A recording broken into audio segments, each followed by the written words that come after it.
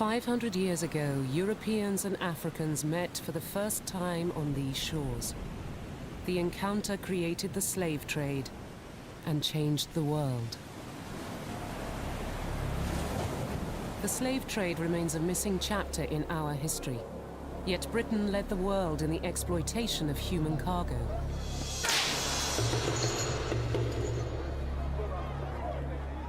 This story is not just one of slave raiding by Europeans, but slave trading by Africans.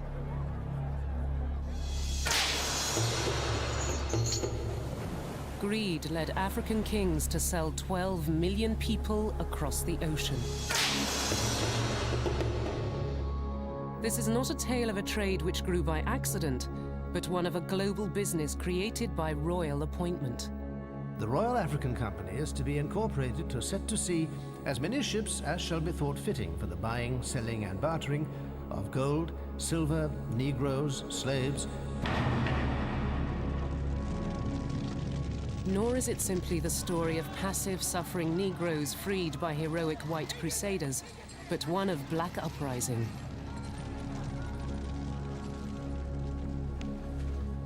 And above all, this is not a tale of a dead past.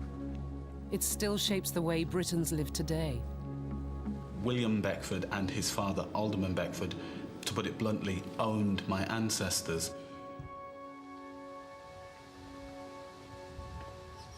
It brings some Britons face to face with a heritage they've never before confronted. My grandfather was what I'd consider probably a very charming man, and in his young days he was quite a dish. Actually, he really was.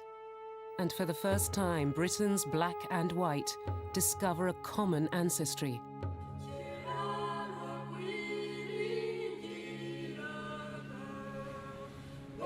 It's an ancestry rooted in a past when British ships carried African slaves.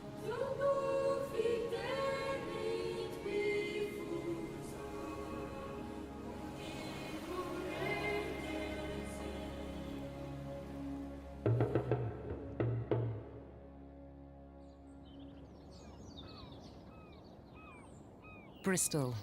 This sleepy port was once a mercantile powerhouse which dominated the transatlantic slave trade. Ships that wrenched millions of Africans from their homes crowded the Avon for a century.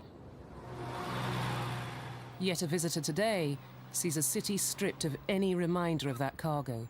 Bristol has turned its back on the trade that made it rich. I was simply amazed by the fact that there was no recognition that Bristol's wealth lay in the Atlantic trade. In vain, I went to the museum, for example, to see whether there was a display there. Not a word of it. I looked at my university and saw whether I was teaching it. Not a bit of it. I talked to people in the street, and they were completely ignorant of it. And I think that really in the 20th century, Bristol went through a long period of denial that there really was, as it were, a participation in this wider world. The city's authorities have long resisted efforts, especially by the black communities, to mark its slave trading past. There has been a genuine fear in Bristol of what the consequences would be if the truth were known. And part of the fear was generated, I think, was because the people who had the control over whether that history came out or not actually didn't know themselves what the extent and the nature of Bristol's involvement was. And I think it's more fear than denial. But in early March this year, the first sign of change appeared. Bristol's dignitaries gathered for the opening of a new footbridge. It was a small step, but a victory for the campaign to commemorate one of the slaves who lived in Bristol, a man called Perot Jones. We are here with our friends to show our respect to our ancestors who lived and died in this city as enslaved Africans.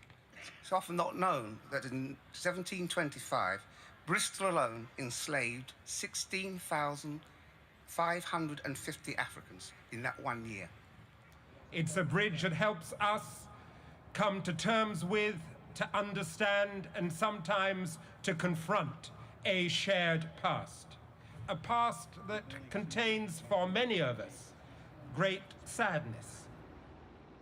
This moment is a sign that Britain is waking up to its slave-trading history. Pero Jones belonged to a Bristol family, the Pinneys. History Hit is like Netflix, just for history fans, with exclusive history documentaries covering some of the most famous people and events in history, just for you. Whether you're looking to dive into life and crime in Victorian London, or the forgotten history that deserves to be heard, History Hit has a documentary for you, just a click away. We're committed to bringing history fans award-winning documentaries and podcasts that you can't find anywhere else. Sign up now for a free trial, and Absolute History fans get 50% off their first 3 months. Just be sure to use the code AbsoluteHistory at checkout.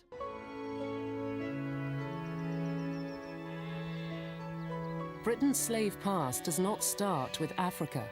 It begins in 17th century England with the British Empire's first slaves, white men. The founder of the Pinney dynasty, Azariah, was farming in Dorset when he was swept up in a rebellion against the king. The Duke of Monmouth landed in Lyme Regis in June 1685, and Azariah, probably tired of haymaking, saw these redcoats crossing the end of the field and thought that looked rather more fun than haymaking, and why don't I go and join them? And off he went.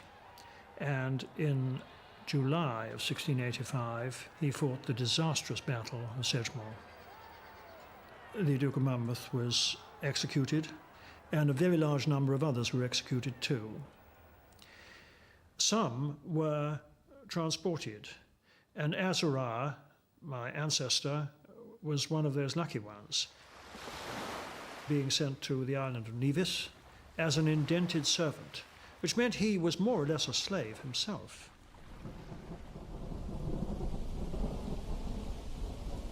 When Azariah Pinney landed, the island of Nevis was little more than untamed bush. The English convicts were put to work alongside native Indians and a few imported Africans. They cleared the island, first for tobacco, then for a new luxury crop, sugar. At that time, the West Indies was something like a gold rush.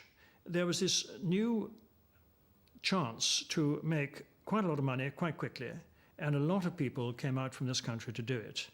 And in fact, they employed Negroes imported from Africa as slaves, and they employed, after the Battle of Sedgemoor, quite a large number of white people who were indented servants like Azar. Azariah persuaded his sister to buy him out of servitude. Within a year, she had set him up in the sugar business. He quickly saw that convicts and Indians could not survive the harsh conditions, but his own time in the fields had shown him where the answer lay: Africa. Large numbers of Negroes were shipped from Africa to the West Indies, and the African or the Negro population increased, and the white population decreased. Within 2 generations, his heir, John Pinney, was meticulously recording the purchase of African slaves for his booming plantations, including one he named Pero Jones. I desire you to take the earliest opportunity of buying me 10 new Negroes.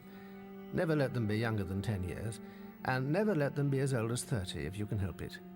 Get them at St. Kitts or any other islands where they may be had best and cheapest. His grandfather's enslavement probably made John Pinney uneasy about owning slaves, but the scriptures stilled his conscience. I can assure you I was shocked at the first appearance of human flesh exposed to sale. But surely God ordained them for the use and benefit of us. Otherwise his divine will would have been made manifest by some particular sign or token. He was motivated by commerce, but in doing so, it seems that he regarded his slaves as his principal asset, and he looked after his asset. I flatter myself to say a word respecting the care of my slaves and stock. Your own good sense must tell you they are the sinews of a plantation, and must claim your particular care and attention. Humanity tempered with justice towards the former must ever be exercised. They surely deserve it, being the very means of our support. They should be kept clean of ticks. The demand for the Finnish sugar was huge. To meet the demand, they needed more slaves, but they had to raise cash to buy those slaves.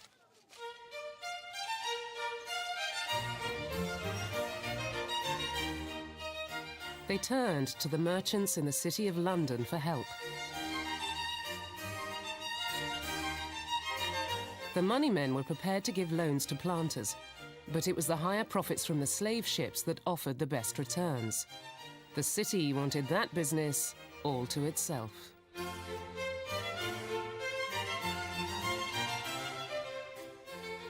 The king was always ready to trade favours for cash. He granted a royal charter which gave a single London company, the Royal African Company, exclusive rights over the slave trade. In return, the royal family became its biggest shareholders. Charles II, by the grace of God, King of England, Scotland, France and Ireland. To all to whom these presents shall come, greeting. Whereas Guinea, Benin, Angola and South Barbary, and the sole and only trade and traffic thereof, are the undoubted right of our heirs and successors, and whereas the trade of said regions is of great advantage to subjects of this kingdom.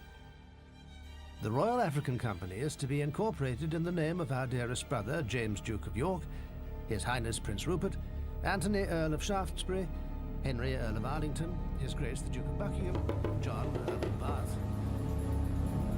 We hereby grant unto the same Royal African Company of England to set to sea as many ships as shall be thought fitting for the buying, selling and bartering of gold, silver, negroes, slaves, goods, ware and manufactures.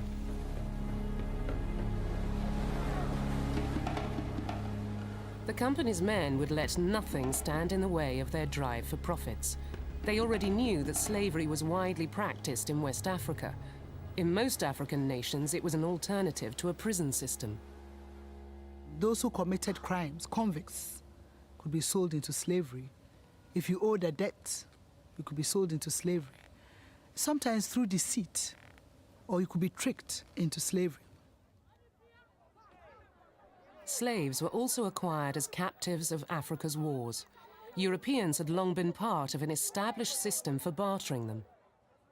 The first Europeans who came to Ghana were the Portuguese, and they arrived in 1471.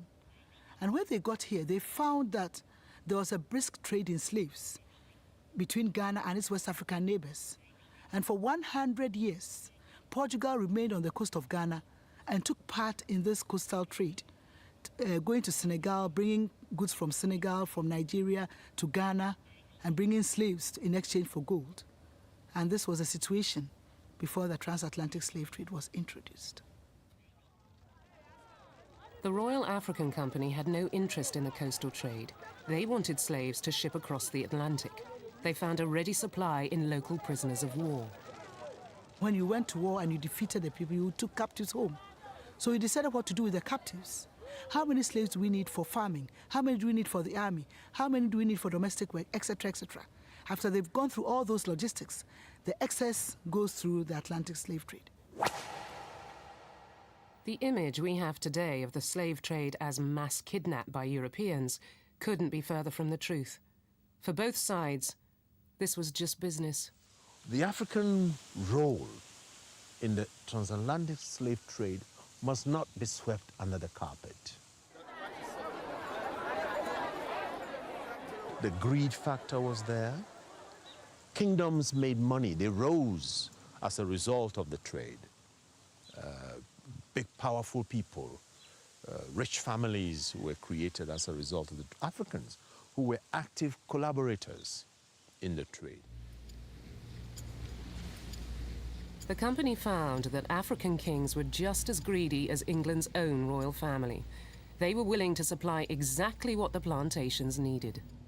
The slave owners in the West Indies, they preferred slaves from the Gold Coast because they said these were very hard-working, hardy slaves. Local businesses sprang up to supply the transatlantic market. The European traders had no need to round up the slaves. The Europeans themselves did not go inland to the villages or to the town to capture slaves. They remained at the forts and the castles. And it was the African traders who sold the slaves to the Europeans. Now, what happened was that there were middlemen who would meet the inland traders bringing the slaves. They would buy these slaves and then in turn resold them to the European merchants in the castles. Rival European powers were building castles to protect their cargoes. Within a century, there would be a fort every 3 miles on what used to be called the Gold Coast. It came to be known as the Slave Coast.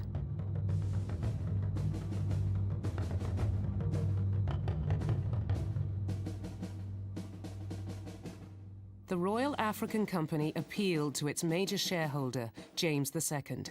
He began a string of garrisons, motivated possibly by the national interest, but more likely by his own profits. Every time a British ship was sighted, its sailors could rely on a welcome from the fort and from the African settlement next to it. We took up our old anchorage opposite Cape Coast Castle and made arrangements for commencing our old business of gathering a cargo. Our first object is to lay in stocks of rice for the slaves on the passage to the West Indies. You will naturally think it must be difficult to transact business with these people from ignorance of their language. But they have been for so many years trading with the English that all the traders have broken English enough for the purpose.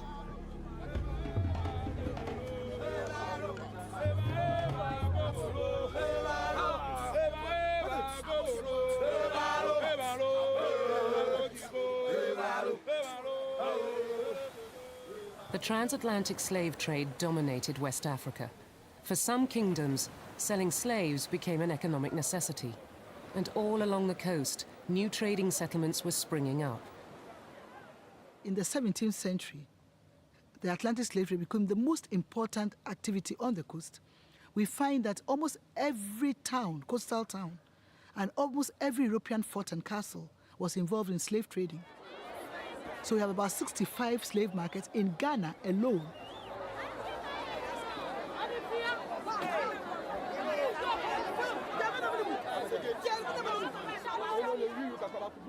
The Africans could hardly have anticipated the consequences of all this, but the bargain they struck with the European slave traders transformed the continent. What started as a local tradition turned into a monster that eventually swallowed 12 million people. Slavery existed in societies that had no prison systems. It was part of the punitive measures against criminal conduct, criminal behavior. The slaves lost their liberty. They went away, maybe into the neighboring state or the neighboring nation, but only for a season. It was not a long-term loss of liberty. And the children of the slaves, of course, were never slaves in that context. But here, of course, with the transatlantic slave trade, you have a final separation. People went away and they never came back.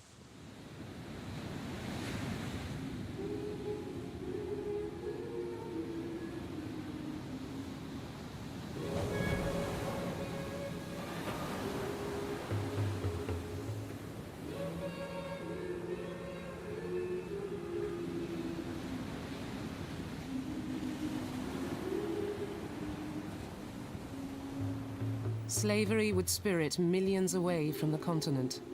It would be the cause of war and torment. And it would drag both Africa and Europe into a harsh new era.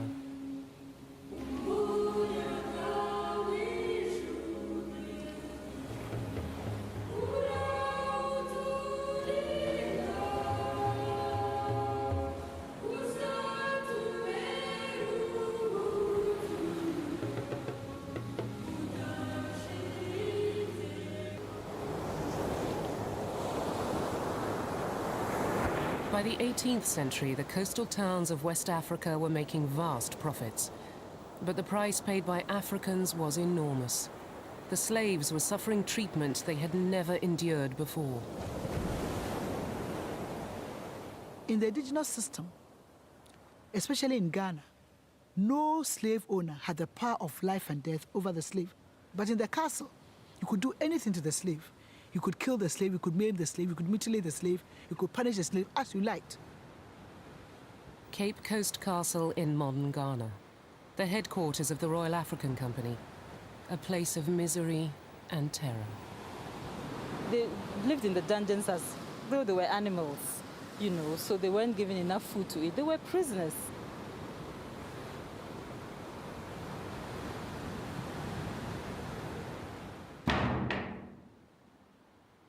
We have the condemned cell where turbulent slaves were kept, and a lot of them were turbulent because, I mean, if you live in your country and somebody comes out here and takes you into captivity, you wouldn't take kindly to that.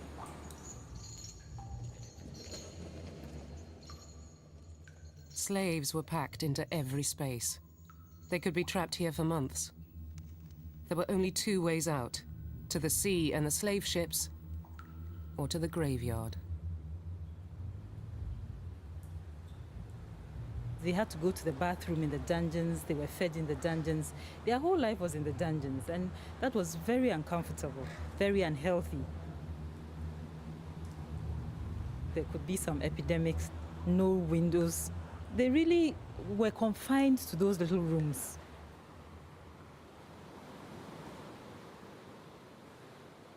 The forts became a byword for cruelty and rape. The Europeans' moral restraint evaporated under the African sun. Most of the colonial officials who came onto the coast came without their wives. So most of them became mistresses. They doubled up as domestic servants, as mistresses, concubines for these officials.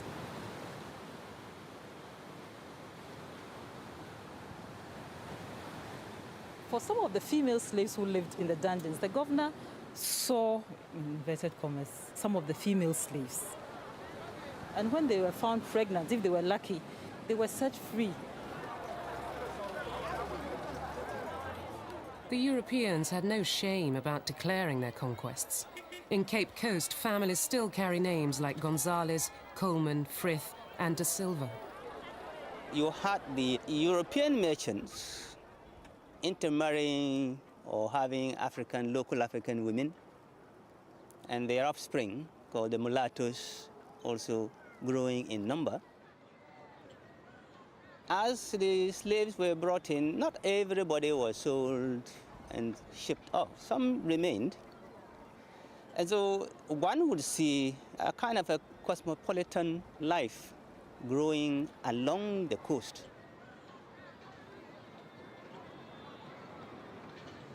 The West Africans tolerated the traders' brutality because European military backing gave them power, and they needed to import cheap brass and iron tools for farming and cooking. The Africans were always hunting for a better deal.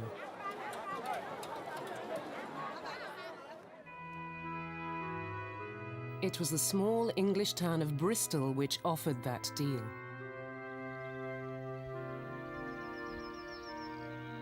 Local mineral deposits gave the city a unique advantage. Bristol could make high-grade metal goods cheaply. Factories spread across the Avon Valley to meet the new African demand. This is what's known as a guinea pan that was used as one of the trade items that filled the Bristol merchant ships that sailed to West Africa. And for several of these, one could exchange a slave in the early part of the 18th century. And it was because these small factories on the Avon Valley were able to develop an industrial structure to manufacture these large quantities cheaply that basically Bristol was able to develop a slave trade in the early 18th century. Bristol's golden age was dawning. The families who transformed the city used their wealth to buy huge estates. Abraham Elton's descendants still live in his stately home, Clevedon Court. Well, he was very much a self-made man. He came from a rather humble background. He was apprenticed to a mariner and became a master mariner, but clearly had a strong entrepreneurial flair, and finally became a merchant. Abraham spotted the opportunities in metals. He bought land bearing extensive deposits of copper and began to search for new markets. He was looking for an outlet for his copper products. He had the raw materials for the business, he had the copper works, he had an outlet with the Bristol brass industry for the copper, but naturally he was looking for wider markets.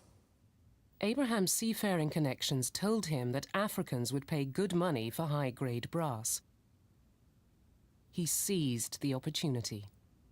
A wide number of people were involved in stocking the slave ships. So something that seems completely unconnected to the slave trade, such as the brass industry, was actually very much geared to an export market to the West African coast, because West African warlords wanted brass pots. And so most of the brass pots were directed for what they called the Guinea trade. Abraham was an aggressive cost cutter. He and others spotted that with a simple redesign, the ships that took their metal goods to Africa could also carry slaves to the Caribbean. They could then bring back sugar to England. At a stroke, their costs were slashed and their profits doubled. Their insight gave birth to the triangular trade. What you tried to do was to fill your ships on the outward journey to Africa. You would then be paid for the slaves you took on the next leg of the journey, and then the third leg bringing the sugar and the tobacco back and the rum back to Bristol, which you then sold on, so that you minimised as far as you could your financial risks. The Bristol merchants had succeeded in surpassing the Royal African Company. They gave the African customers what they wanted at half the price. It was not an exchange of unequals. It was an exchange of equals. One must remember that many of these African societies were very complex, they're very urban in places.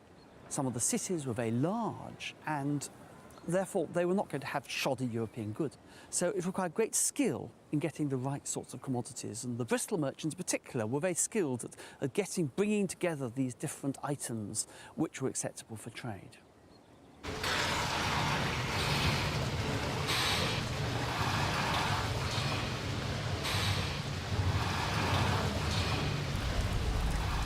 The breakthrough in Bristol sent slave trade profits soaring.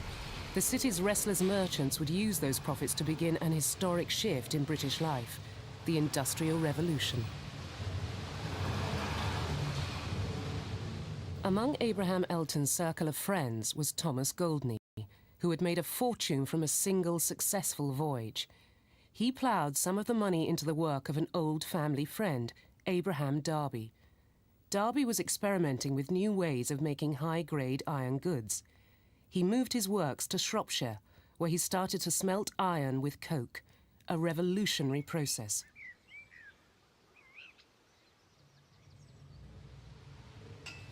The iron produced in Coalbrookdale was tough enough to make tools that would not bend or break.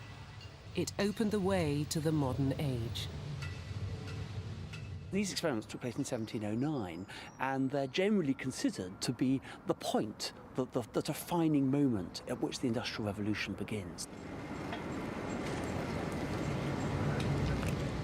What developed was a remarkable partnership between the people who had the know-how on the one hand and the people who had the money on the other.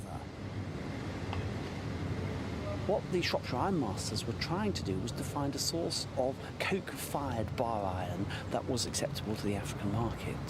And it was this, to some extent, that inspired the industrial developments that took place.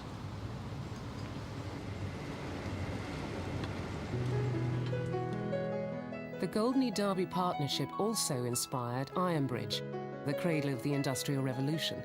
This great leap forward is usually attributed. We have 265 subscribers. All right. How are we feeling, everybody? What's up, friends? Red Wizard, Quaker Oats guy, Light Cracker. I mean, all right, you know. Gravewax, Mama N, Frankenpanty, what's up?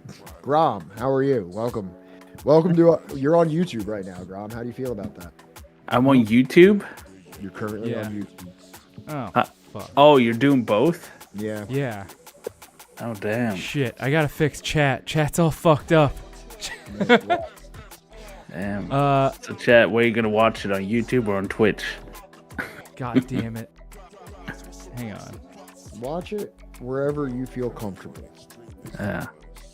Watch it wherever makes you feel the most satisfied. Because we're here for your satisfaction. I want to watch it on Kick. Can we get it started on Kick as well? Actually, yeah, we can.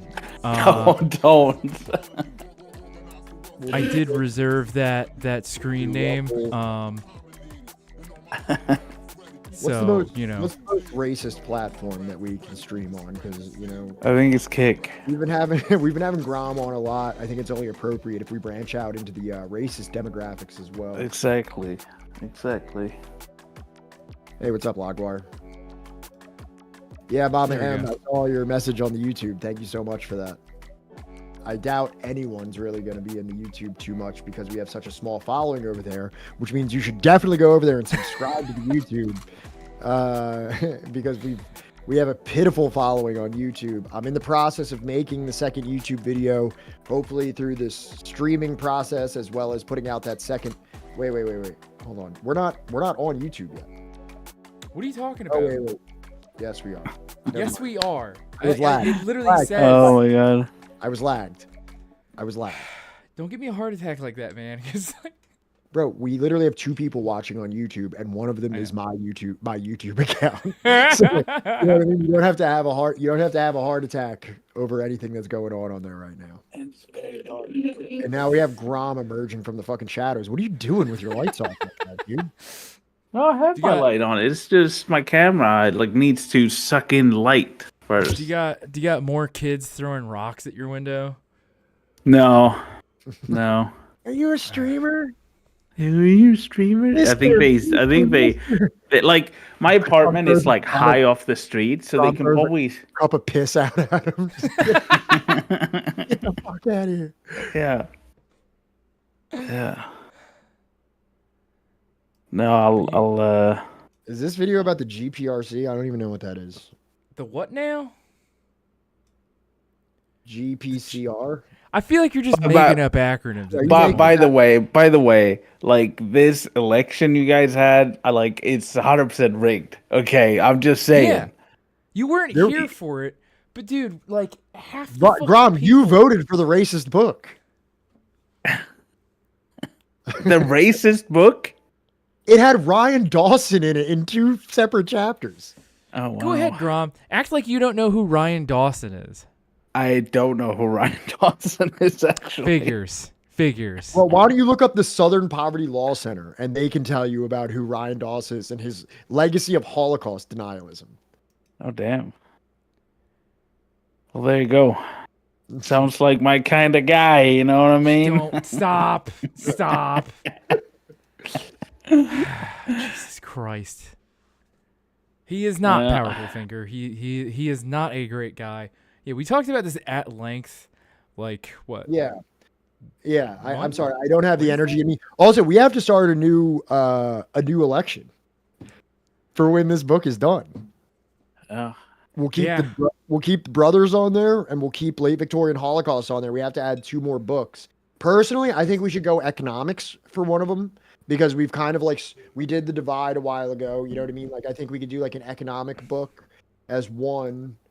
And then how about Michael Hudson's Super Imperialism? How long is it? I heard that's a very long book, but okay. Let me see if he's got a newer book that is not. I don't know. Hold on. Michael Hudson, that's that super nerd. I love him. Yeah. I want him to be my grandpa. Like,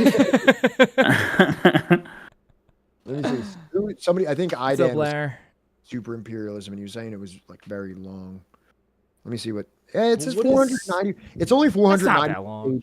And 494 pages. That's including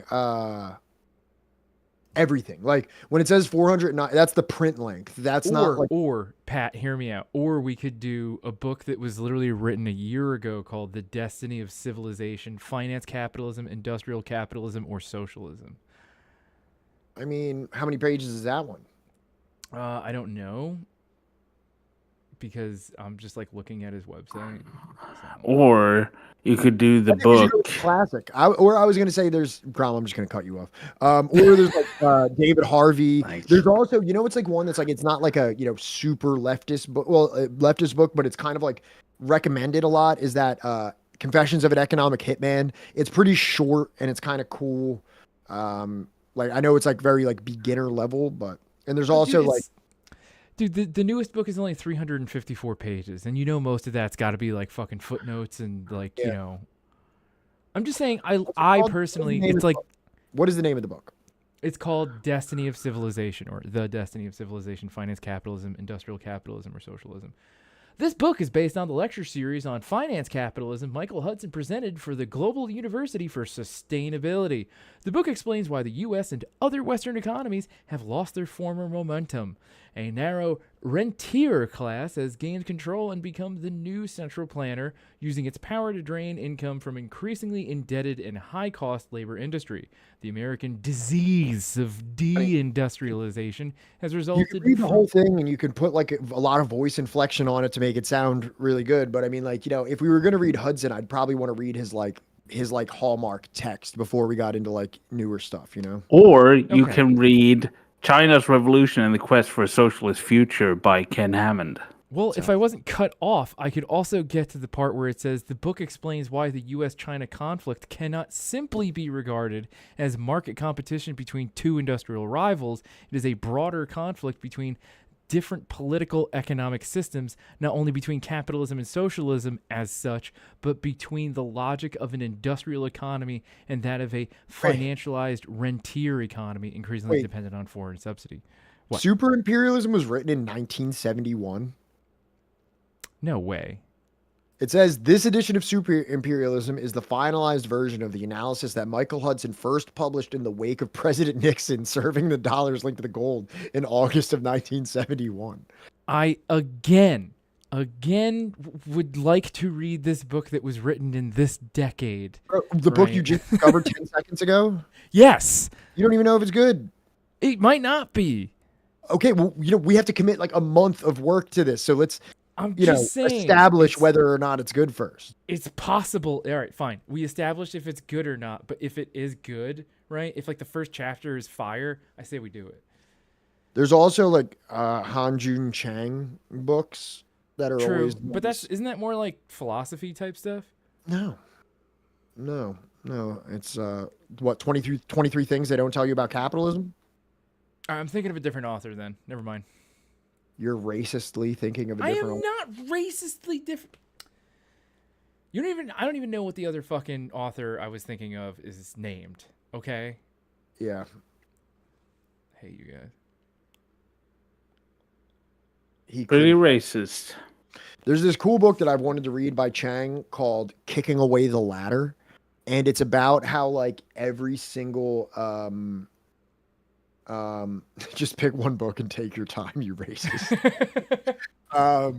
It's just Kicking Away the Ladder is about how like all of these economies that we like praise as like successful used like like in The Divide, there's like chapters about this like for me, not for thee types of collectivism that like catapults economies into the stratosphere, and then they say you can't do that. That's what Powerful Figure said protectionism, so but you can imagine what kicking away the ladder means. And it's about, I think it's about like how like Japan and Taiwan and all these things that they like look at as like, look, see how great these economies are. It's like, yeah, that's because they did all these things. And now you say that Africa can't do them.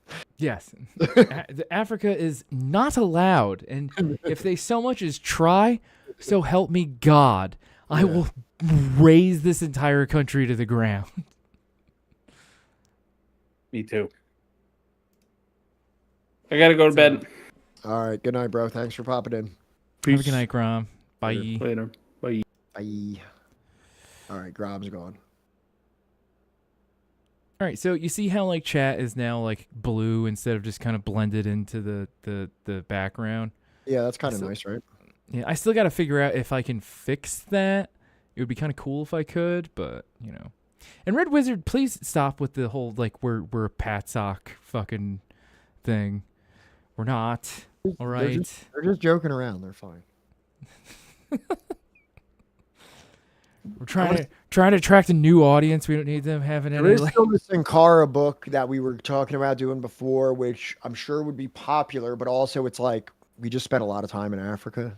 We did, and this book is gonna talk about like talks about Africa quite a bit, right? Well, not really about Africa. It talks about it's in there. Avery, but let me see what else do I know.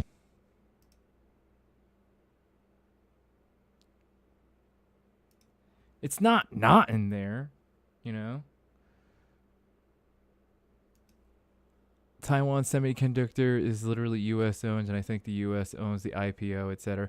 And like Cracker, should Taiwan ever be like, well, we want to raise the prices on this? Like, you better believe that, like, suddenly, you know, a lot of very inconvenient things about Taiwan are going to start being mentioned on the news on a fairly regular basis.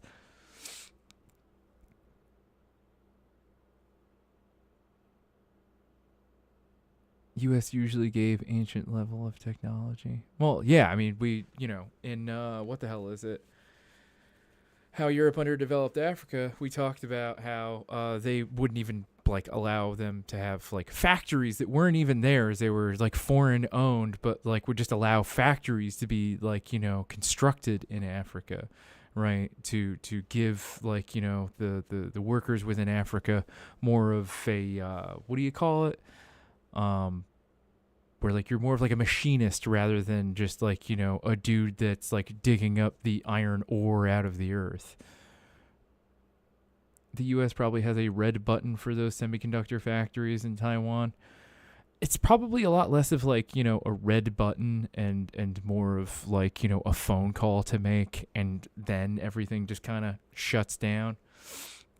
Apparently these days, the KMT are for improving relations with mainland, even one day uniting. It will be interesting if they ever succeed to be in power and if there will be an attempted coup. Well, out of like the things that I have read, right, regarding Taiwan, right, a majority of the population wants to remain a separate system, which mainland China is perfectly, you know, fine with and has agreed to. Right. They just want it to fall under like, you know, the same sort of government. It's like a government within a government, if that makes any sense. America was very mad at South Korea because Huawei acquired a component from them and it was probably a US technology.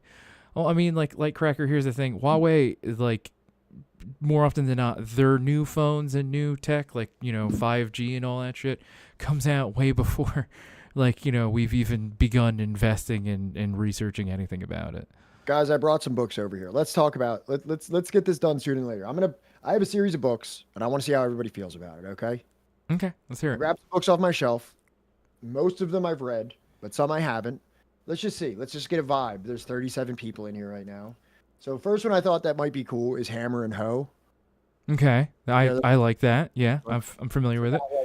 Yeah, the American South, Alabama communists. You know what I mean? Like got together. It's a kind of a a lot of under-discussed American history right here. That might be cool.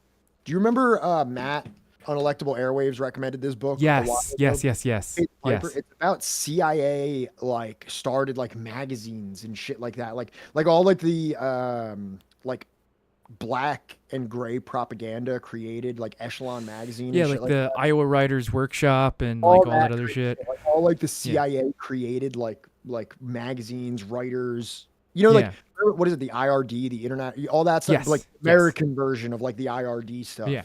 Cutouts, I think is the term. Yeah, I'm not sure. But stuff like that, pretty cool. Talked about the Jakarta method a bunch. Somebody just mentioned Indonesia in the chat, too. Yeah. Now, here's the thing. I like Jakarta method, but also sometimes I'm a little bit more amenable to like broader topics than granular ones. Like when we're talking about liberalism, we're talking about a lot of different events. When we're talking about the Great Class War, we're talking about so many different events. This is about like one situation in Indonesia, and sometimes it can be really hard to find a lot of like video content. Like we'll blow our load on the video, but I don't know. Maybe I'm still down to do it. I'm just putting. I do hear your concerns about it possibly being like a 1776 type situation where it's great as like a read on your own type of thing, but when you're trying to do like a weekly stream about it, like you're kind of just retreading shit. So unless we're gonna do it at like 3 chapters at a clip or something like that, and condense like a lot of it, like more than we ever have, then maybe it would make sense. Because I also feel like 1776 could have been better had we been going at it like 3 or 4 chapters at a time. We approached it differently because we didn't know what was on the horizon. Right. Yeah. We like took that chapter, hyper did it, and then the next chapter we're like, I already talked about all. So, so then there's also Settlers. Be a good one. And like again, this also covers like a nice swath of information that we can kind of cover. So I think that that's like kind of a good one. We've been talking about this book a lot recently. We haven't covered anything really directly about India. True. Empire, and while this is one topic, it spans a long period of time. Okay. Is my audio messed up? Is my audio better now? You sound fine to me. What happened? Oh, I don't know. It was just orange. Like sometimes when I press the button, it turns orange, and I'm not sure what that means. So that's another cool one. This is one I just grabbed, and I was talking about this the other day. Empire's Workshop. It's Latin America, the United States, and the making of an imperial republic. That's the guy that wrote about Henry Kissinger, right? Yes, Greg Grandin. Okay. Yeah, there was a couple people in chat too saying how good of an author he is. This is cool too because it talks a lot about a lot of different countries of Latin America. It pretty much talks about how Latin America is Empire's Workshop for the United States. So it covers like a lot of like various stuff, like it talks about Nicaragua. It's like, you know what I mean? Like it gives us a lot of shit to cover. Now, this is going to seem kind of weird because we literally just read Walter Rodney, but his book on the Russian Revolution, it's a completely different topic. And we haven't done anything on the Russian Revolution in terms of like the story of it. And it's cool to have like Walter Rodney doing it in his like view from the third world style thing. So here's a counterpoint to good. I'm open to Russian Revolution by Walter Rodney, not because I don't want to read Walter Rodney, but you do bring up an excellent point that we just read Walter Rodney. What about Red Star Over the Third World? By Vijay Prashad. That's a and now if you look, I actually had this in the pile, which is a Vijay Prashad book. But Red Star of the Third World is actually it's very small. It's a thin book. But yeah, we could do that. And also, what's up, Other Barry? Hey, what's up, Other Barry? So the thing is, I have that and Washington Bullets. Both of those are kind of small, which is kind of like interesting. Like we could cover both of those really short. The other one I grabbed, it kind of has the same problem as Jakarta Method, was Shattered Hope, which we've talked about a lot. It's a great book, but it's hyper focused on a couple years of Guatemalan history, which is going to be, but it's going to be tough to kind of like, follow that in like a weekly format. But those are just some ones that I like with a cursory look over that I kind of liked for this process. What do you think, Johnny? Well, anything really stick out to you there? Yes, the what the fuck is it? God damn it. I mean, all of them are so fucking good. Like I want to do all of them. Yeah. But I do like the Darker Nations pick. Right. Yeah. Mm-hmm. And then there was the what is it? Shashi Tharoor book. Right. But also, isn't late Victorian Holocaust about partially? India? Partially. Okay. Because I'm also excited about that. I don't know. I think like we should definitely at least give it some breadth of topic. Right. For the next election. Right. So that's kind of why I do kind of like the Grandin book, because we haven't done anything really on Latin America, have we? Not a whole lot. We touched on it a couple times when we were covering what's his name's book? Shit. Fucking Hickel? No, the other guy, the CIA book. Killing Hope. Killing Hope. That's William it. Bloom. Yeah. William Bloom. Yeah. I don't know. Well, that's some stuff to think about. We'll get there eventually, but I'm just kind of throwing around some. And again, these aren't the book that we're going to read. These are the books that will be placed in the election. Right. I mean, if you're willing to, there's also Counter History of the Present by Gabriel Rockhill, and let me see how many pages this is. The thing is that the philosophy kind of scares me because it's not tangible. Like, there's not a lot of events for us to really like look up stuff for and stuff like that. It's like a bunch of ideas that are kind of hard to like. On the bright side, it's only 107 pages. That's okay. You know what I mean? Like, you know, that's there. But also, like, you know, Jakarta Method, I think it would be kind of cool. You know, we haven't done anything too much specifically on Southeast Asia. Mm-hmm. Mm-hmm. But I don't know. I mean, at the end of the day, it's all going to come down to chat. It's all going to come down to, you know, what our beloved fan base is going to choose, our beloved community, right? Well, you know, now let's be clear here. You know, it's not really chat or our beloved community. It's our beloved community of those that subscribe to Patreon. That's who is allowed to help us choose the books. Look, all I'm trying to say is that, like, the beloveds know who they are. Okay? for the small price of $2, right? That's cheaper than a Starbucks coffee that you shouldn't even be getting in the first place, because we should all be supporting the people of Palestine right now. All I'm trying to say is, for the small price of $2, right, you get to help pick the next book that we cover. Right? Does anybody in chat have any input on this? Does anybody out of all those books that we put up? None of you 30-something people have anything to say about it. That's what I'm getting right now. I thought we were all bibliophiles in here. I thought you guys were here for this. Yeah, I thought that, like, you know, I would see a little bit more. Yeah, just a little bit more, like, enthusiasm, you know, input. I see the books again. We'll go through the books again when more people are here. Alcoholic Horn, what book would you pick? Don't say Capital. We're not doing Capital. I would never do it. It's not happening. Maybe the Grundussi. I'm not doing the Grundussi either. I'm not doing the Grundussi. I'm not doing any Marx. Nobody ever likes the book. I'm not doing any Marx. Just give me one book, Alcoholic Horn. Give me the book that you like, you know. If you were in our position and it was like, yo, what's up next week? You have to start covering a book chapter by chapter. What would you do? The 18th of Brumaire. Any books that aren't by Marx. Surveillance Valley is a good book. Thank you, Dutmeister. I wonder what that is. I have no idea.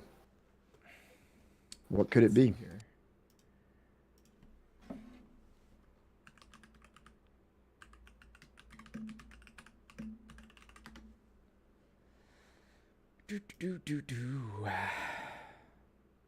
Ooh, Secret Military History of the Internet by Yasha Levine. Ooh. Dotmeister, if you like this stuff, have you ever heard of McChesney? What's his first name? McChicken Nugget? Robert McChesney. He wrote this book called Digital Disconnect. How capitalism turning the internet against democracy. Here, I actually have like a PDF of it right here that I've had saved for a little bit. I think this book is actually really fucking interesting. Like,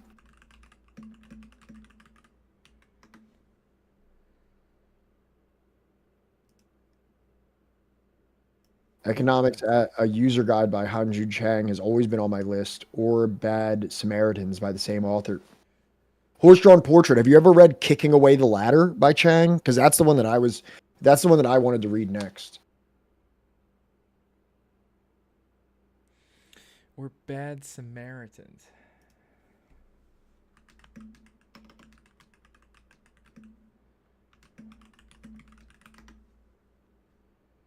The myth of free trade.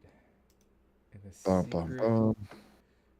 This actually looks kind of cool. I'm not Yeah, that's kind of like one of the things that like.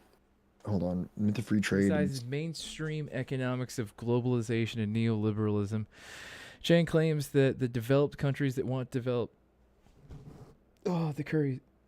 Oh man, The curry. the curry. claims that developed countries want developing countries to change their economic policy and open their markets. Rich and powerful governments and institutions are actually bad Samaritans. Their intentions may be worthy, but their simplistic free market ideology and poor understanding of history leads them into policy errors. See, that's why I don't even know. I would want to see him back it up that it's just a poor understanding of history and not just like, oh no, we understand the history. We know this is going to fuck you. That's why we want to do it. You There's a summary right down there, and you can probably maybe see. I'm never giving them money.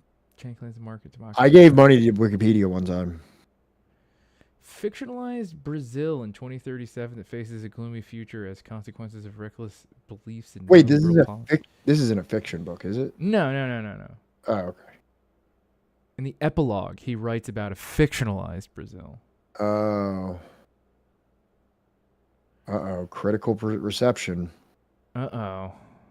The book was criticized by William Easterly, professor of economics at New York University, for his overemphasis on protectionism as a prerequisite for growth, stating that there was no consensus among economists on the set of policies that be guaranteed to ignite sustained growth. He argued that Chang only focuses on those countries that succeeded through protectionism while ignoring the failures. He praised Chang for correctly pointing out that there were more departures from laissez-faire in American and European history than some ideologues would like to admit, but criticized it for the failure to mention that the average per capita growth rate in the U.S., regardless of the policy direction, has been remarkably stable for 2 centuries. When U.S. trade policy swung back and forth between protectionism and free trade, and the fact that rich countries have often protected agriculture rather than industry. Go down. I feel like this is, let me see here, as an American economist specializing in economic development. He is a professor of economics at New York University, joint with Africa House, and co-director of New York Development Research Institute. Hang on a second. Let's see here. It's research associate of Burr, Senior Fellow, Bureau of Research, Duke University, and non-resident senior, Brookings Institution. Okay. Huh. I wonder what else happens at the Brookings Institution. The Brookings Institute is a pretty liberal institution.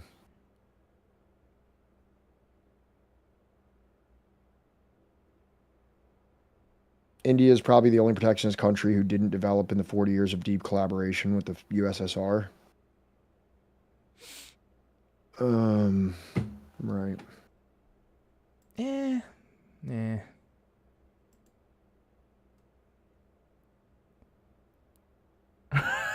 2008 Bad Samaritans was included on a list of 23 seditious books released by the Ministry of National Defense.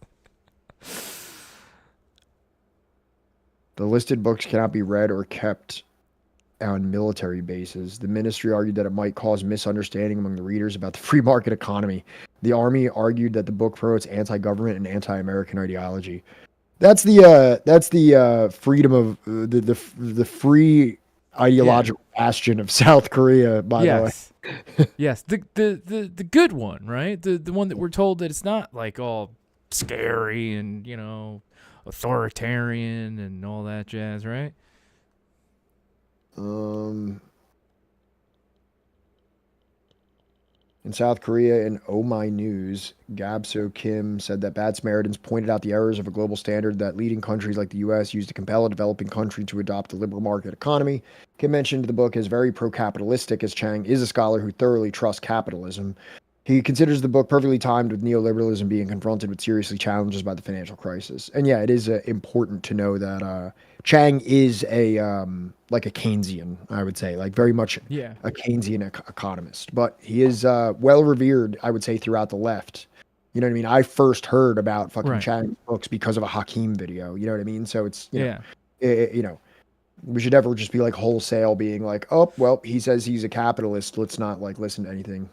He would not horse-drawn portrait. He wouldn't even be the first non-communist person that we've read on this stream. William Blum, I don't think identifies as a communist. In fact, that book that we read, Killing Hope? Killing Hope, right? Killing Hope, yeah. Yeah, I would say it was fairly critical of the Soviet Union many times. You can definitely be critical of the Soviet Union and still consider yourself a communist. There you go. So it's okay. if I would definitely put Bloom further into the communist category than maybe someone like Peniel Joseph. I have no idea what Peniel Joseph realistically believes in terms of economic organization. Who else? I don't know. I don't know. But then again, I mean, I think, what is it? Didn't people do the same kind of lefty investigation of Gerald Horne, where it's just are you a communist? And I think his only answer publicly has ever been... It's like condemning Hamas. It's like, have you read my work? Pledge allegiance to communism right now, or else I'm not reading anything that you've ever written. It's have you read any of my work? Yeah, but I don't think it matters.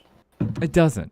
But that's the thing, is that I feel like it shouldn't have to be something that this man that's been writing for the last 40 odd years, right? Should have to say or do anything. I don't know. I think it's kind of weird. You know what I mean? I agree. It's weird. But you have just as many people that do the same thing with Zizek, who I don't really like that much. Where he's gone on the record to say I am not a communist. I'm hardly even a Marxist. I'm a Hegelian. Yeah. Yeah, I don't know what's going on with that guy. I don't really follow him too closely. I feel like you're better off not.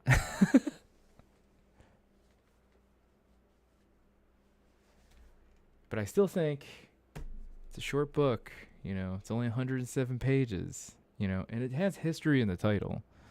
Yeah.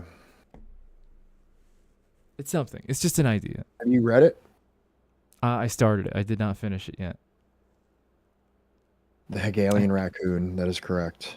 Double fisting 2 hot dogs. That, I do like that picture, for sure. I think he is incredibly entertaining. I'll always... Dude, I do like that part of him. The guy, being a disheveled man eating 2 hot dogs walking down the street. I enjoy that image more than I look... Jesus Christ, I messed my arm up. Lifting weights. I'm sorry, dog. No, it's okay. It's not elbow? No, it's this muscle. I guess I was doing curls, and this muscle, right on the side here is very tender. More tender than a usual soreness should be. But that's all right. That's all right. I mean, Come Down can be entertaining too. That's true. That's true. This is true. I heard that did Norm Finkelstein actually go on the Adam Friedland show? Yeah, he went on months ago. I have not seen that yet. And he says the N-word. Oh god.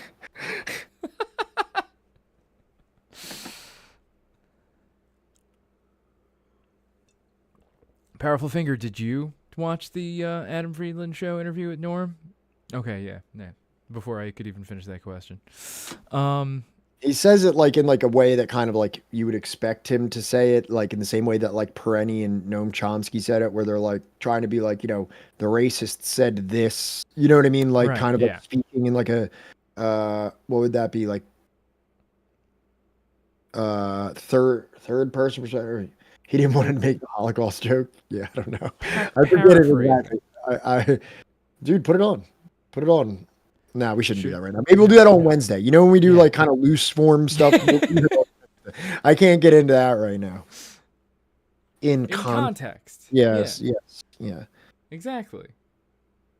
I would expect nothing more from, or nothing less from Norm Finkelstein. From the esteemed professor. Downey playing Irons, playing a black sergeant. That's the Tropic Thunder thing. I've never actually watched that movie. Seriously? I never watched it. I have watched it. Should I watch it? It's actually pretty funny. It's pretty funny. I've heard a lot of people say it was pretty funny. I don't know. It's not bad. Did Robert Downey Jr. like get away with blackface on that one? Well, here's the thing: defining getting away. There's a lot of. He didn't get canceled. Like I don't hear him criticized very often by it. That's why I'm kind of saying. Yes, he's been criticized fairly often, especially in recent years, for it. Oh, really? Yes, I don't know. He's Robert Downey Jr. at this time. Yeah. Like, I'm just kind of I think I'm just kind of off the pulse. I didn't really know how much shit he caught over it. Not a whole lot from obviously the mainstream. He's fucking Iron Man now. Like they he would have to literally, I think, do something truly heinous, right, in order to lose his significant fan base that just sees him as Tony Stark. Yeah, I agree. But he has such a whimsical tale of being a drug addict. I know. I see more fucking memes of that guy because of that shit. Like I see memes posted with him all the fucking time of him see, it doesn't matter where you come from. It doesn't matter your past. Isn't he like Hollywood royalty? I have no idea. I don't follow his backstory too diligently. I'm pretty certain that Robert Downey Jr. is Robert Downey Jr. More like Robert Clowney Jr. Am I right? Chat, am I right? Robert Clowney Jr. Yeah, dude, he's a nepo baby.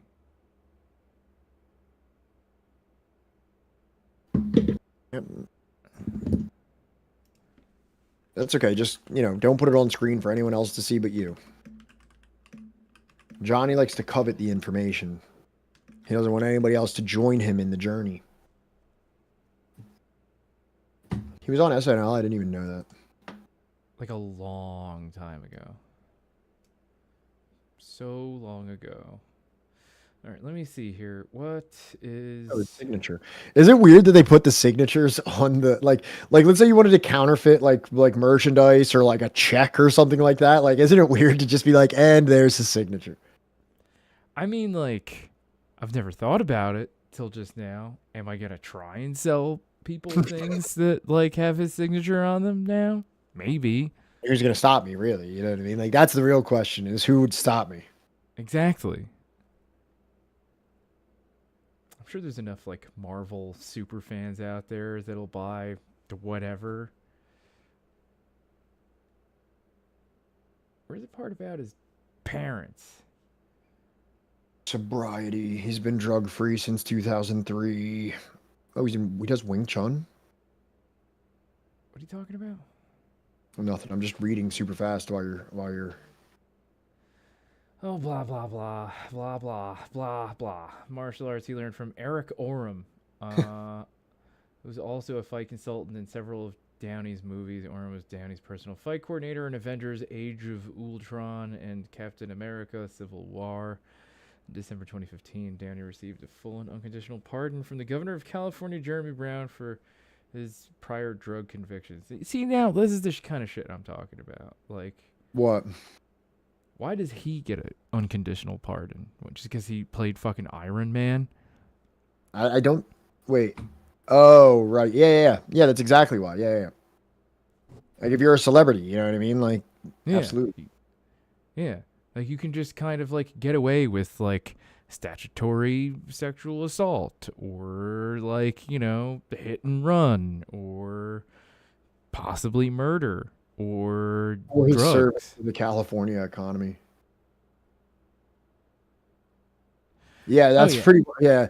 Mel Gibson is a crazy example of what are you gonna do? You know what I mean? Everybody was everybody was just kind of collectively yeah. That's Mel. Mel had a little too much to drink that night. What do you do? Who among us? I have never looked up who signed the Free Harvey Weinstein pledge because I didn't even know that was a thing. or Roman Polanski being welcomed back after running away from sexually assaulting a child. Gibson isn't even in movies anymore. Yes, he is. I think he makes his own movies still, right? I mean, like that too. Yeah. You can't stop somebody that well, I mean, unless the industry, like, you know what I mean, like, has to kind of collectively be like, all right, Mel, no more. Well, Roman Polanski, like, straight up, like, fled the country over, I believe, a conviction of sexual assault. You can't say that stuff about Jewish people, Mel. You can't do it. We're not gonna produce your movies anymore. Hold on, I'm pulling up Mel Gibson's acting credits. I want to see his most recent movie. Also, when the hell did Roman Polanski come back to the U.S.? I thought he was still hiding away from American law enforcement in Paris. 2016, which is still, I believe, well after all that shit happened. It's the Santa one or something or whatever. Oh, isn't he doing like Christmas movies now or something? They don't even censor shit on this Wikipedia thing. The things that he said is and you bring up the anti-Semitic remarks, and yeah, absolutely did that. But I don't think everybody says that, like, what he kind of said about his wife and what he wanted to happen to her as a result of her breast enhancement, which included being sexually assaulted by a pack of racial slurs. That's Mel, you know. That's just that, and I imagine that's a separate incident than when he said the thing to the cop, because that's when the anti-Semitic stuff came out. Is when he was like he was talking. He got pulled over for like a DUI and like said it to like a cop. But that was later when his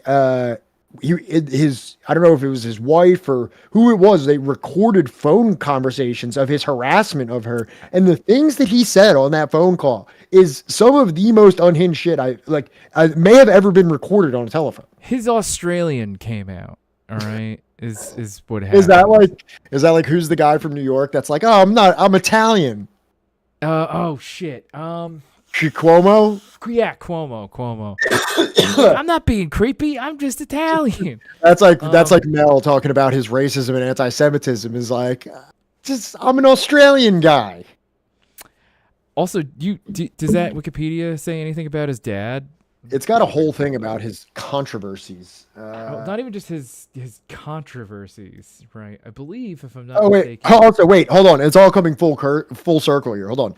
Gibson's controversial statements resulted in him being blacklisted in Hollywood for almost a decade, but both Robert Downey Jr. and political journalist Hope Weiner advocated for forgiveness for Gibson in 2014. So that's that really just brought us full circle there, that we have Robert Downey Jr. Supporting the rehabilitation of Mel Gibson. Wait, there was the Jersey leaks? What the fuck? What is the Jersey leaks? Records of Gibson using offshore accounts and businesses were revealed in the Jersey leaks. Records of more than 20,000 individuals held with the wealth management of Kleinwort Benson. Kleinwort, huh? Let's see here. Where is it? Was raised the fuck? Sedevacansis. Is that the 7-day Adventist? Like, I know that there's a thing called the 7-day Adventist. What is the 7 I can't, dude, that word is destroying me right now. I said Haviticavini, like traditional Catholic movement, which holds that since the death of Pius the XII, the alleged occupiers of the Holy See are not valid popes. They're not the real pope, right? This is like this is like sovereign citizen Christianity. It really is. It's like we it's maritime law. It's all maritime law. He's not the real pope. Yeah. No, really, yeah. And he's like, I think like one of like 12 kids or something. And it's like MAGA shit. It's like, well, actually, he's not even the real president. Trump is actually still the real president because that election was unconstitutional. Yes. Like, here, I want to. This is the shit his dad raised him in. sedi vacante, which means with the chair of the Bishop of Rome being vacant. The phrase is commonly used to refer to specifically to the vacancy of the Holy See, which takes place at the Pope's death or resignation, the election of a successor. Cracklebarrel, I just put the PDF in the chat. Conclavists have proceeded to end the perceived vacancy, electing their own pope.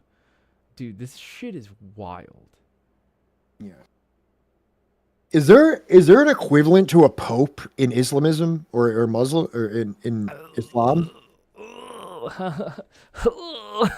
Well, I mean, I know that I believe with Shia, there's like, you know, there's like a sort of family line of like, you know, imams, right? But I know with Sunni, right, there is not that. Like, you know, I feel like kind of anybody can sort of like, you know, become like an imam. I mean, it seems like there's this weird, like almost ubiquitous kind of like acknowledgement of this like pope figure in Christianity, at least as far as I can tell. I'm sure there's fringes like this. But that's only with Catholicism. Is it? I grew up Catholic, so is that why I look at yeah, like, yeah, okay, dude, does a yeah. Methodist, The Protestants, they don't have any of that shit. Really? Yeah, dude. Protestants don't care about the Pope. No. Dude, they don't give a shit at all. Methodists? They have, dude. I'm pretty certain that Methodists, Protestants, all them, they're pastors and shit, especially Lutherans. Especially the Lutherans. Martin Luther. My grandmother was a Lutheran. We were covering the 16th century. I'm pretty sure that like they all are allowed to like, you know, fucking marry and have kids and shit. The Pope is the infallible word of God on earth. No other big religion besides the cultish ones have that.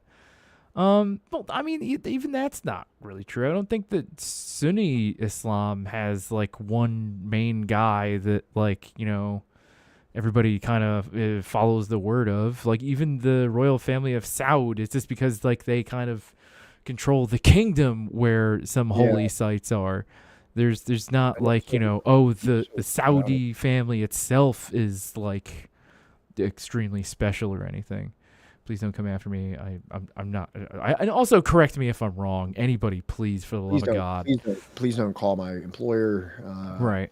So this guy made a list of complaints and nailed it to the church door one time, and that is the story of Martin Luther King. Martin Luther King. I mean, Martin Luther. Yeah. Did he say it enough times? Sort of against having a pope. They do a lot of council fatwas, though. Oh, interesting. Yeah, that's kind of just coming from someone that doesn't really. I guess since I grew up Catholic, I guess the Pope has figured prominently in like my understanding, and I've always just kind of looked at him as the king of Christianity, and I figured everybody else did that was Christian as well. I'm just really learning now that that's not the case. Right. And you were raised Roman Catholic too, weren't you? Irish Catholic. Irish Catholic? Yeah. Oh, weird. Okay, so you also say it weird, like my wife. What's weird? You know, what the fuck is it? Our Father. You guys say it a little different. Oh yeah. So at the end, right? That we don't say the end part. Our Father who art in heaven, hallowed be thy name. And then we that on earth as it is. Give us our trespasses. You know, we do not say that. Trespass against us. I didn't hear that till I got to a 12-step fellowship. Lead us not into temptation, but deliver us from evil. They say all that, but at the end they say, "On earth as it is in heaven." That part. I never heard that growing up in church. I only went to church a couple times, to be honest. But also, I had to go to CCD because of my grandparents. I did too. Yeah, same. My immediate family, like my nuclear family, we never really went to church, but we had Irish Catholic grandparents and great grandparents that like they would have been devastated if I wasn't confirmed. You know. Wait, what? What the fuck? What even happened there? I think he said that.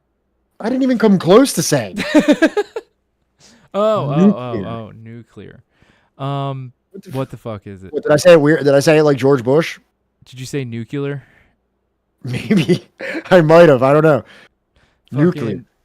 I wanted to be a priest when I was little. Nuclear. Nuclear. There's a Simpsons episode where he's like, it's pronounced nuclear.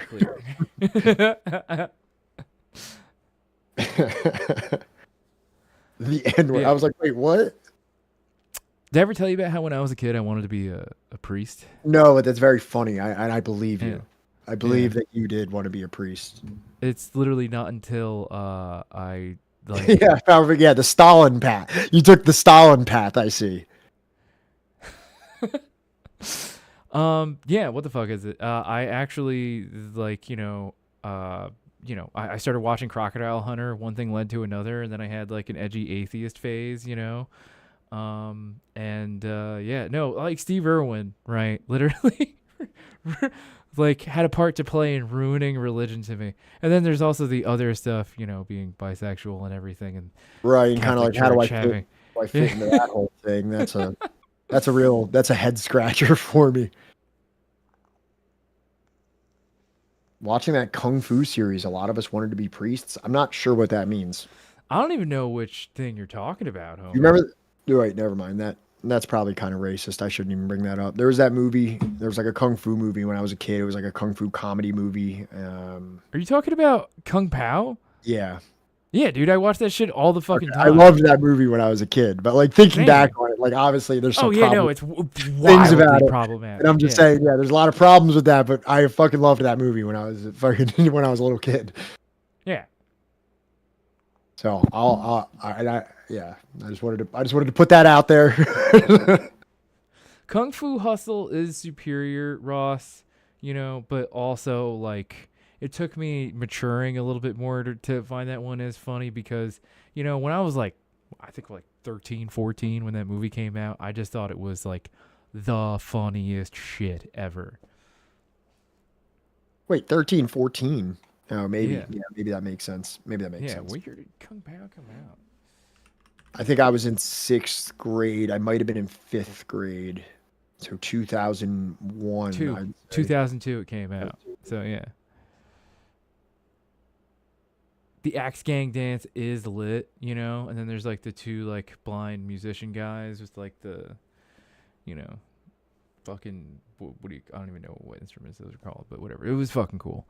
Kung Fu Hustle is funny. The Carradine series was not so much a comedy. Yeah, no, it's not. It's not even really funny, honestly. The only reason I think I remember is because of reruns that I would watch at my grandma's house when she would babysit me, completely unattended. Not completely, but kind of unattended. And then, the Office Space movie bringing it up, and I'm like, oh, I remember that. Yeah, Office Space. Yeah. Office Space. What did I say? No. I was like about to say they made an Office movie, and then I was like, no, Office Space. Yeah, I watched Office Space on a plane a couple years ago, and I really enjoyed it. Like when that little like when you go on JetBlue, and I was like, what do they got on here? And I was like, oh, Office Space. Yeah, like fuck you. Like that's like one of those ones. Like if you're on a plane and you're looking for a movie, it's like this on. Yeah, I'll probably barely even be paying attention. It's one of those things where you just kind of glaze over and you're. Well, that's because it used to play on Comedy Central when I was in elementary school, and it's one of those ones that you could just have like on in the background, and you're like, yeah. First time I ever saw it, my Boy Scout troop had rented one of those like long, like those buses meant for like really long trips that has like a VCR and like little TVs above the seats. Do you remember those? Johnny, what do you think of this? It was cultural appropriation, but we were too young to understand that. Not that one. The other one. A weak, spineless commie has a question for you. Why did Dick Durbin block the release of Epstein's flight logs? Homie, I'm not Brace. I have no idea, man. You know what? Maybe we could read a book about Epstein. Is there a book about him? Yeah, dude. There's like tons of books out there about him. We just got to find like the least problematic one. Hold on, let me see. I'm going to look right now. Jeffrey Epstein book. One Nation Under Blackmail. Epstein, Dead Men Tell No Tales. Spies, Lies, and Blackmail. I feel like, didn't I send you the link to that one book to you and John where like it's about that shit? Maybe. Oh, this one's from Walmart. The Secret Black Books. That's awesome. Yeah. Where the fuck is it?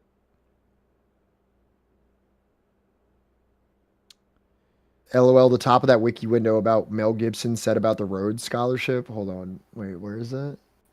Wait, what is this?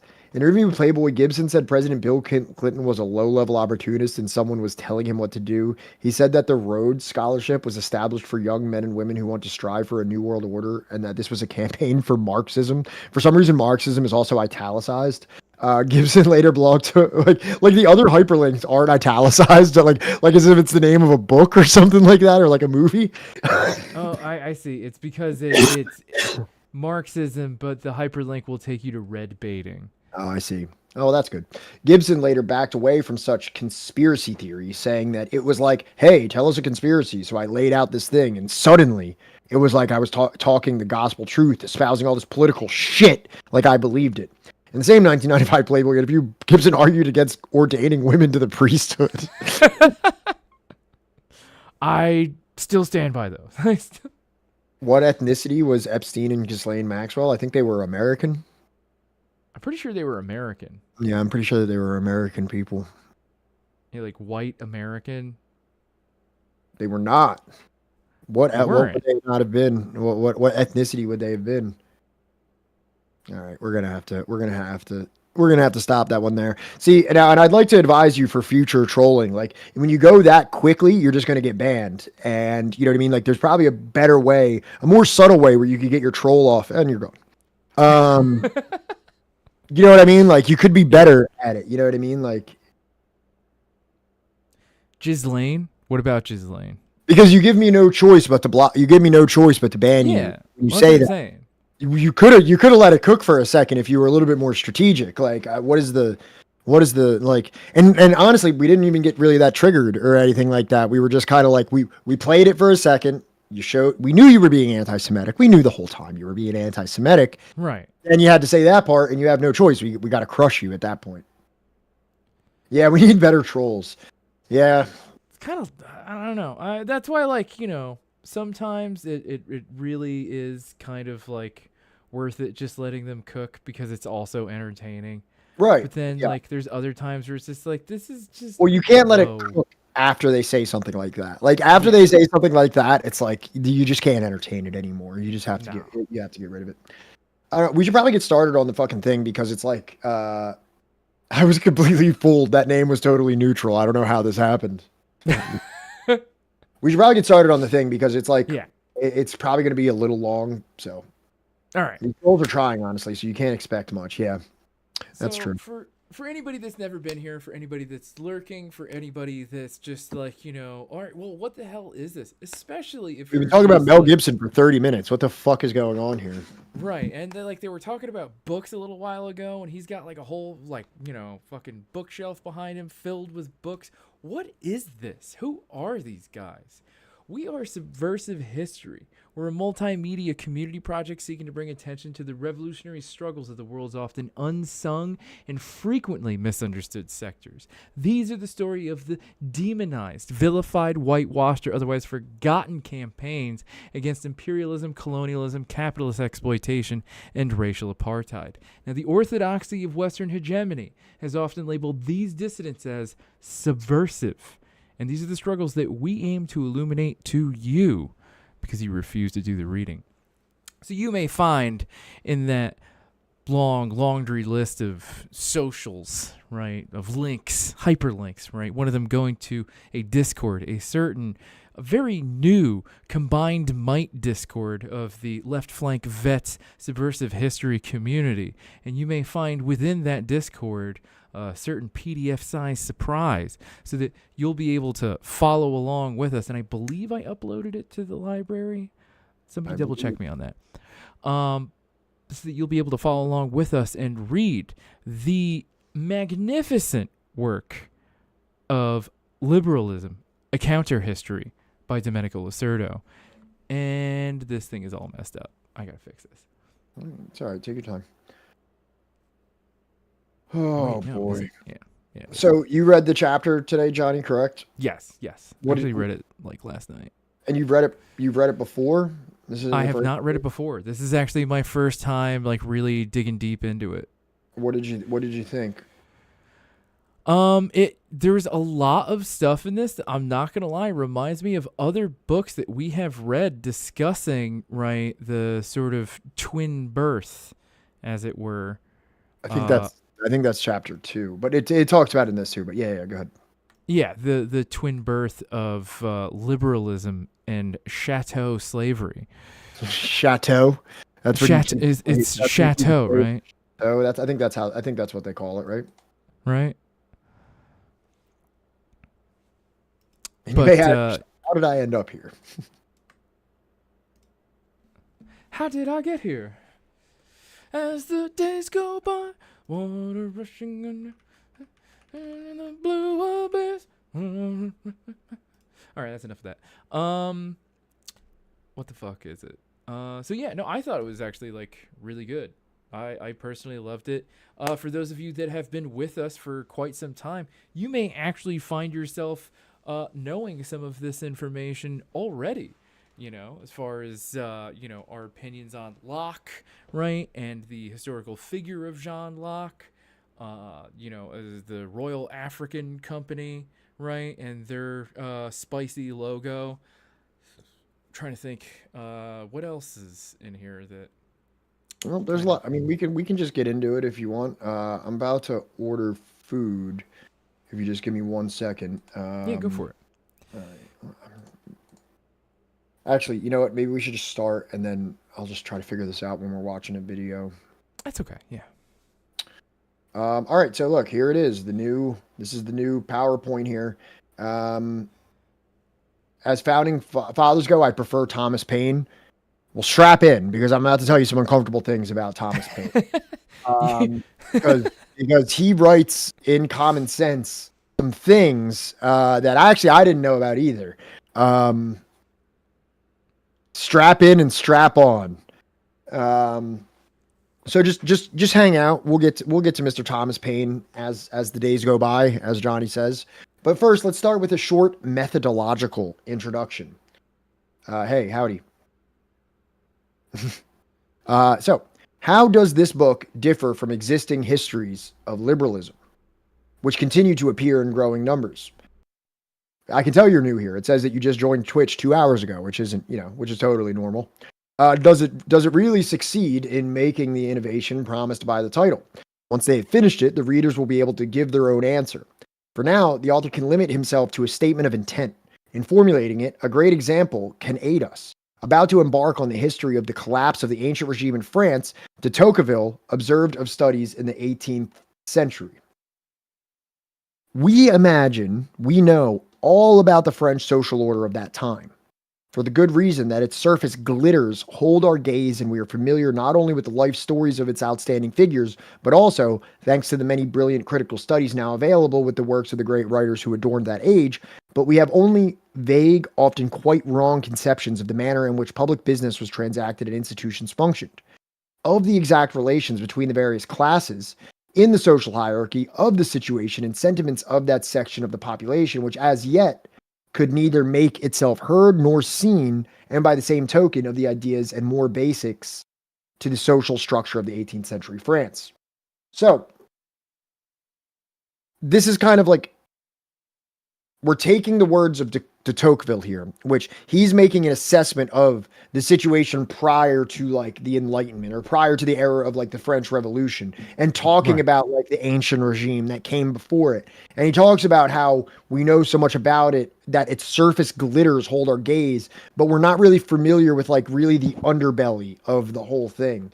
And the point that Losurdo is making here, go forward to the next one, he's about to say it, is that we have a similar lack of understanding and a similar glittering surface of the age of liberalism, the birth of liberalism as well. So go ahead, Johnny, and you can read this one, and we'll see here how it all connects. Yeah, this is going to be really lit, especially for like those of you that were here when we were doing the Great Class War. There is no reason not to apply the methodology so brilliantly indicated by de Tocqueville to the movement and society of which he was an integral and influential part, solely because he intends to draw attention to aspects that he believes have hitherto been largely and unjustly ignored. The author refers in the book's title to a counter-history. Otherwise, it is a history whose subject matter alone remains to be specified. Not liberal thought in its abstract purity, but liberalism, and hence the liberal movement and liberal society in their concrete reality. As with any other major historical movement, this involves investigating the conceptual developments, but also and primarily the political and social relations it found expression in, as well as the more or less contradictory link that was established between these two dimensions of social reality. And so, in commencing the investigation, we are forced to pose a preliminary question concerning the subject whose history we intend to reconstruct. What is liberalism? So that's like the main question that we're going to be kind of trying to get to the bottom here, is like the what is liberalism thing. And we're going to find out that it's very difficult to answer this. It's a slippery little guy, you know? So first of all, Uncle Meat, can you just go back real quick to the last slide? Yeah. So this specific quote, if you read here, it says, de Tocqueville was specifically embarking on the history of the collapse of the ancient regime in France, which, if I assume you know a lot about this, the ancient regime collapsed in the French Revolution. So he is referring specifically to the collapse of the ancient regime, which led to the French Revolution. And like a French revolutionary government existed for some amount of time until it was undermined by Napoleon Bonaparte. Right. The first one, not the second. Yeah. Okay, so we read this. So as you can see here, so now we're getting into the actual meat of it. French shopping centers. What is liberalism? This is the first chapter here. What is liberalism? That was just a short methodological introduction right there. Now we're getting into the real meat of things. So the usual answer to this question admits no doubt. Liberalism is the tradition of thought whose central concern is the liberty of the individual, which is ignored or ridden roughshod over by the organicist philosophies of various kinds. But if that is the case, how should we situate John C. Calhoun? This eminent statesman, vice president of the United States in the mid-19th century, burst into an impassioned ode to individual liberty, which, appealing to Locke, he vigorously defended against any abuse of power and any unwarranted interference by the state. And that is not all. Along with absolute governments and the concentration of power, he unstintingly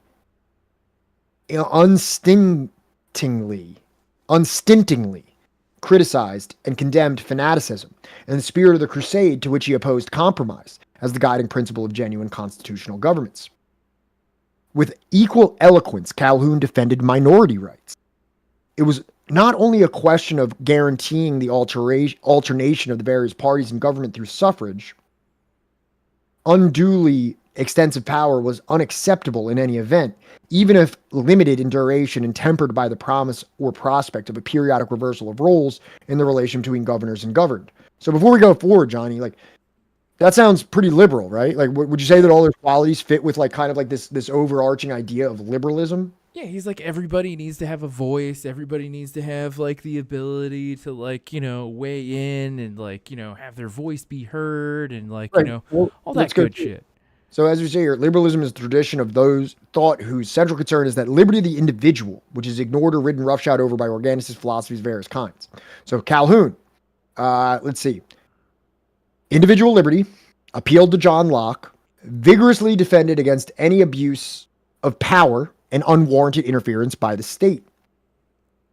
He was against absolute governments, concentration of power, and he was a harsh critic of fanaticism and the spirit of crusade.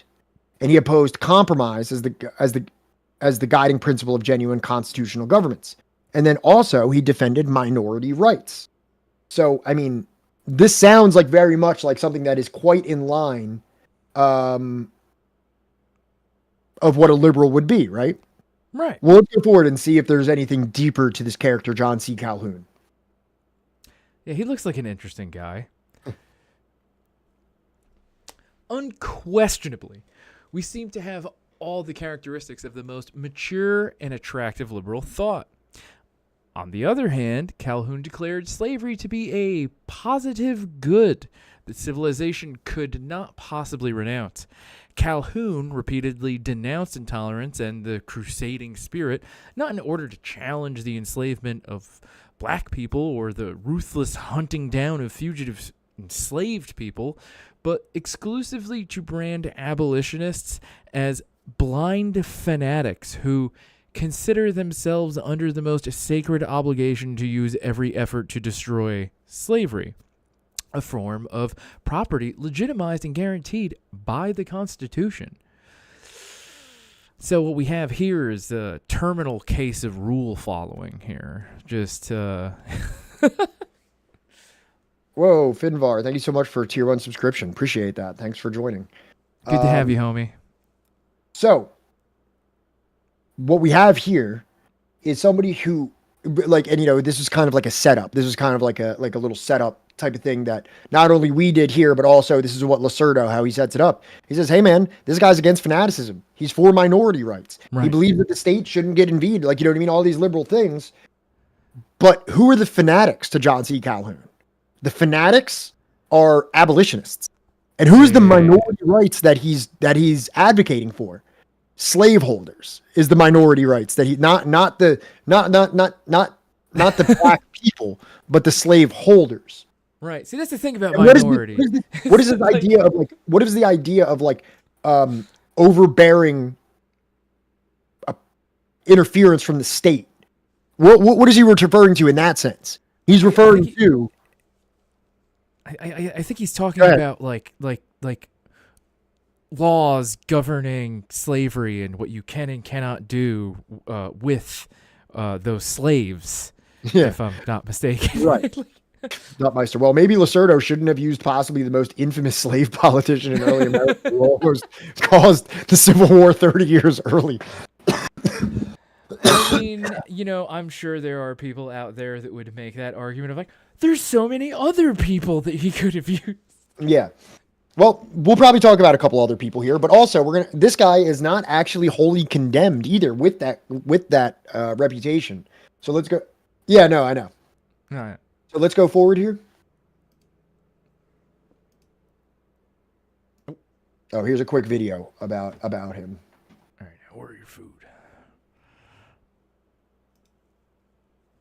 And let me just hide this one. And there we go. C. Calhoun. Well, John C. Calhoun 1782-1850 was a prominent American political leader who served as the 7th Vice President of the United States from 1825 to 1832. He was a major proponent of the doctrine of nullification, which held that states had the right to reject federal laws they found unconstitutional. He was also a strong advocate of states' rights and a leading defender of slavery and the plantation system. Calhoun was born in Avil County, South Carolina in 1782. He attended Yale College and then studied law in South Carolina. Was there like he was a elected comic to the book South made Carolina at some point about I have no Calhoun? Like, is this AI art? I swear to God, if this is fucking AI art, I'm gonna lose my fucking mind. It was uploaded 5 months ago. Yeah, I don't know. Legislature in 1808 and then to the U.S. House of Representatives in 1810. He was elected to the U.S. Senate in 1832 and served as Vice President in the administration of John Quincy Adams from 1825 to 1832. Throughout his career, Calhoun was a staunch defender of slavery and the plantation system. He argued that the institution of slavery was essential to the Southern economy, and he opposed... No, this is absolutely AI art because that's John C. Calhoun holding a microphone. Okay. So God. Hitler hadn't even invented the microphone yet. Right. That was a Kanye West joke. I'm sorry. I don't want that to be misinterpreted whatsoever. I was making a Kanye West. Yeah. Also, the map in the back is completely wrong. Like, you know what I mean? Like, I feel like no comic book, artist would be that like messy about that shit.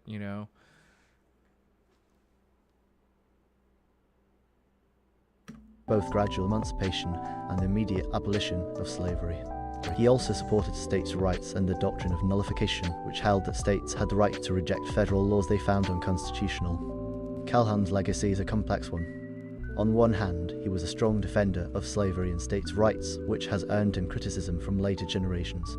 On the other hand, his arguments in favour of states' rights and nullification had a major influence on the development of American constitutional law. So did you see even within that, there's like a very like, there's two sides to this guy, and it very much is that kind of like, it's because of like the liberal sentiments, you know, to being like, hey, on one hand, this guy loved slavery, but also, you know, very, you know, he didn't want the state to be overbearing. He didn't States' rights, man. Yeah, like, you know what I mean? Like, and that came out 5 months ago, and they're still kind of like, you know, very lenient on the criticism of him. Like, hey, on one hand, you know, hey, you know, we, you know, slave guy, but also he believed in rights. And it's like, what kind of liberty and freedom did he believe in? And this is kind of the paradox that we're going to be delving into here when we're asking this question repeatedly of what is liberalism? Because it's like, if this man is a liberal, how do you rectify? How do you rectify the relationship between owning slaves and believing in believing that there's like a tyrannical state apparatus that needs to be you need to protect citizens from. Right. How would that whole, you know, life, liberty, and the pursuit of happiness, and also slaves, you know, like it's woke plantation, Cracklebear, exactly. The woke nailed it.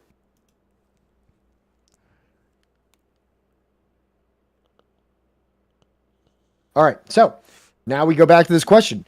So is Calhoun a liberal? No doubts on this score were harbored by Lord Acton, a prominent figure in liberalism in the second half of the 19th century, an advisor and friend of William Gladstone, one of the major figures in 19th century England. In Acton's view, Calhoun was a champion of the cause of the struggle against any form of absolutism, including democratic absolutism. The arguments he employed were the very perfection of political truth. In short, we are dealing with one of the major authors and great minds of the liberal tradition and pantheon. Albeit in less emphatic language, the question has been answered in the affirmation by those who in our time celebrate Calhoun as a strong individualist, as a champion of the defense of minority rights against the abuse of an overbearing majority, or as a theorist of the sense of limits and the self-limitation that should characterize the majority. So right here we have several people of his time that praised him as being like one of these struggled against absolutism and overbearing government and things like that. So it's like, you know, certainly of his time, he was not looked at as like some kind of an anti-liberal. He was looked at as a model of liberalism. Right. He was like the liberal guy. The use of woke is becoming grotesque. I mean, like, even people that like are for a lot of things that are very progressive, I feel, don't use the word woke. Baldwin's good. Wasn't it like the thing where woke used to be like a conspiracy thing? Like if you like believed that they were like fluorinating the water or something like that, they said you were woke or something. I believe it started out as like, you know, like recognizing systemic racism of the state, right? In like the 60s with like the Panther movement and everything, but like then it kind of like, yeah, sort of dissolved into like, oh, the state, you mean the one that's fluoridating the water, right? Like the one that's turning the frogs gay. And then that's like, what I was saying. Like I thought it was kind of like more of an adjacent to like an InfoWars level of conspiracy at one point. It turned into that. Yeah. Interesting. Yeah. But it, you know, at the when it started, it was kind of like a jive sort of thing when that was still like, you know, the colloquial, you know, nature of it. That you weren't what is this? That you weren't unaware of the problems of society. You were awake and looking at things around you. Yes, Stepmeister. Right. Yes. White people always ruin things. Yes. Correct. That's correct. So I put this in here. We don't even have to watch the whole thing, but this is from a what is this from, like Amityville Institution or something like that? What does it say? This YouTube channel? Let me pull it up. Oh, damn it! It opened up in the wrong window. This is from Abbeville Inst. So this came out 2 years ago, right? And we don't even have to watch the whole thing, but I just wanted you to look at how Calhoun is still talked about today. Right.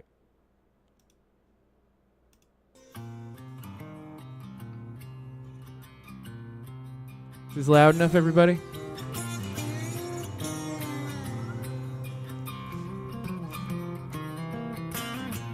Of all the American vice presidents, none is more vilified than John C. Calhoun. Calhoun is known as the defender of slavery, the cast iron man, the man who started the Civil War. His monument in Charleston has been vandalized, his name removed from Calhoun College at Yale, his alma mater. Of course. Is this guy going to defend John C. Calhoun? I don't know, man. I'm just saying. I'm just saying, this is the guy I would expect to defend John C. Calhoun. And now his home, Clemson University, is debating whether to drop his name from the Honors College. Why? Americans don't understand John C. Calhoun. It wasn't so long ago that John F. Kennedy called Calhoun one of the greatest senators in American history. Calhoun's primary adversary in the Senate, Daniel Webster of Massachusetts, labeled Calhoun a senator of Rome when Rome survived, while Henry Clay of Kentucky said Calhoun was the brightest star in the House of Representatives. Calhoun held almost every prominent position in the general government except the presidency: Secretary of War, Secretary of State, Vice President, Senator, Representative. Were there even that many beyond those roles that someone could actually play in the government? Like, did we even have that fully figured out, like, what the fuck the responsibility of a vice president was, other than, I don't know, if the main guy dies or gets murdered, you're up for the job, you know? Like, it's like, he had all these jobs. It's like, yeah, that, like, barely had, like, a definition or like outlined of like, what are we actually supposed to be doing? We've only been a country for like less than 100 years. Such a man will receive the highest accolades in modern American government. Not so with Calhoun. He was also the last great American statesman. A statesman must be something of a prophet, one who has an historical perspective and says what he believes to be true and in the best long-range interests of the people, whether or not it is popular. Oh. A politician, in contrast, which is all we have. You saw the last Yeah, picture, the Trump right? thing. What the fuck? Now, says and does whatever he thinks will get or keep him in power. And his historical perspective is limited to the next opinion poll or brown bag full of unmarked bills. Calhoun's mind and his devotion to the American experiment were equal to that of the great men of the founding generation. Hang on. Back up. First of all, wasn't like most of the country, right, like actually still kind of loyal to England, and that like, you know, it was actually like pretty much like a minority of people that were like, we need to secede, we need to fucking rebel against England, and everybody else just kind of like, all right, I guess we're going along with that, you know? I wouldn't know the actual demographics offhand.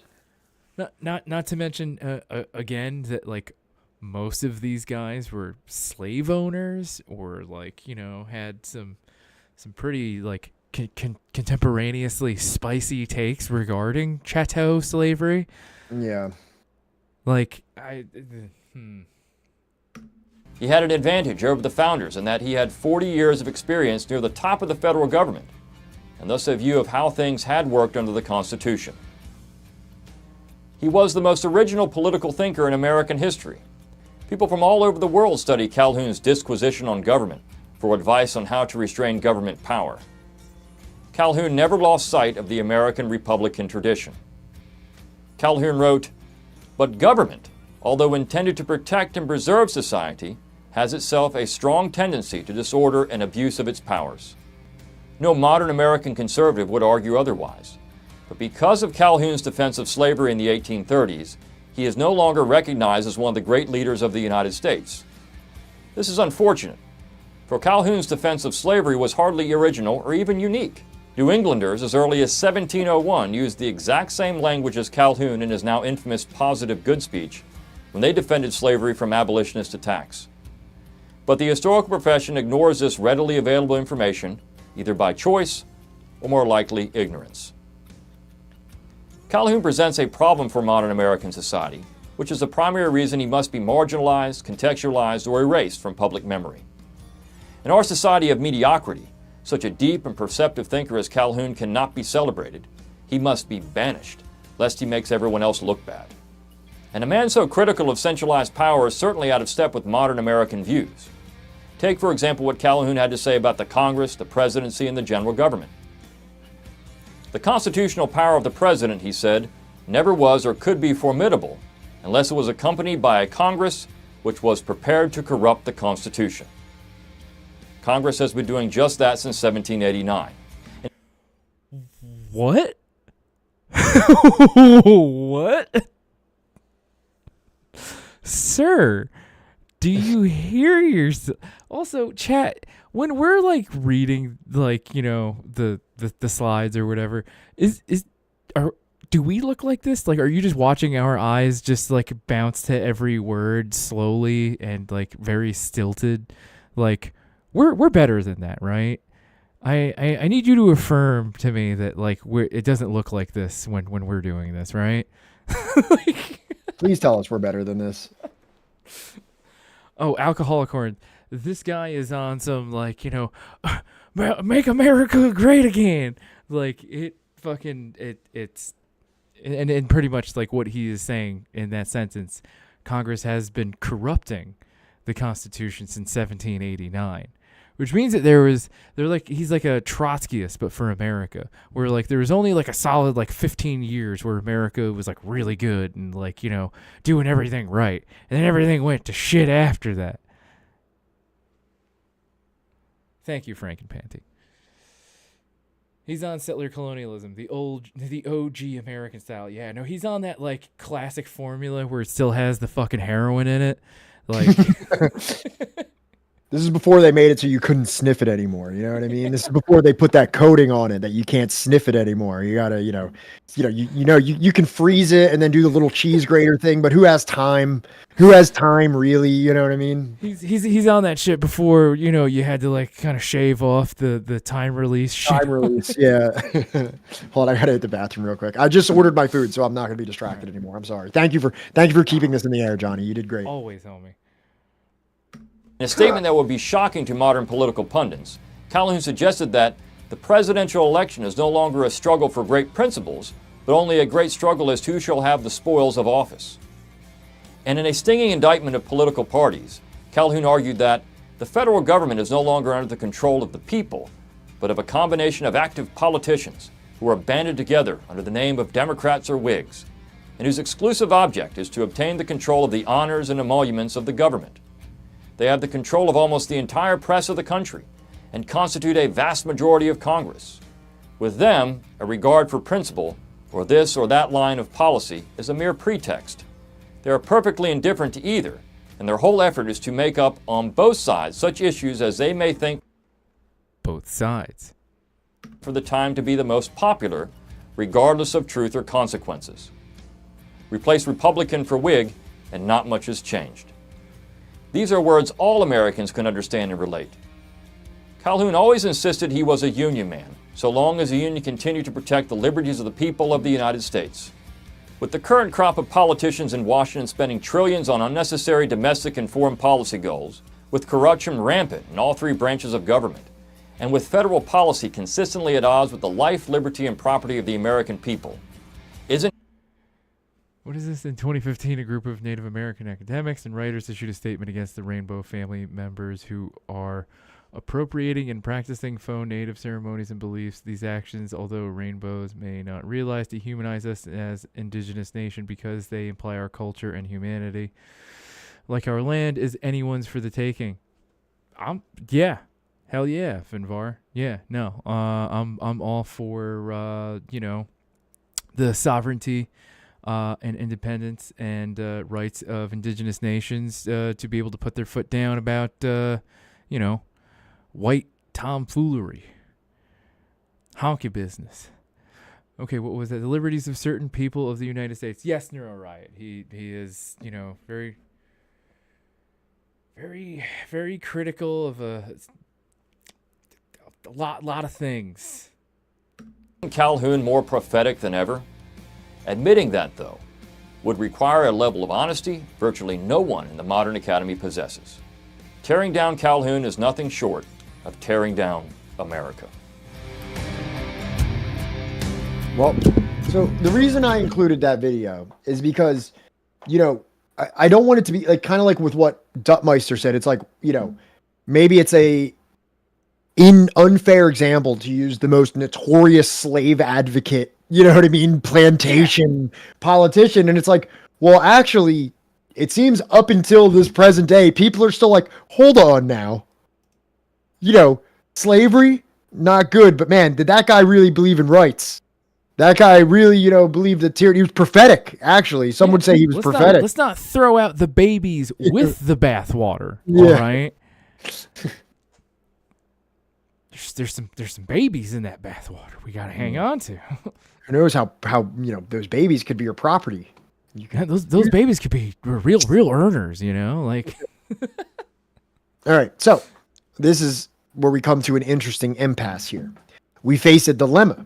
If we answer the question formulated above, is Calhoun a liberal? In the affirmative, we can no longer maintain the traditional and edifying image of liberalism as the thought and volition of liberty.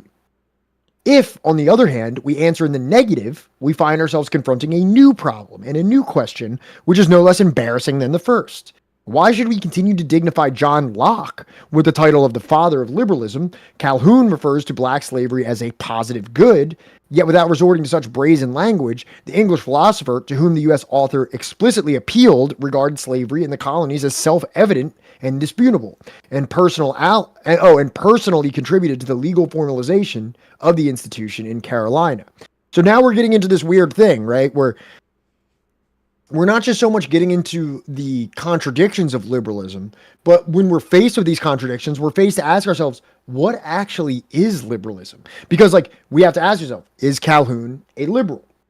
And the answer to that is subjective, but it's like, can you be pro-slavery and be concerned about liberty? Can you advocate for states' rights and against overbearing governments and all of these things while simultaneously owning and advocating for slavery? Is that mutually incompatible with the ideas of liberty? If you say yes, then now we have to say, okay, well then if not Calhoun, then who? Would Locke, the prominent, okay, the Fundamental Constitution of Carolina is a fascinating document. Let's go forward and see what it says, because we have it right here in the next slide. I was just gonna put up a really quick poll of let's see. Is Calhoun a liberal? No, I was going to say, can you support slavery and be a good person? Oh, I don't know. That seems like a more straightforward and easy poll. Okay. Here, let's see. Calhoun, liberal? Question mark. Yes. No. And you know what? Let's use it as say 50 channel points. I don't think we use those enough. All right, start poll done. Okay. So going forward, well, my guy is locked in. Yeah.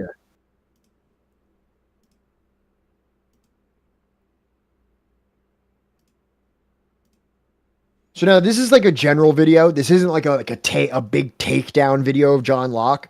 This is kind of like, now it does say some things. It's not completely, it doesn't completely protect John Locke, but also this is like, you know, we're going to talk more from the book about like the deficiencies of Locke. This is more of just kind of like, who is John Locke? Why is he important for those of us that don't know?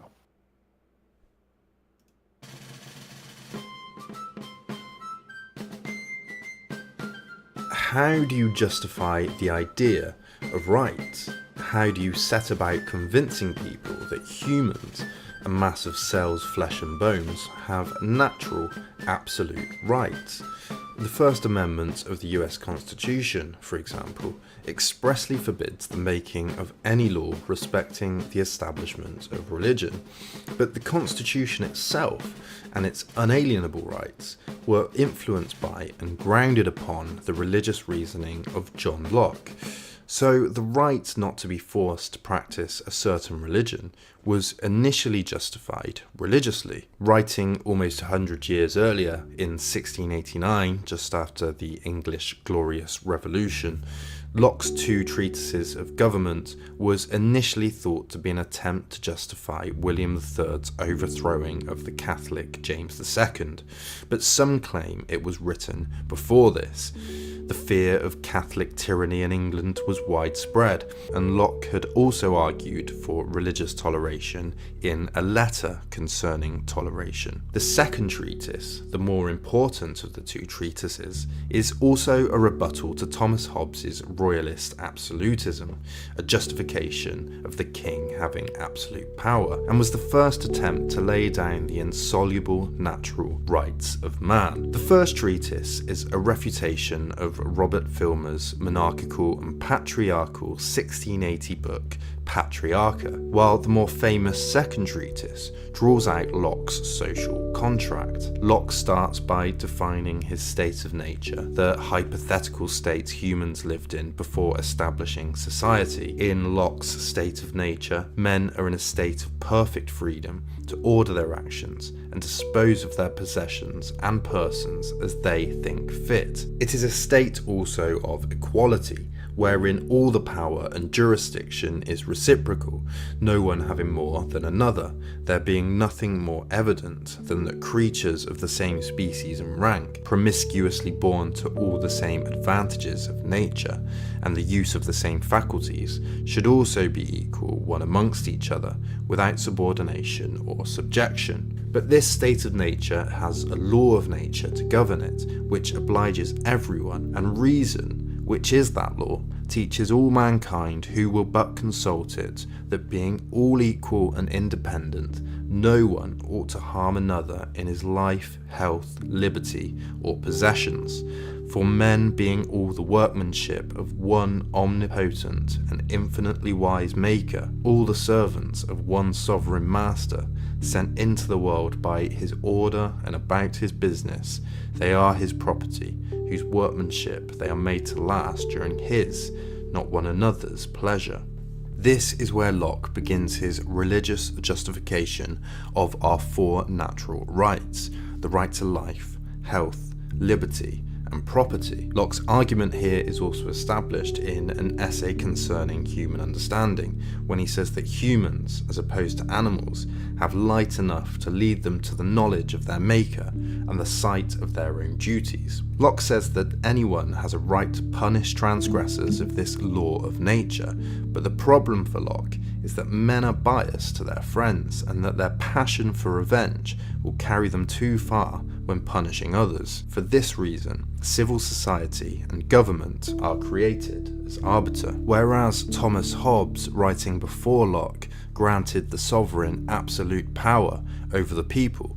Locke stated that as it is set up to protect the natural God-given law of nature, the right to life, health, liberty, and property, it is subservient to that law, so that if the state becomes tyrannical, the people are justified in overthrowing it. He said that whenever the legislators endeavour to take away and destroy the property of the people, or to reduce them to slavery under arbitrary power, they put themselves into a state of war with the people, who are thereupon absolved from any farther obedience, and are left to the common refuge which God hath provided for all men against force and violence. For any political theorist, though, the question becomes why?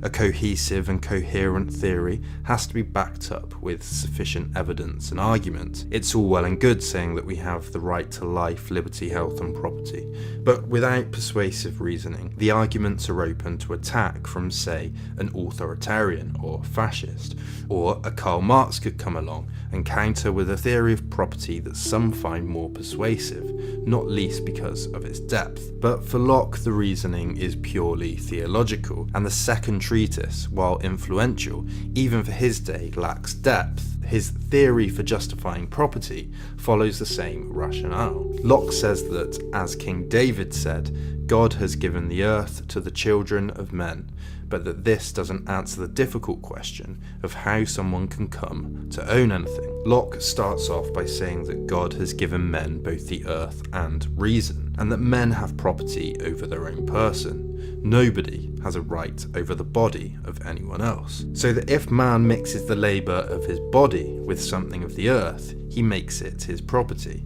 If this wasn't the case, man would starve. Thus the grass my horse has bit, the turfs my servant has cut, and the ore I have digged in any place where I have the right to them in common with others become my property, without the assignation or consent of anybody. The labour that was mine, removing them out of that common state they were in, hath fixed my property in them. This theory of property comes with two provisos.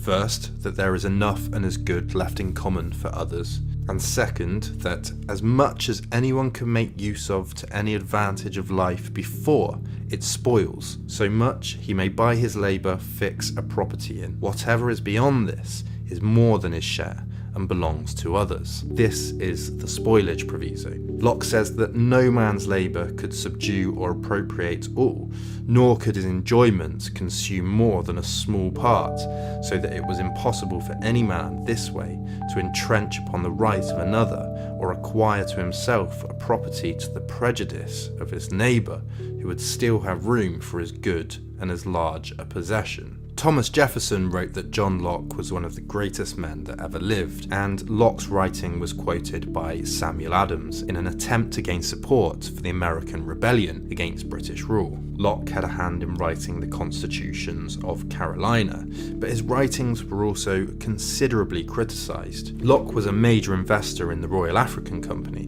which traded in slavery, and not only did Locke justify slavery, but Barbara R. Neal has pointed out that Locke's theory of property conveniently excluded Native Americans from the right to their land, as they only caught animals on it, and did not cultivate it or mix their labour with it. Philosophers have since attempted to say which isn't even true. That's like that's not all that they did with the land. Right? Like, didn't they like this is like real like basic like but like even when like the Pilgrims got here, wasn't it the natives that showed them how to like work the land appropriately to not die? Yeah. Like with the like maize and shit like that.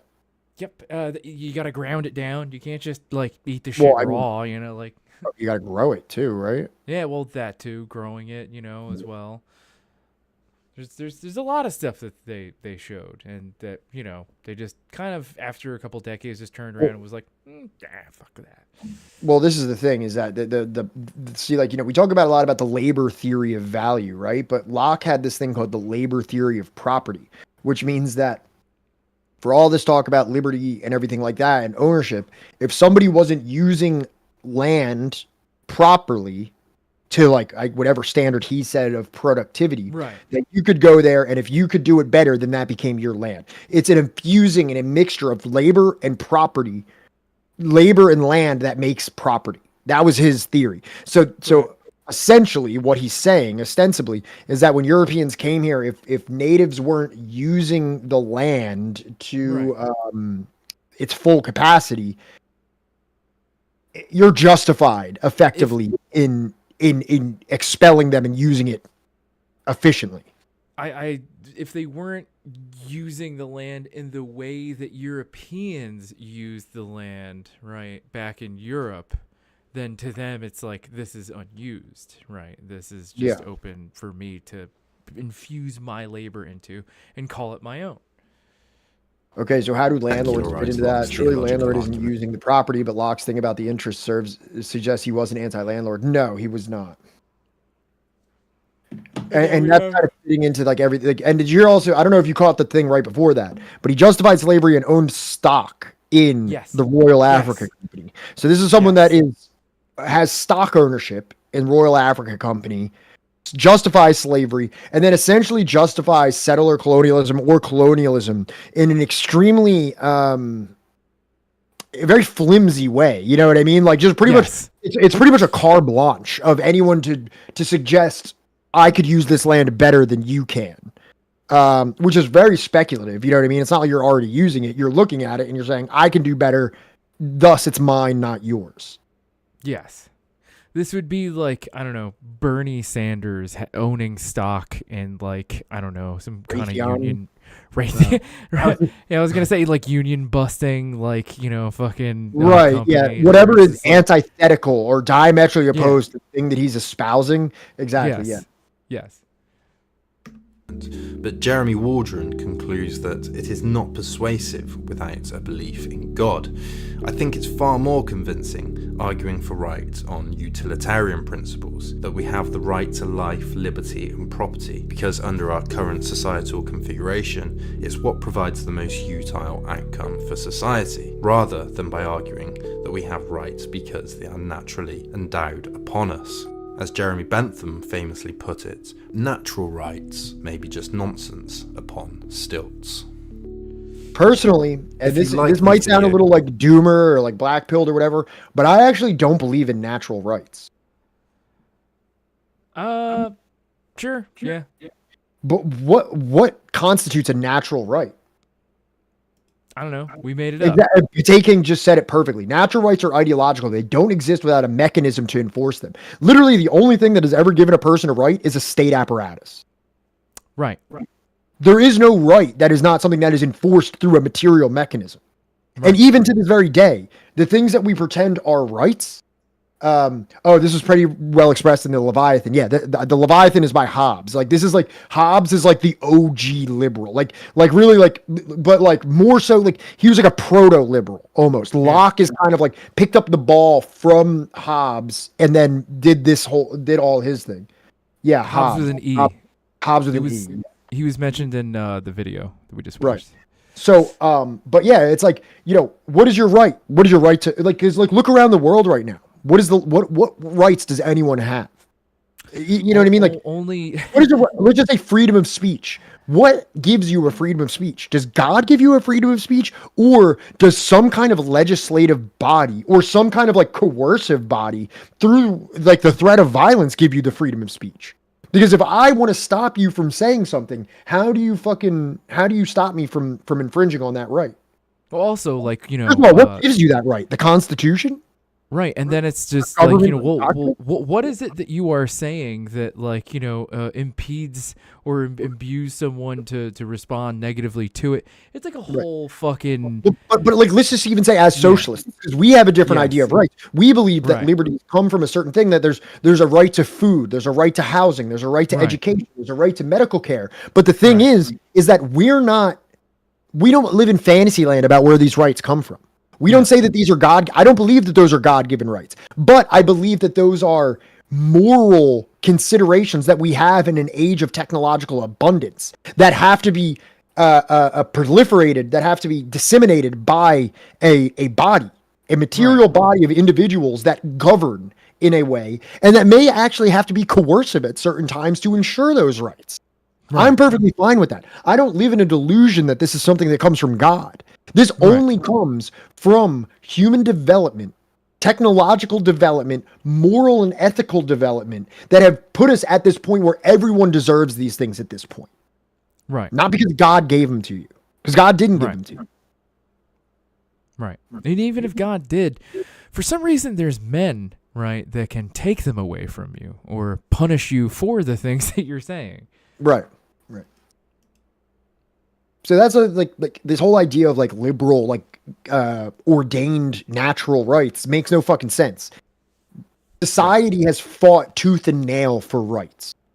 God didn't give them to us. Humans have fought for rights. Right. And we have organized society around various rights and laws. Correct. No matter what side of the ocean, no matter what. What we refer to as like customs or traditions or any of these things, these are all just kind of placeholders or synonymous with the rights, right? That, like, you know, as we understand them, right?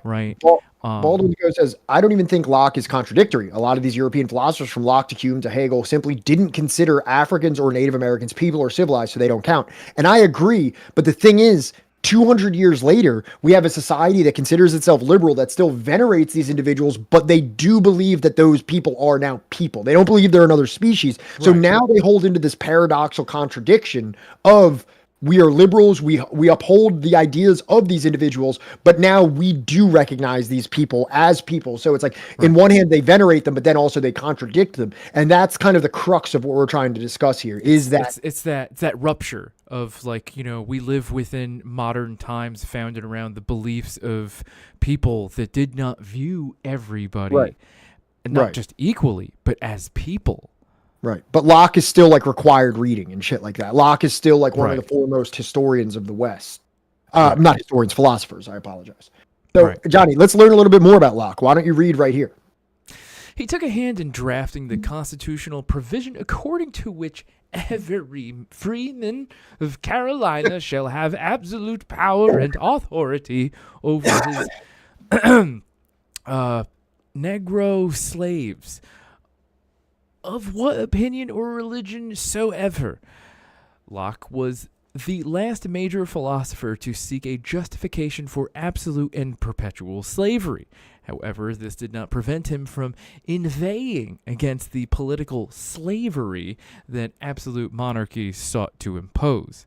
Similarly, in Calhoun, the theorization of black slavery as a positive good went hand in hand with warnings against a concentration of power that risked transforming the governed into the slaves of the rulers. So it's like very clearly like these philosophers, right? They understand power relations and slavery and master. They understand it's not a positive relationship. They understand that, like, you know... I know, he said it is a positive. It's a positive. I'm sorry. He clearly said that. Right. Okay. My bad. Yeah. I Well, just Calhoun mean that... did. Right. Calhoun did, but Locke does not. Well, see, but he does, essentially, or at least he sanctions it into this constitution that every perpetual slavery. Wait, hold on. Wait, every hang on a minute. freeman of Carolina shall have absolute power and authority over his slaves. No. I don't mean like slavery as in slave master over an enslaved, chattel slave person. Yeah. I'm talking about like their dichotomous relationship between, like, let's say the crown and the slave where owner. this is they what it is. understand that as a negative relationship. Not only do they understand it, they base their entire lives, their entire existence, their entire ideological is about escaping the tyranny, the lack of liberty that's imposed on us by an unjust monarchy. So that's all of these things where we talk about the freedom and the liberty and all of this shit that we build this country on, and the West is built on this thing, is something that exists simultaneous and parallel to perpetual servitude of chattel slave.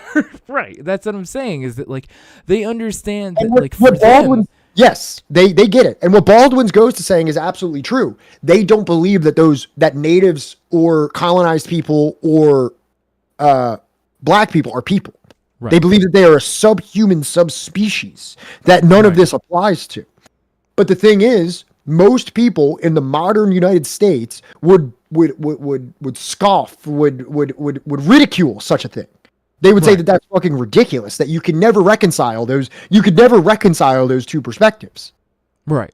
So I'm not necessarily trying to argue for Locke or for Calhoun, who had a deep pathological rejection of the humanhood of black people. I'm saying for the people that still hold on to this idea of liberalism and exalt it as the supreme way of organizing a society. Right. Strange women lying in ponds, distributing swords is no basis for a system of government. Quote, every communist must grasp the truth. Political power grows from the barrel of a gun. Well, I mean, like, yeah, that's true for every form of government, really, when you think about it. Yeah. Even libertarianism, even ANCAPism, if you believe in having property rights, if you believe in someone sanctioning and protecting a property right, like the deed to your home, you have to advocate for some degree of coercive enforcement of property rights. Right. It has to happen. Okay, so let's keep going on this. So, of course, the American statesman, meaning Calhoun, was a slave owner, but the English philosopher, Locke, also had sound investments in the slave trade. In fact, the latter's position proves even more compromising. For good or ill, in the slaveholding South of which Calhoun was the interpreter, there was no longer any place for the deportation of black people from Africa in the terrible voyage that condemned many of them to death before they landed in America. So, do we want to bring historical distance to bear in order to distinguish the positions of the two authors being compared here, and exclude from the liberal tradition only Calhoun, who continued to justify or celebrate the institution of slavery in the mid-19th century? The Southern statesman would have reacted indignantly to such inconsistency of treatment. As regards the English liberal philosopher, he would perhaps have repeated in slightly different language the thesis formulated by him in connection with George Washington. He was one of us, a slaveholder and a planter. So this is what Calhoun said about George Washington. Right. So in the 1800s, when the Civil War is on its precipice, Calhoun is saying, well, who are you going to evoke? George Washington? That's our guy. That's the Confederacy, baby. That's our guy. Yo, later, Barry. So we can go forward. Here's a little video about actually the slave tendencies of George Washington. Oh. All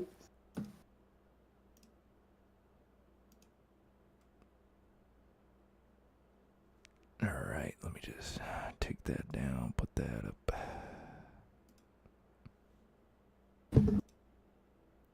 Many people know George Washington owned slaves. But what was life like for the slaves at Washington's Mount Vernon plantation? Long story short, it was pretty bad. Today, we're going to take a look at what it was like to be a slave at George Washington's Mount Vernon.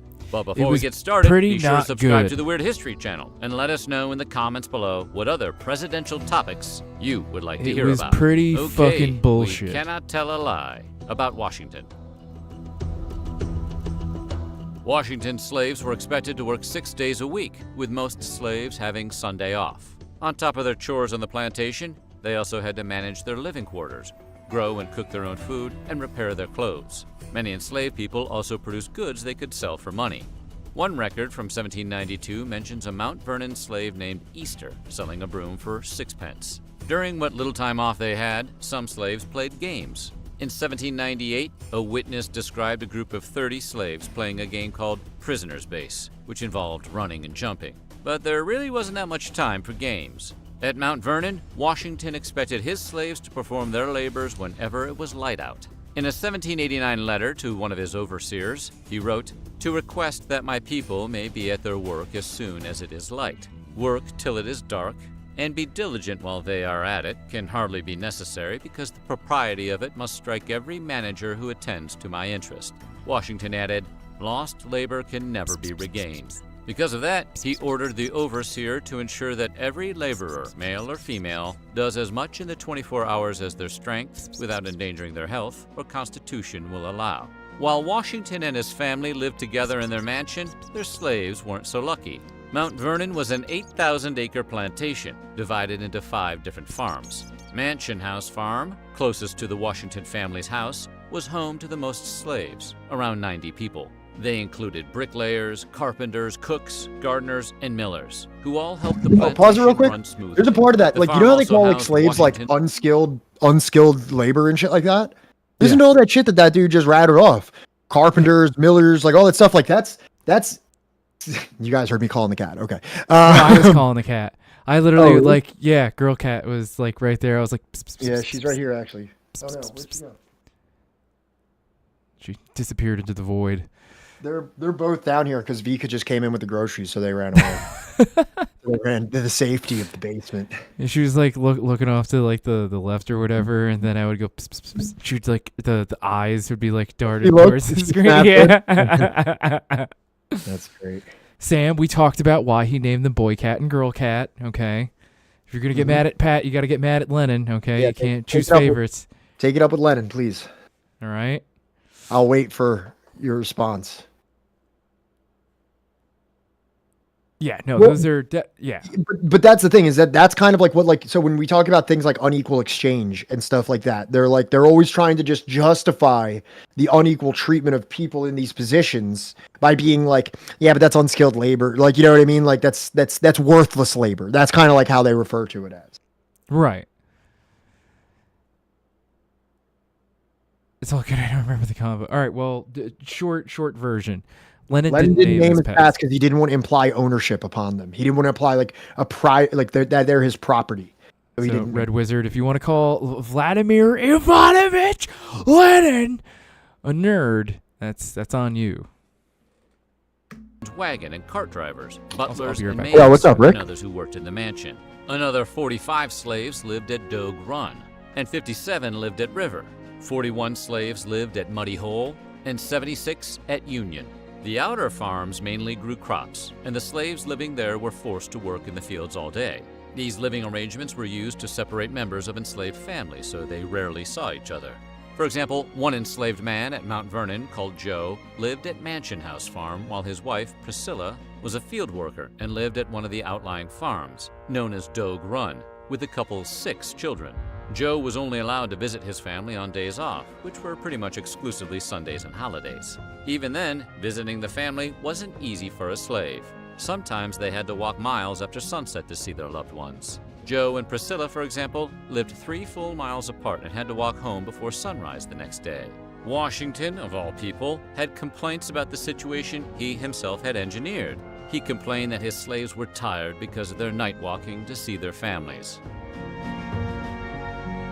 Crazy. The enslaved people at Mount Vernon lived in tight quarters. In 1798, a Polish poet named Julian Nimcewicz visited the plantation and recoiled at what he found in the slaves' quarters, which he called huts. In his own words, their habitations cannot be called houses. They are far more miserable than the poorest of the cottages of our peasants. The husband and his wife sleep on a miserable bed, the children on the floor.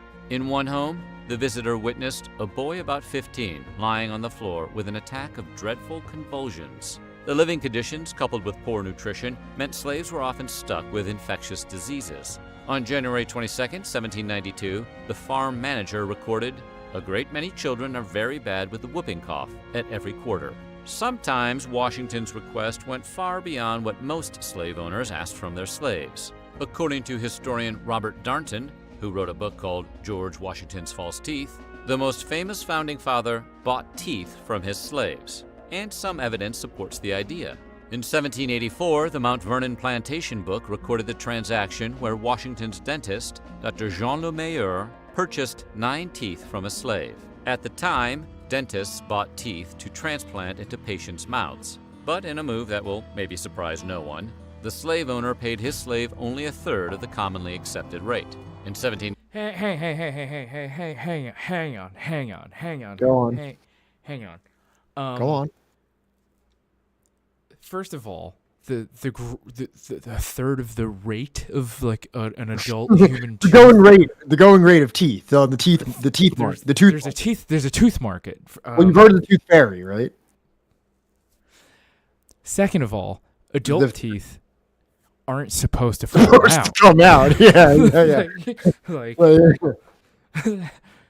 So, like, what the fuck? What Rick, I had my teeth pulled out. I mean, I'm not sure if you have veneers or implants or something like that, but I don't know if there was a artificial replacement at this time.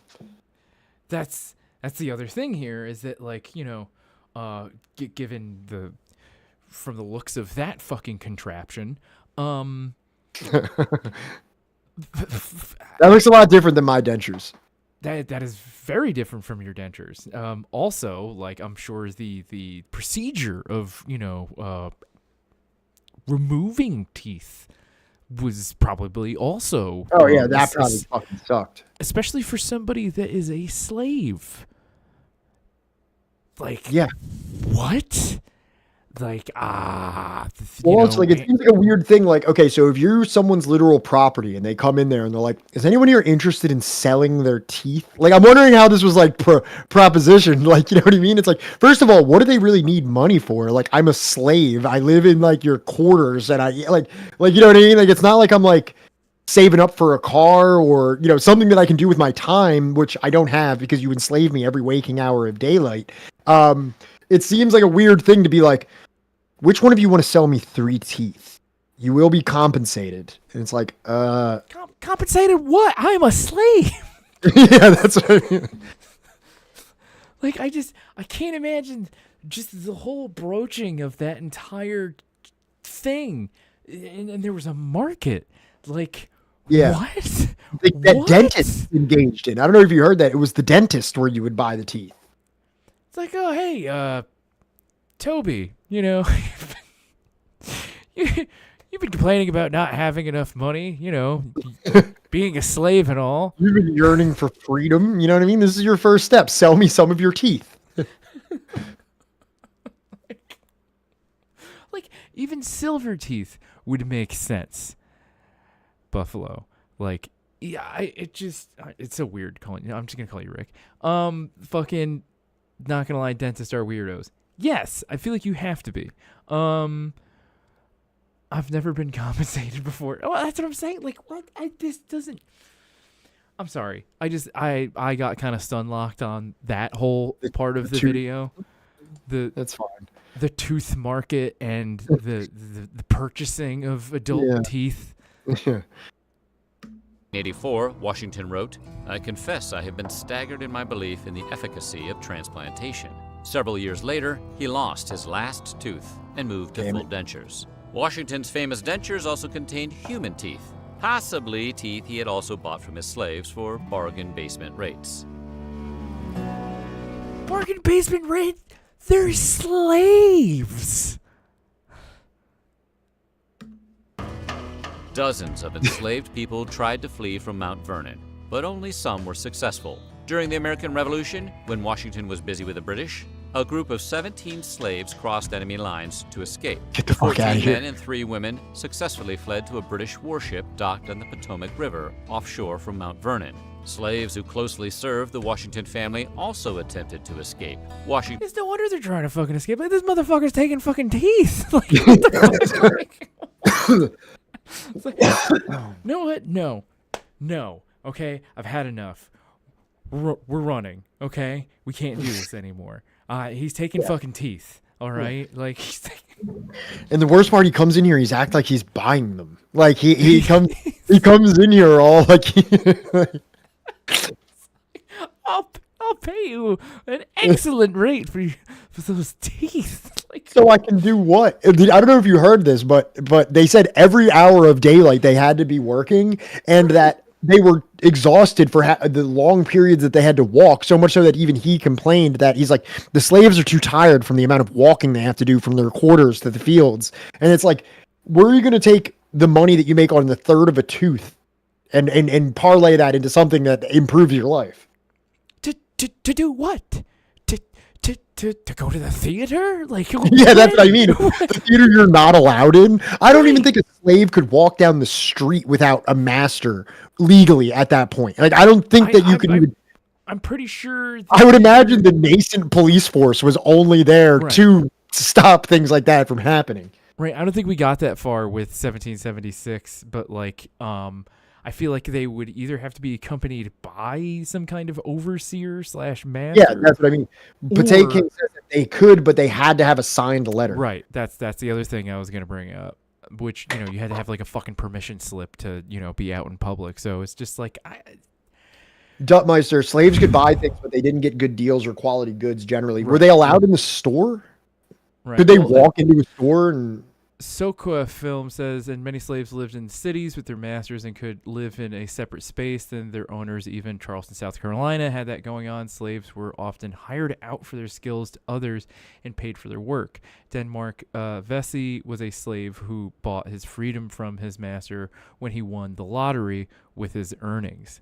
Which, you know, I guess that says how much we know about slavery, and I think that we need to read more Gerald Horne. But, you know, I'll just leave it at that.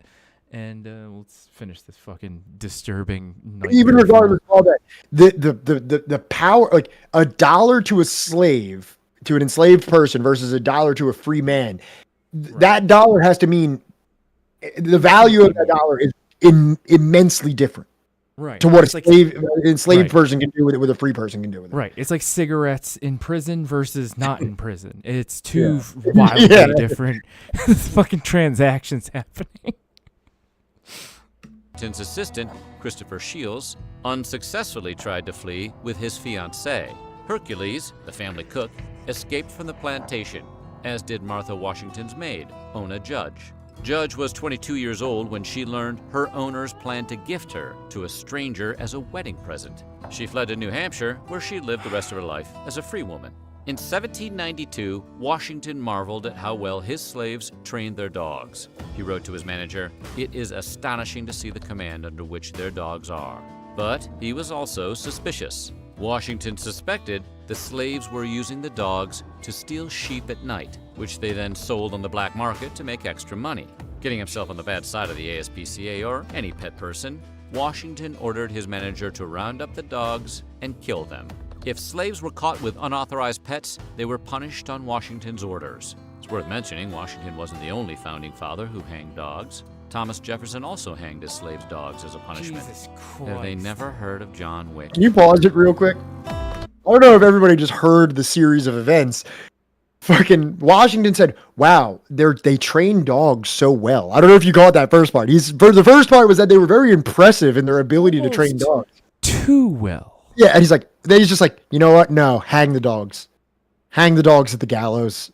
And I can't prove this, but why do I have like the funny, I don't know, just feeling that he probably made them watch?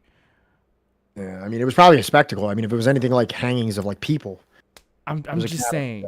I feel I just have this funny feeling. I can't prove it. I'm not gonna bother to investigate this any further than that. But I have a funny feeling he probably made them watch. Yeah.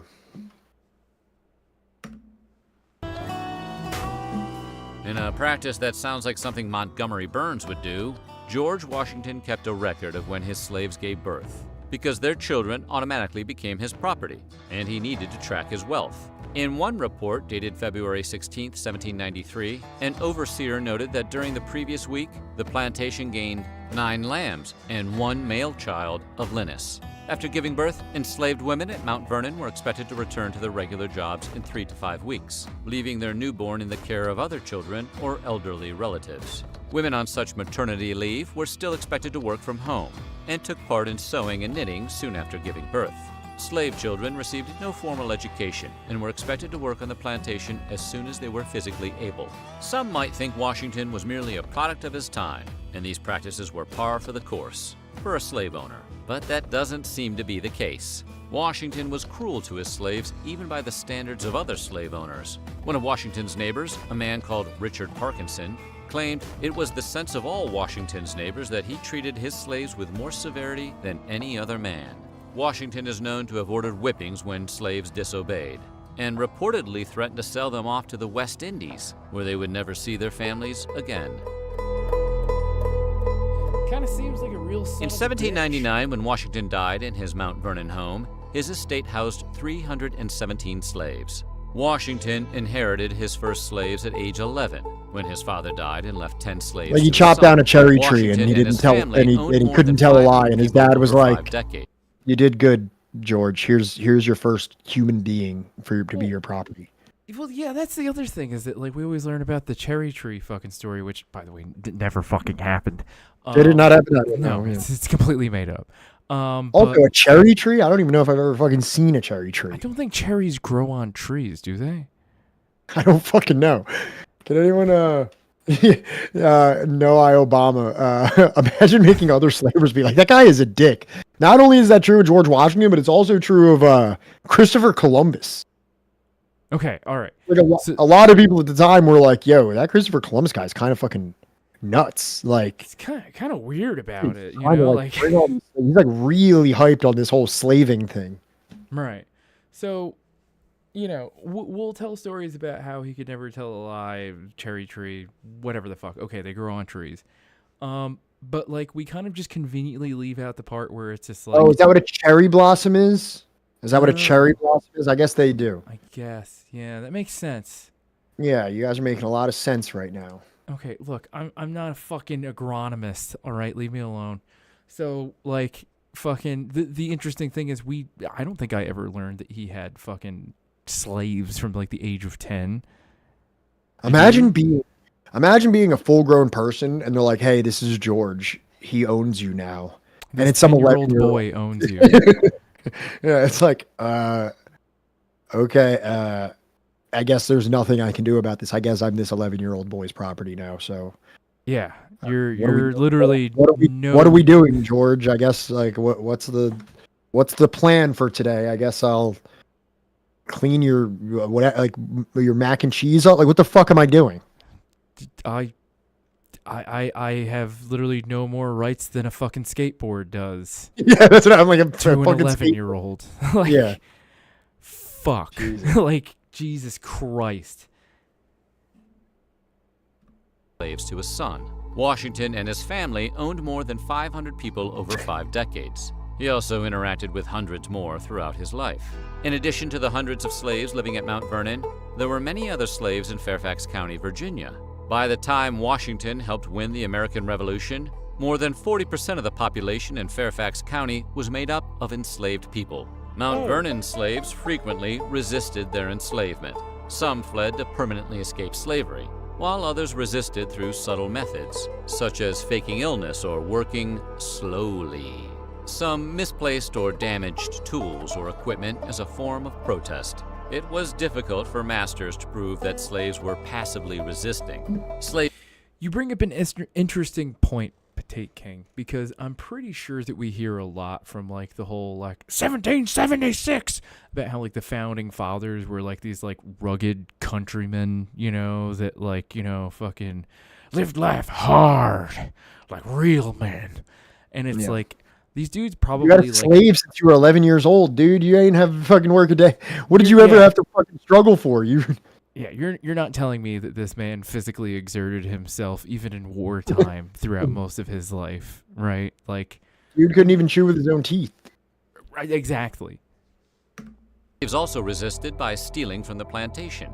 Washington's overseers often accused the slaves of stealing tools, rum, food, and fabric. In 1794, Washington advised a woman planning to open a shop to avoid dealing with slaves. He wrote to his manager that if she deals with them at all, she will be unable to distinguish between stolen or not stolen things. At one time, Washington lived in Philadelphia, where Pennsylvania's Gradual Abolition Act ordered enslaved people to be set free after 6 months in the state. However, Washington used a loophole to avoid losing his own slaves. Every 6 months, he made sure his slaves left the state to ensure they could not use the law to their advantage. Over time, Washington's ideas on slavery evolved. In his later years, the president privately became convinced that slavery as an institution should gradually end. When he wrote his will in gradually, not yet, gradually. Not while I'm alive. Not while I'm still breathing air on this earth. Right, not while I still kind of need the money that like I'm making from having them. 1899, Washington included orders to free his slaves after Martha Washington's death. However, because Martha technically owned the majority of Mount Vernon's slaves through her first marriage, Washington couldn't actually free all of them. The will left Martha afraid her husband's slaves might try to kill her. Martha's friends may have considered this fear reasonable, because according to Abigail Adams, the wife of President John Adams, Martha was advised to set them all free at the close of the year. She listened to that advice, and on January 1st, 1801, just over a year after Washington's death, Martha set her husband's slaves free. So what do you think? Has your opinion of Washington changed? Let us know in the comments below, and while you're at it, check out some of these other videos from our...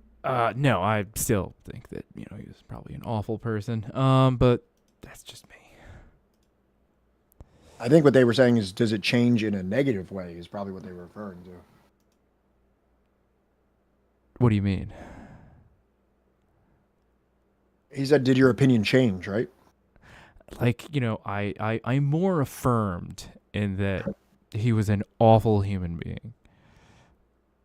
Yeah, bro definitely did not have lips, for sure. I don't think white people had lips until, like, at least the 1800s. At least the 1980s. Right. Thank you. Had to be.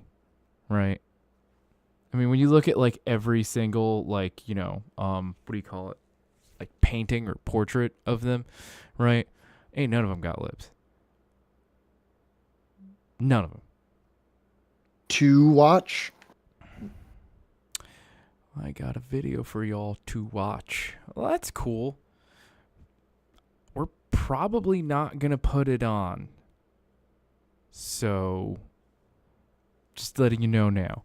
Historically positioned between Locke and Calhoun, and with his focus precisely on the reality accepted by the two of them as obvious and indisputable, or even celebrated as positive good, Adam Smith constructed an argument and expressed a position that warrants being cited at some length. Slavery could be more easily abolished under a despotic government than a free government, with its representative bodies exclusively reserved in practice for white property owners. In such circumstances, the condition of the black slaves was desperate. Every law is made by their masters, who will never pass anything prejudicial to themselves. Hence, the freedom of the free was the cause of the great oppression of the slaves, and as they are the most numerous part of mankind, no human person will wish for liberty in a country where this institution is established. Can an author who, in at least one concrete instance, expressed his preference for despotic government be regarded as liberal?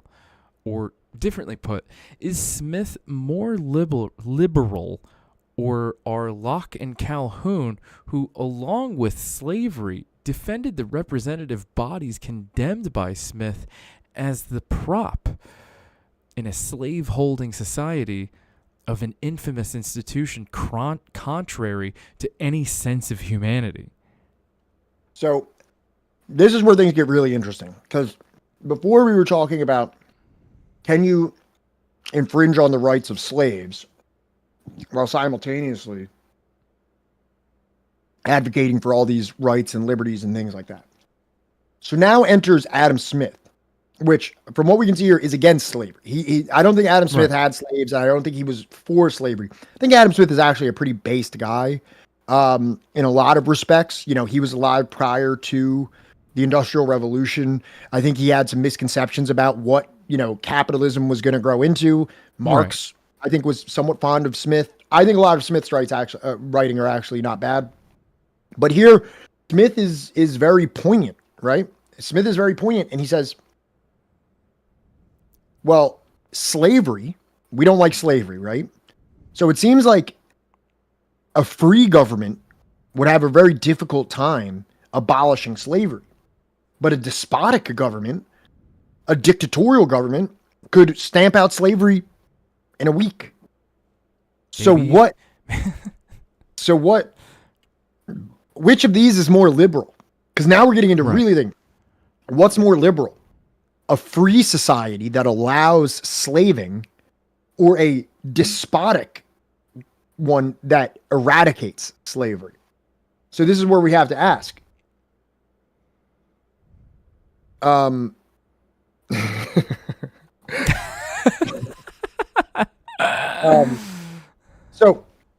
like, now we're getting into the contradictions of liberalism here, right? Because this is what Adam Smith says. So that, what does he say here? Is that, where does he say it? Okay. Every law is made by the masters, who will never pass anything prejudicial to themselves. Hence, the freedom of the free was the cause of the great oppression of the slaves. And as they are the most numerous part of mankind, no human person will wish for the liberty in a country where this institution is established. So which is more liberal? To have the freedom of the state to have slavery and not infringe upon the property of the slave owners, or to have what would be considered a Calhoun would definitely call it a despotic government. Locke would call it a despotic government, one that steps in and with an iron fist says no slavery. Which is more liberal? Right. And also, to answer Piano's question, I am a fourth worldist Geronimoist.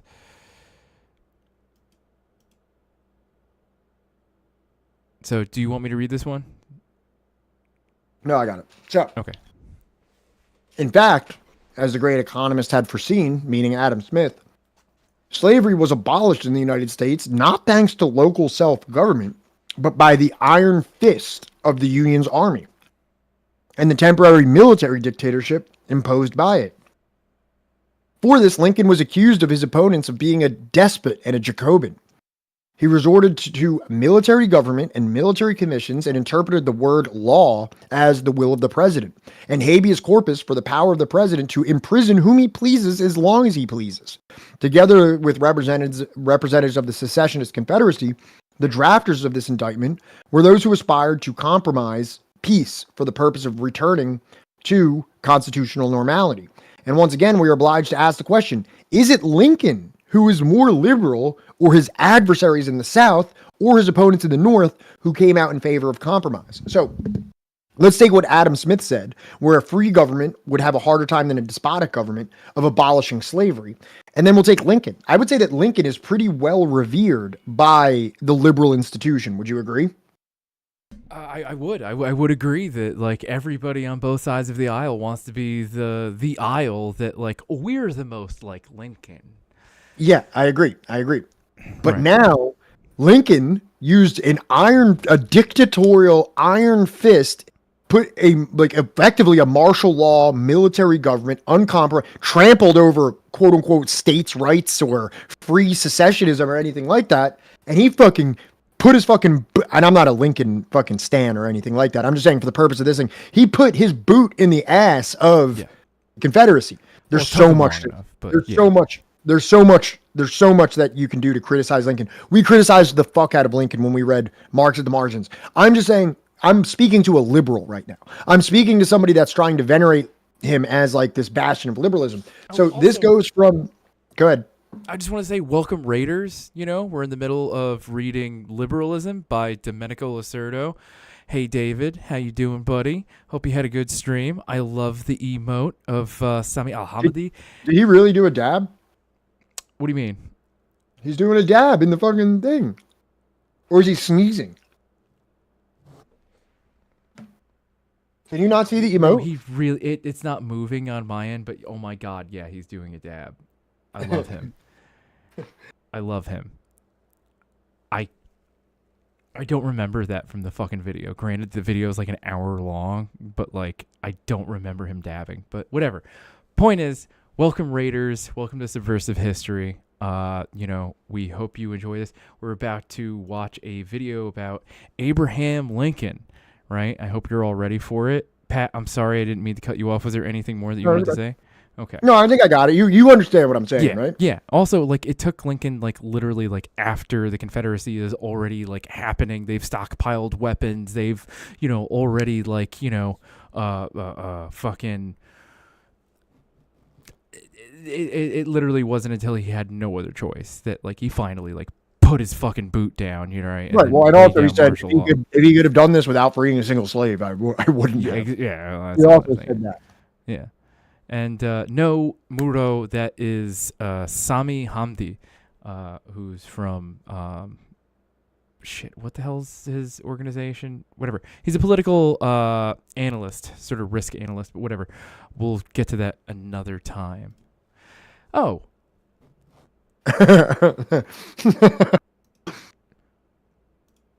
You know, I mean, what? Yeah, what?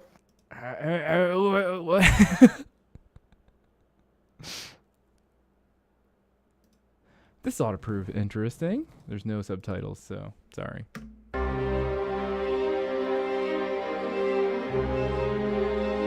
This is from Fox News, by the way. Jesus Christ.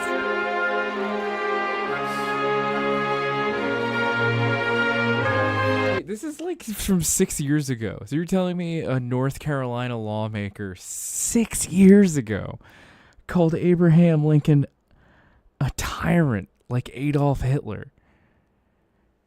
And the reason I put this in here is because Losurdo was posing us with this idea that was very prevalent at the time, that there was people in the South that were like, you're running roughshod on my rights.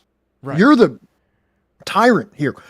When Abraham Lincoln was shot in the head, somebody called him a fucking tyrant. Yeah, you know what I mean? Sicker Fidelis Tyrannus or whatever. Right, but this is what I'm saying. Is like, And like that might seem like kind of like wild, like you know what I mean, to us, because like in school we're taught about how great Lincoln was. He's like probably one of the first 2 presidents that you know the name of when you're a kid. And then He's on the penny. Yeah, I was just showing that to this day, there's even still some that are like, he was a tyrant, he didn't care about our rights. That's still going on. So go ahead.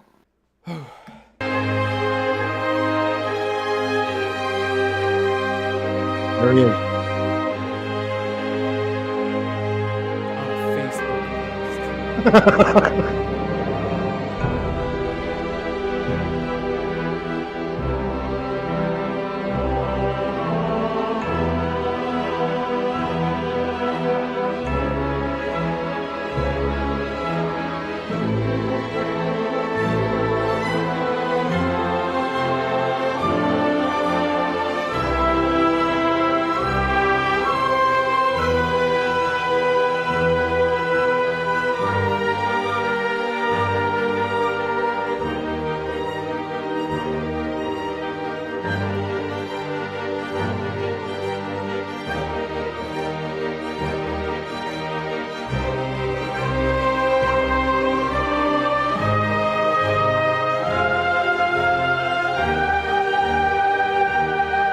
I won't get over it, all right?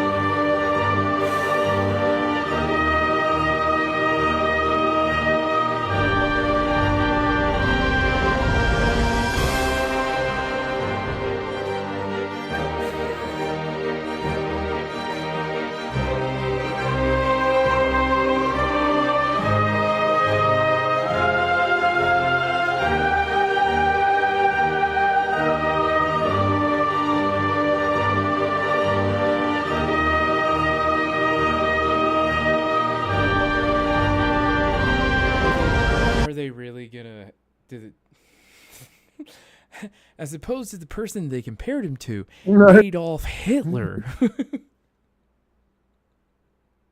who invaded Poland.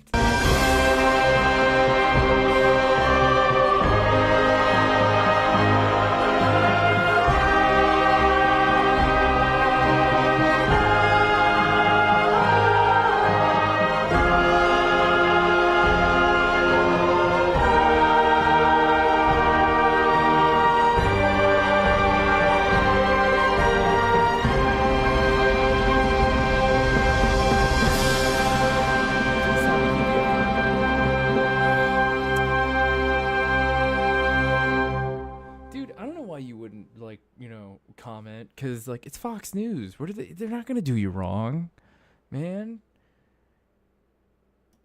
They're probably gonna be like, no, you're just spitting facts, dog. We agree with you. Can you give me 1 second? I'll be right back. Yeah, of course. I'll just read this one then, all right? Yeah. The states that had slavery the longest were slave states that sided with the Union over the Confederacy, at least legally speaking. Sure, the South literally started the Civil War. Also true. How dare he question the glory that is the Founding Fathers?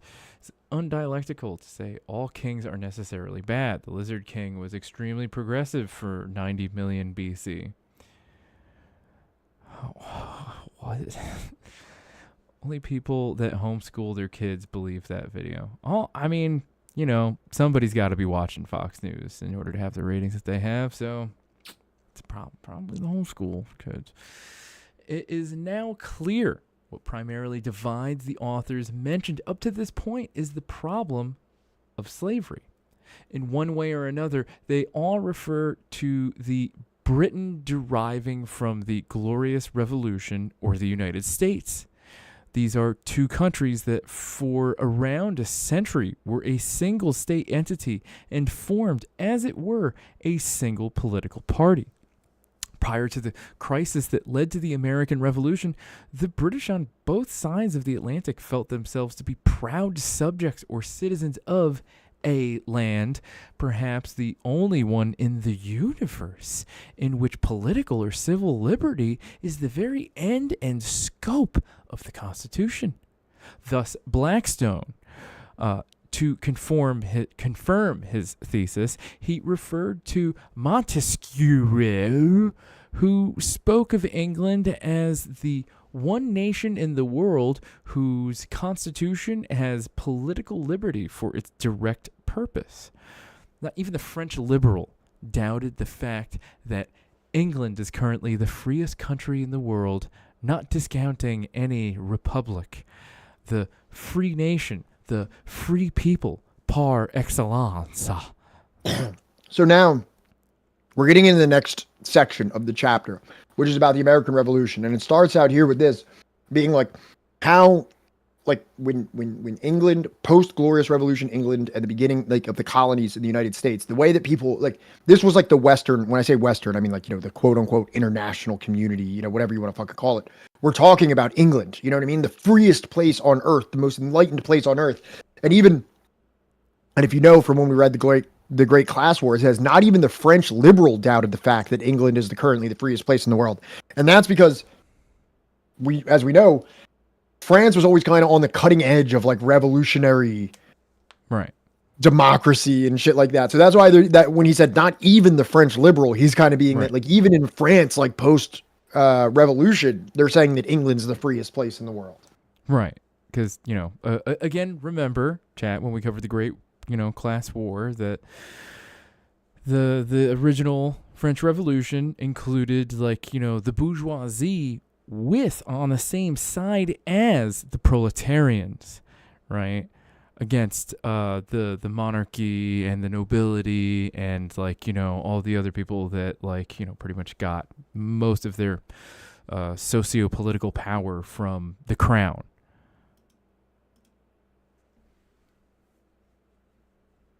Or at least, like, the church, you know. It was all in there, you know. Bunch of hats. Okay.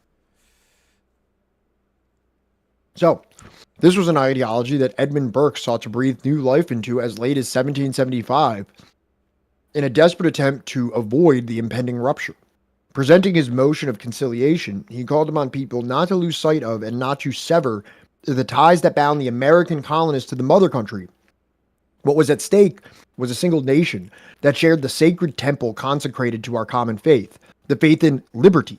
Largely unchallenged in countries like Spain or Prussia, slavery was a weed that grows in every soil, except the English. Accordingly, it was absurd to try and subdue the rebel colonists by force. An Englishman is the unfittest person on earth to argue another Englishman into slavery. So there's a lot of talk against slavery there, right? Yeah, kind of seems that way. Go forward and read this next one. So they talk a lot about slavery. All right, sorry, this one's long, but it's important. No, it's okay. It's okay. Obviously, the slavery referred to here is the one of which the absolute monarch is guilty. The other slavery, which shackles black people, is passed over in silence. With the increasing inevitability of the resolution or civil war with all its horrors, as loyalists faithful to the crown and British politicians in favor of compromise and preserving the unity of the English nation and race, preferred to call it, the picture changed markedly. The element of continuity is clear. Each of the two corresponding parties accuse the other of wanting to reintroduce despotism or political slavery. The rebel colonists' charges are well known. They tirelessly denounce the tyranny of the British Crown and Parliament and their mad projects of subjecting residents in America to a condition of perpetual bondage and slavery. But the response was not slow in coming. As early as 1773, a loyalist from New York had issued a warning. Hitherto, they had been watchful against external attacks on our freedom. The reference is to the 7 Years' War, which I saw a couple people talking about in chat. But now a much more insidious danger had emerged, that of becoming enslaved by tyrants within.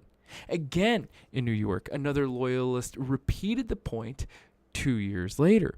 The rebels aspired to make us worse than slaves.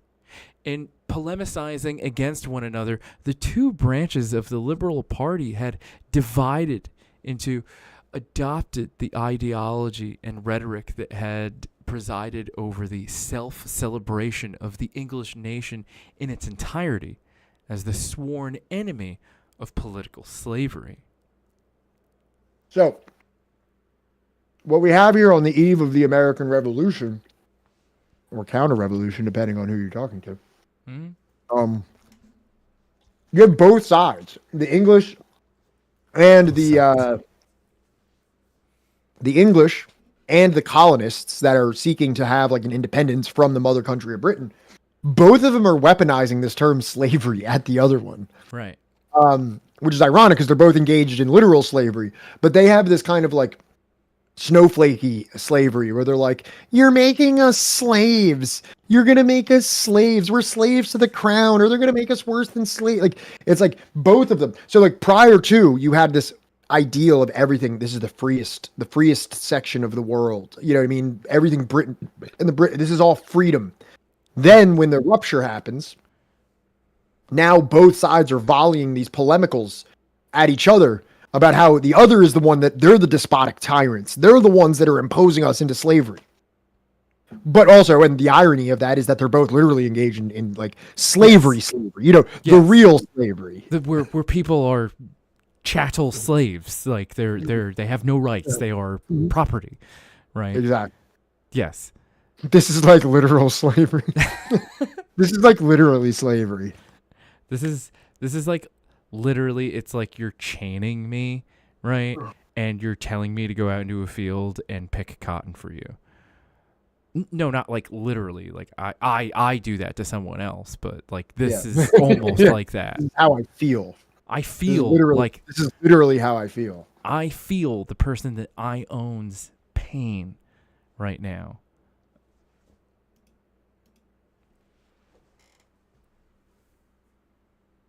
All right.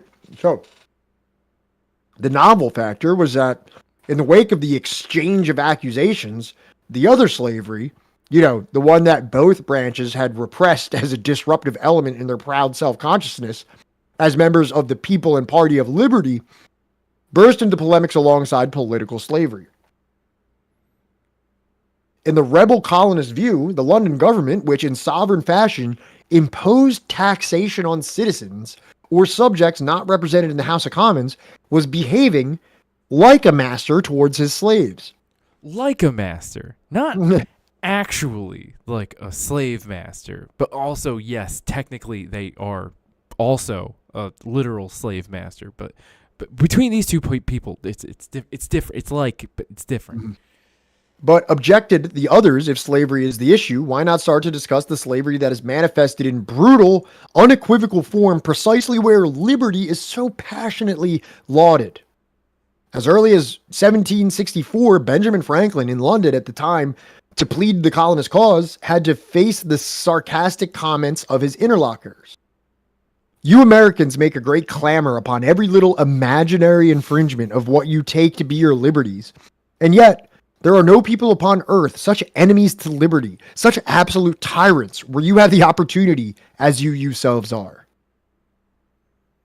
So somebody called it out. Somebody said, like, you know, you guys do a lot of bitching and moaning about liberty, man, for what you are. Like, have you looked in the fucking mirror about what you're doing? You see what you do, right? Like, what your entire economy is, like, you know, hanging upon, right?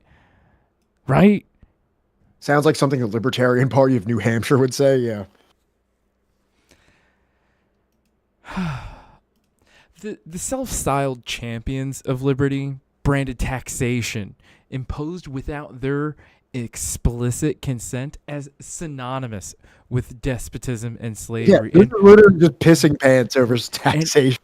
Boy, howdy, right? Has it been such a breadth of time, and so much has changed, you know, in the modern age. But they had no scruples about exercising the most absolute and arbitrary power over their slaves. Chattel slaves. This was a paradox.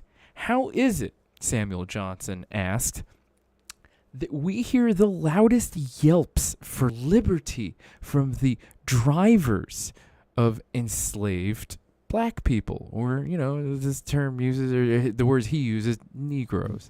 Sorry if I'm a little squeamish about using that term too often.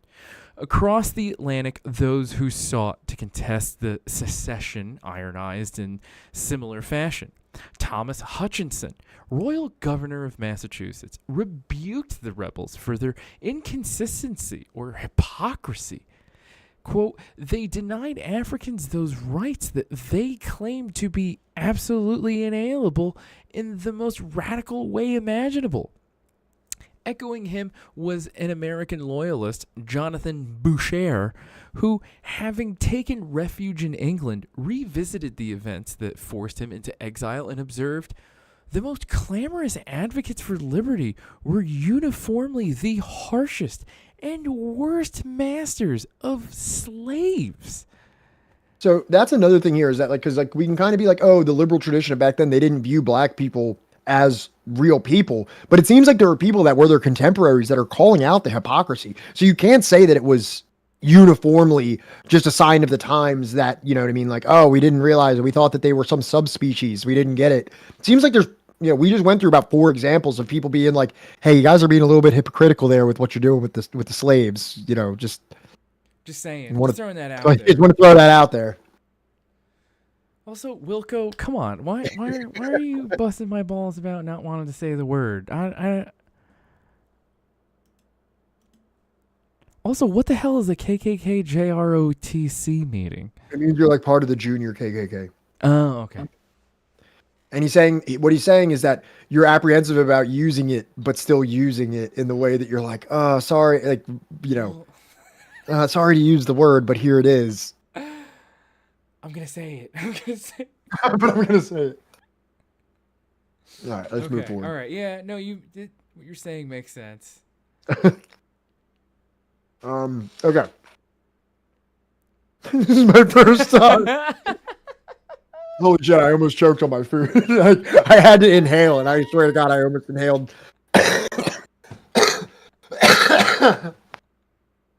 Just a room full. It's like a support group, like a room full of white guys just like rubbing you on the back. Just like, go ahead, let it out.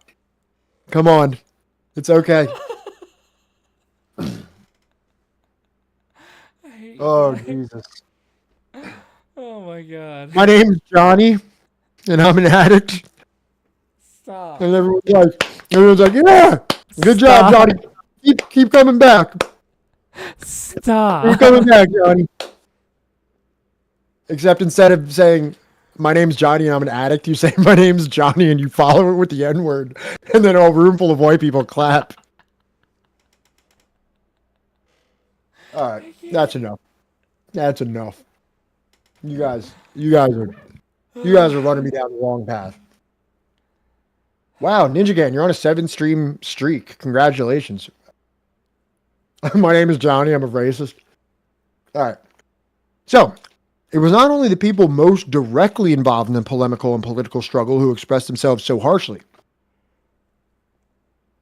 The intervention of John Millar, a prominent exponent of the Scottish Enlightenment, was especially stinging.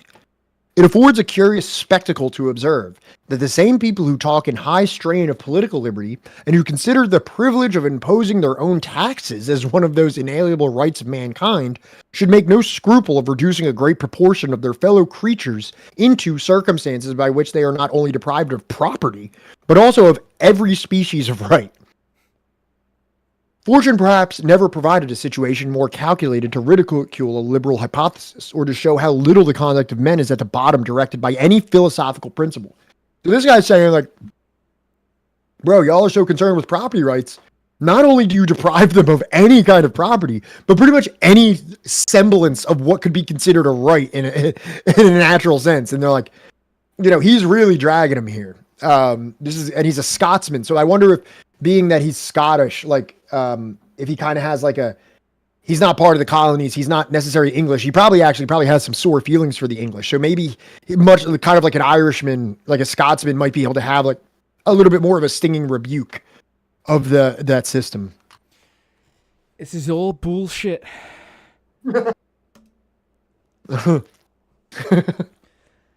You're all just fucking awful. But on either side, both just garble people. It's rubbish. Pure rubbish. English abolitionists went even further, calling for the defense of British institutions threatened by arbitrary and inhuman uses which prevail in a distant land. So arbitrary and inhuman that, as indicated by an advert in the New York Journal, a black woman and her 3-year-old daughter could be sold on the market separately as if they were a cow and calf. And hence, concluded Granville Sharp in 1769, one should not be led astray by the theatrical bombast and ranting expressions in praise of liberty employed by the slave-holding rebels. Free English institutions must be vigorously defended against them. The accused reacted in their turn by upbraiding England for its hypocrisy. It boasted of its virtue and love of liberty, but who promoted and continued to promote the slave trade? And who was it that transported and sold slaves? Thus argued Franklin, advancing an argument that became central in the first draft of the Declaration of Independence, elaborated by Jefferson. This is how, in the original version of that solemn document, that the British derived from the Glorious Revolution and George III himself were charged. So this is kind of the way that, like I said, now like slavery, like not even in like a,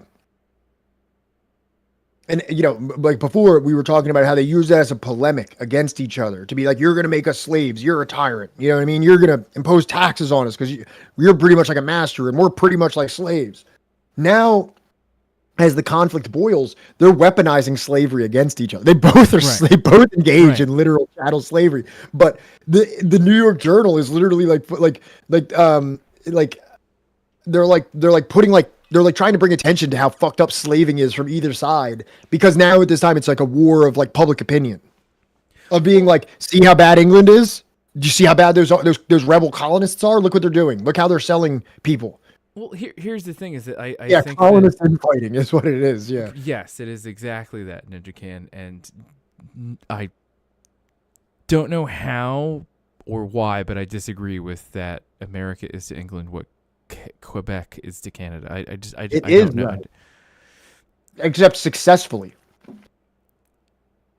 I don't know. My point is that, like, what I was originally getting at is that, like, England is the one that's like talking shit about America, being like, you guys have actual slaves, right? You know, and then America is like, but you're the one like profiting from the slave trade. They got here. The slaves got here. How do you think we didn't just start doing this out of nowhere? We're your colony, you know. And the Royal African Company is responsible for most of these slaves here, right? So it's just like, I don't understand. Like, you would think that neither of them would talk about this. You would think that that everybody on both sides, whether you're supporting England or, like, you know, the rebel colonists, that you'd be like, like, just leave that off the table. Let's both not talk about that. Let's just.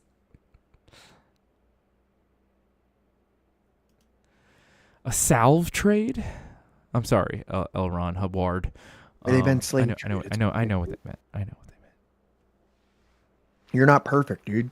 I thought that, like, Liverpool still, like, manages to have an economy based purely off of, like, Beatles stuff. Is Liverpool Scousers? Is that what's considered a Scouser? Liverpool? You could honestly have just made up that term Scousers, and I would believe that it's probably a real thing I don't know anything about. Scouses? There's like two UFC fighters that are Scousers. That's the only reason I know that. Is one of them the ginger-haired kid? He's not ginger-haired, but he has like a Beatles haircut, if that's what you're talking about. Yeah. He's got like the bowl cut, right? Yeah, Patty Pimblett. Yeah, that's who said. He's like, Scousers don't get knocked out. Yeah. No, you're good, L. Ron Hubbard. I'm sorry. I shouldn't have picked on you. Now, Liverpool is largely getting by building student accommodation for overpriced universities. Oh, you know, at least some things don't change. All right. This one's you. What should we make of this furious, unexpected polemic? There is no doubt that the accusations against the rebels struck a weak point. Virginia played a central role in the American Revolution. 40% of the country's slaves were to be found there, but a majority of the authors of the rebellion unleashed in the name of liberty also came from there. For 32 of the United's first 36 years of existence, slave owners from Virginia occupied the post of president. This colony, or state, founded on slavery, supplied the country with its most illustrious statesmen. It is enough to think of George Washington, great military, not really, and political protagonist of the anti-British revolt, barely, and Thomas Jefferson and James Madison, authors respectively of the Declaration of Independence and the Federal Constitution of 1787. All three of them slave owners. Regardless of this or that state, the influence of slavery exercised on the country as a whole is clear. 60 years after its foundation, we see that of the first 16 presidential elections between 1788 and 1848, all but 4 placed a Southern slaveholder in the White House. Hence, the persistence of the anti-American polemic on this point is actually understandable. So, I have kind of a long video here, but I think it's good to watch. And I meant to make this whole thing shorter, but it just didn't happen. But I think there's only like this and like 2 other videos, so we should be good. The point is you tried. Hold up, I need to reread that. Okay, hang on. Let me. Which part?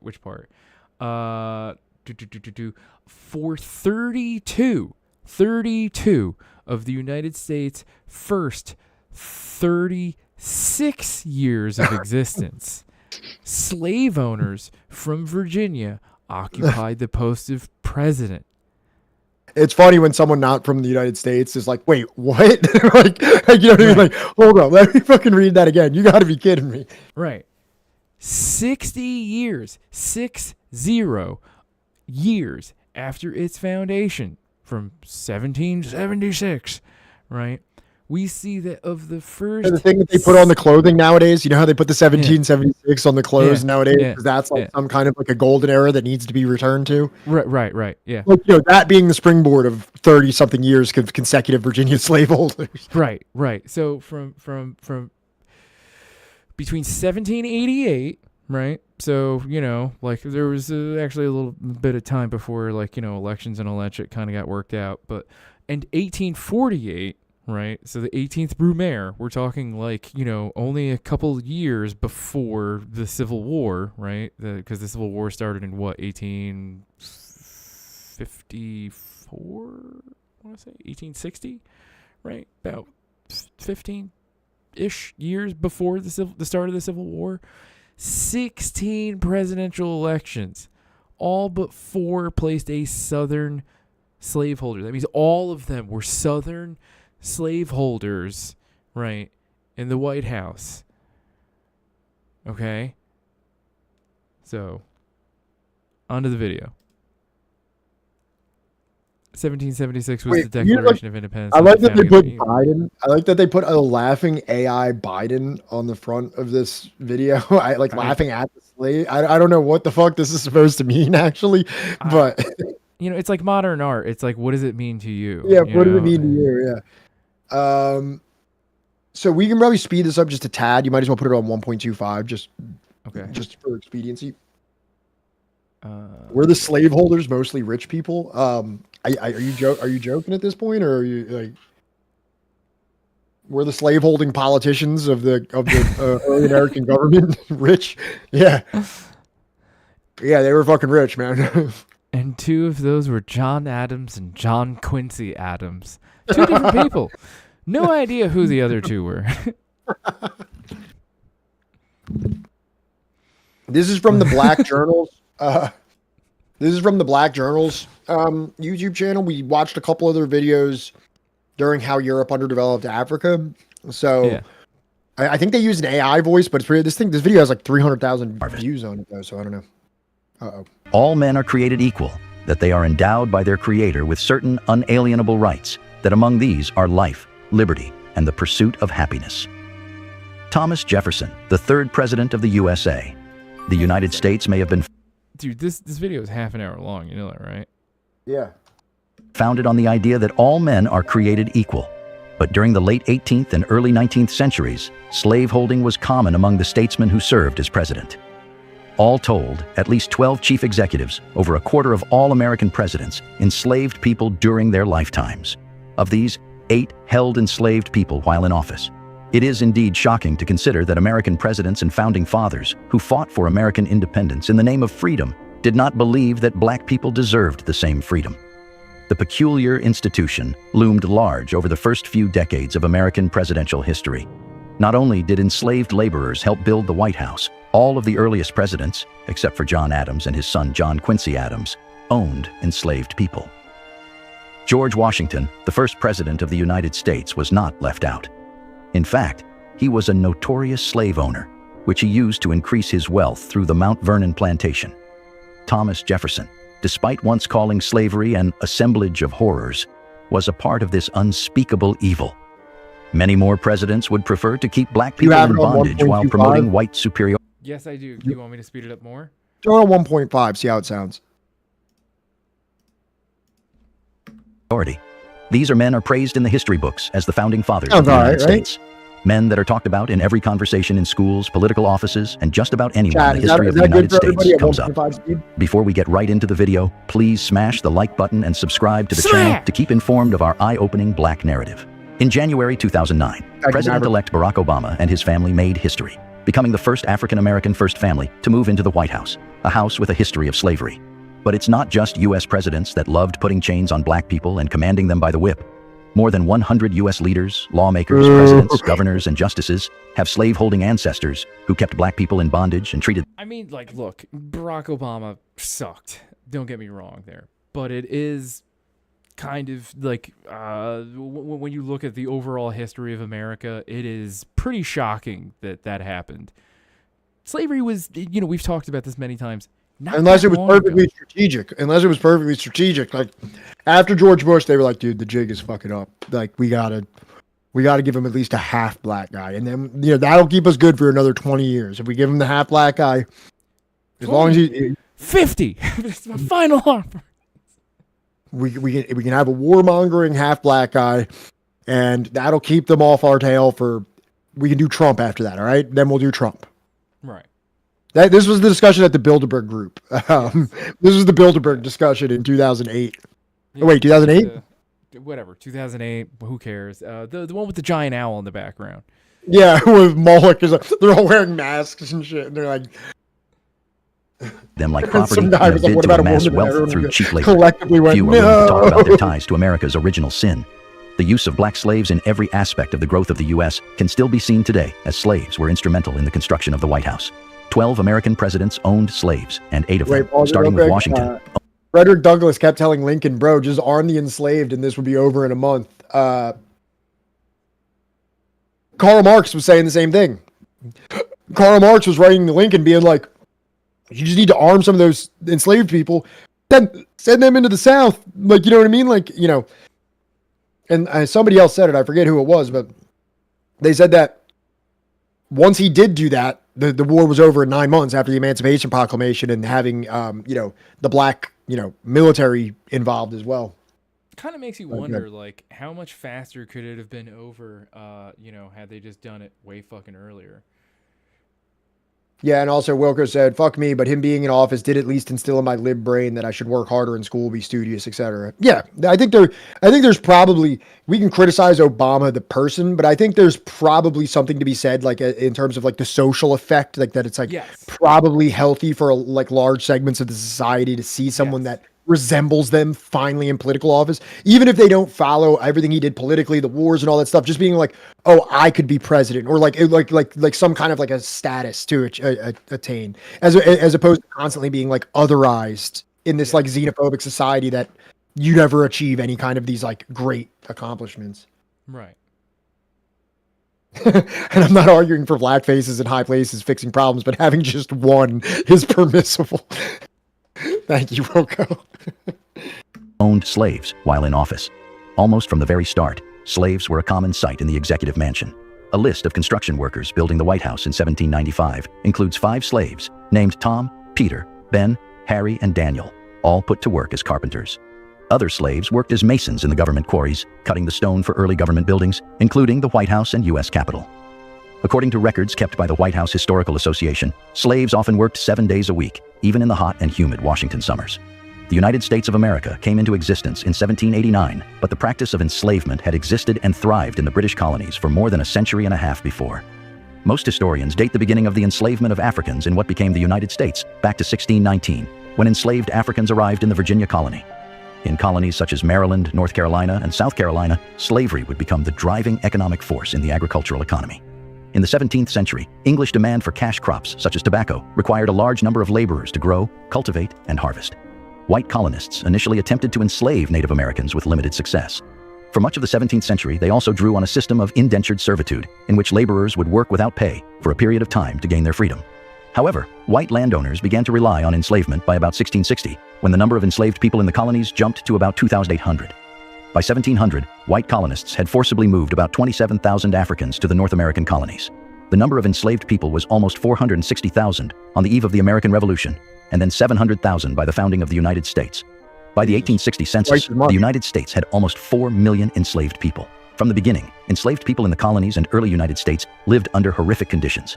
Most lived outdoors in small wooden quarters with little ventilation or protection from harsh weather. Some were expected to work indoors to assist with the functioning of homes, but many more labored in fields and on plantations, exposed to the elements such as grueling heat and bitter cold. Enslavers relied on violence to compel enslaved people to labor and used violence when and where they pleased. Most infamously, these enslavers used the whip to punish enslaved people who did not meet expectations. Enslavers' most brutal form of torture, however, was the use of family separation for the slave trade. Husbands, wives, children, and even infants were torn from their families and sold. For some historians, the simultaneous rise of slavery and the American Revolution is a paradox that requires explanation. This paradox only grows in consequence when we consider that some of the loudest advocates for Americans' freedom from British tyranny were themselves enslavers. Thomas Jefferson, a member of the Continental Congress and later President of the United States, was an enslaver when he wrote the famous opening lines of the Declaration of Independence. "We hold these truths to be self-evident, that all men are created equal, that they are endowed by their Creator with certain unalienable rights, that among these are life, liberty, and the pursuit of happiness." Was Jefferson considering enslaved African and African American people to be among those who were equal, possessed of unalienable rights of life, liberty, and the pursuit of happiness? Until the Civil War, U.S. presidents were deeply involved with slavery in 3 main ways. First, many early presidents were themselves enslavers, though their specific roles varied from deeply involved in the day-to-day management of enslaved people's lives and activities to more distantly involved. Second, presidents signed legislation and administered government policies that had important effects on slavery as an economic system. Finally, in some cases, presidential administrations were affected by the impact of political issues that revolved around slavery. Now that we understand the racial climate that existed at the time, let's take a look at the U.S. presidents who owned slaves in various capacities. George Washington. George Washington, the first president of the United States, was a central figure in American history. Born on February 22, 1732, in Westmoreland County, Virginia, he famously appeared on the $1 bill, revered as one of the men that made the United States what it today. George Washington is well known on his leadership in the founding of the United States, his role in shaping the nation's early institutions, and his dedication to the cause of American independence. He is celebrated for his leadership during the Revolutionary War, his presidency, and his pivotal role in the drafting of the United States Constitution. Washington's commitment to a unified nation and his willingness to step down from power after 2 terms set important precedents for American democracy. However, what most people don't know is that the same man that fought for American freedom from the tyranny of the British was a slave owner, like many other prominent figures of his time. At the time of his death in 1799, he owned over 300 enslaved individuals. When George Washington was 11 years old, his father died, and Washington inherited a small estate and 10 enslaved What was that? The AI art is killing me. Can you go back? That wasn't real. Like, can you just go back 10 seconds or something? Like, yeah, this is...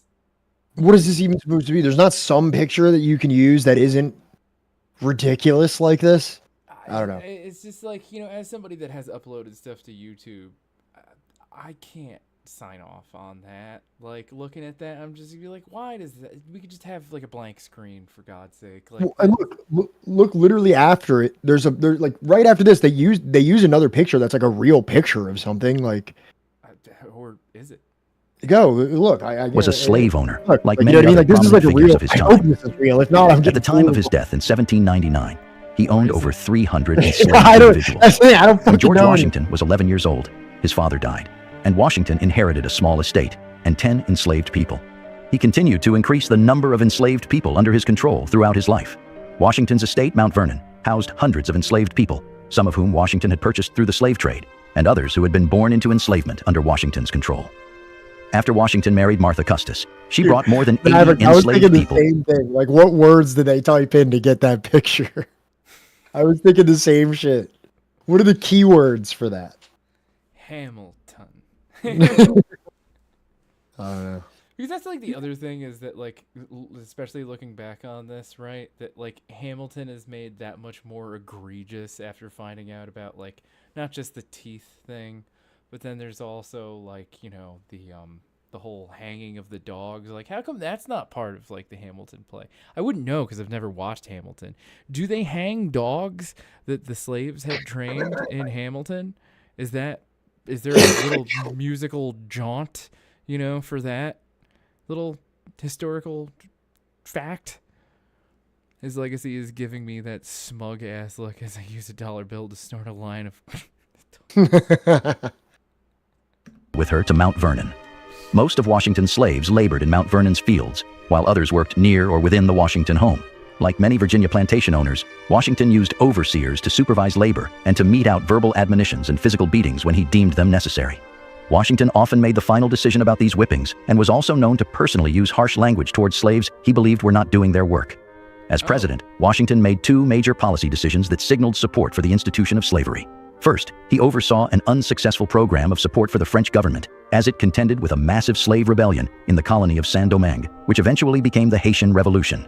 Second, and most notably, he signed the Fugitive Slave Law of 1793, which provided a mechanism for enslavers to invoke the right, from the U.S. Constitution's Fugitive Slave Clause, to pursue and reclaim people who had fled enslavement to states with less slavery. And despite his reservations about the slave trade in 1774, Washington brushed off a 1791 entreaty from the Quaker community, demanding an end to the slave trade. Well, that's a new fact. That he even had, like, you know, the Quaker community come to him with like a bill being like, let's get rid of this shit. And he's just like, Yeah. From everything I hear about the Quakers, I think the Quakers actually were like a pretty ethical semblance of, like, you know, they were settlers, but in terms of relations with native people and apparently slaves also, they were kind of like, hey, you guys are real fucked up with what you're doing here. You know, this area of Pennsylvania, there's Quakers around here, and I think even when we were talking to Rick, it's kind of like I don't want to speak out of turn because I could be wrong about a lot of it, but like there was somewhat of like an allyship between the natives and the Quakers. I could be wrong about the specifics of that. You can go ahead. Gotcha. Quaker Oats Thomas guy. Jefferson. When Thomas Jefferson won the presidential election of 1800, he had been an enslaver for almost 50 years. Like Washington, Jefferson had inherited slaves as a child after his father's death in 1757, and he later inherited more than 100 slaves after his father-in-law died in 1773. Jefferson's slaves were held captive at his main residence, Monticello, near Charlottesville, Virginia, as well as other locations in the state. Jefferson closely controlled the management of slave labor at Monticello. He generally did not believe in separating families of enslaved people because keeping them together would lead to reproduction and natural population growth, obviating the need to buy new slaves through the slave trade. Violence against enslaved people was common at Monticello, although Jefferson likely did not personally whip or otherwise physically torture them. According to historian Annette Gordon Reed, Thomas Jefferson's sexual interactions with an enslaved woman, Sally Hemings, likely led to her giving birth to 6 or 7 children. Gordon Reed points to the preferential treatment of the Hemings children as circumstantial evidence that Jefferson more closely regarded them than any other enslaved people at Monticello. Several were spared onerous labor as children, and all were eventually freed. Moreover, Gordon Reed has traced how since Jefferson's death, historians and others invested in preserving Jefferson's reputation had purposefully obscured the Hemmings connection. DNA testing in the late 1990s suggested strongly that he could not be ruled out as the father, and most scholarly historians. Yeah, it's like, and then when the people come over your house, they're like, "Oh, how are those slaves I gave you?" You know what I mean? You gotta keep up appearances. It's only customary. It's only customary, at that point, never look a gift in, I'm not gonna finish that. Yeah. I'm definitely not gonna finish that sentence, but I raised him since the day he was born. Oh, not raised, but I owned him. Yeah. Well, not exactly raised, more like owned. Yeah. It's all bad. It's all really bad. Yeah, it's all bad. Now view it as likely that he was. As president and in his private life and writings, Jefferson developed a contradictory record on slavery. He directed the Louisiana Purchase, which eventually led to the massive growth of plantation slavery in the Gulf South and beyond. Yet he also permitted American merchants to trade with Haitian revolutionaries against French enslavers and the French government, and in 1808, he signed a law that criminalized participation in the international slave trade. In his autobiography, Jefferson suggested that slavery would eventually end and that black enslaved people would be freed. Yet in his earlier and popular work, Notes on the State of Virginia, Jefferson wrote that black people were inferior to whites. Perhaps most damning. Have you ever heard that thing online? They could never make Blazing Saddles today. Like, people act like it was so offensive that they couldn't make that movie today. You'd hand the script to someone and they just go, "This is Blazing Saddles. They've already made this movie." It's already made it. Yeah. it's already been done. Yeah, you can't make this. Yeah, this has been done. This is a word for word verbatim script of Blazing Saddles. You've heard of IP before, right? Yeah, what do you want us to do with this? We'll be sued. Do you want Mel Brooks to sue us? Dude, and not only that, it's not even like it's that fucking offensive of a movie, really. It's like there's no like we were just talking about fucking Tropic Thunder, where Robert Downey Jr. wore blackface, and like you could never be Blazing Saddles. It's impossible. It's like Blazing Saddles wasn't even that bad. What are you talking about? Right. I have to stop making these jokes around y'all. I forget your Caribbean spirits. Take an invitation to walk among us for a moment. Jesus fucking Christ. Oh, God. That's too good. Was Jefferson's lack of care for the enslaved people at Monticello after his death, as more than 100 were sold to help cover Jefferson's debts, leading to the traumatic separation of families and their removal from Monticello. James Madison. James Madison, who succeeded Thomas Jefferson as president in 1809, came from a large slaveholding family in Orange County, Virginia. When Madison went to Princeton University in 1769, he brought an enslaved person named Sawney with him, and Sawney would later go on to become a trusted overseer of the Madison family estate, Montpelier. In his lifetime, Madison emancipated only one enslaved person, Billy. Billy went to Philadelphia with Madison and lived with him during the time of the Continental Congress. Madison believed that Billy had learned too much about what it meant to be free to return to life as a slave. Billy, Madison seemed to fear, might teach other enslaved people about the freedom he had experienced in the North and endanger the institution of slavery at Montpelier. The rest of the people Madison owned as slaves, he bequeathed to his wife. Madison's political thought, which is widely considered pivotal to the creation of the United States, featured ambivalence about the morality and importance of slavery. On one hand, especially during the height of the American Revolution, Madison questioned whether slavery should be a fundamental part of the American experience.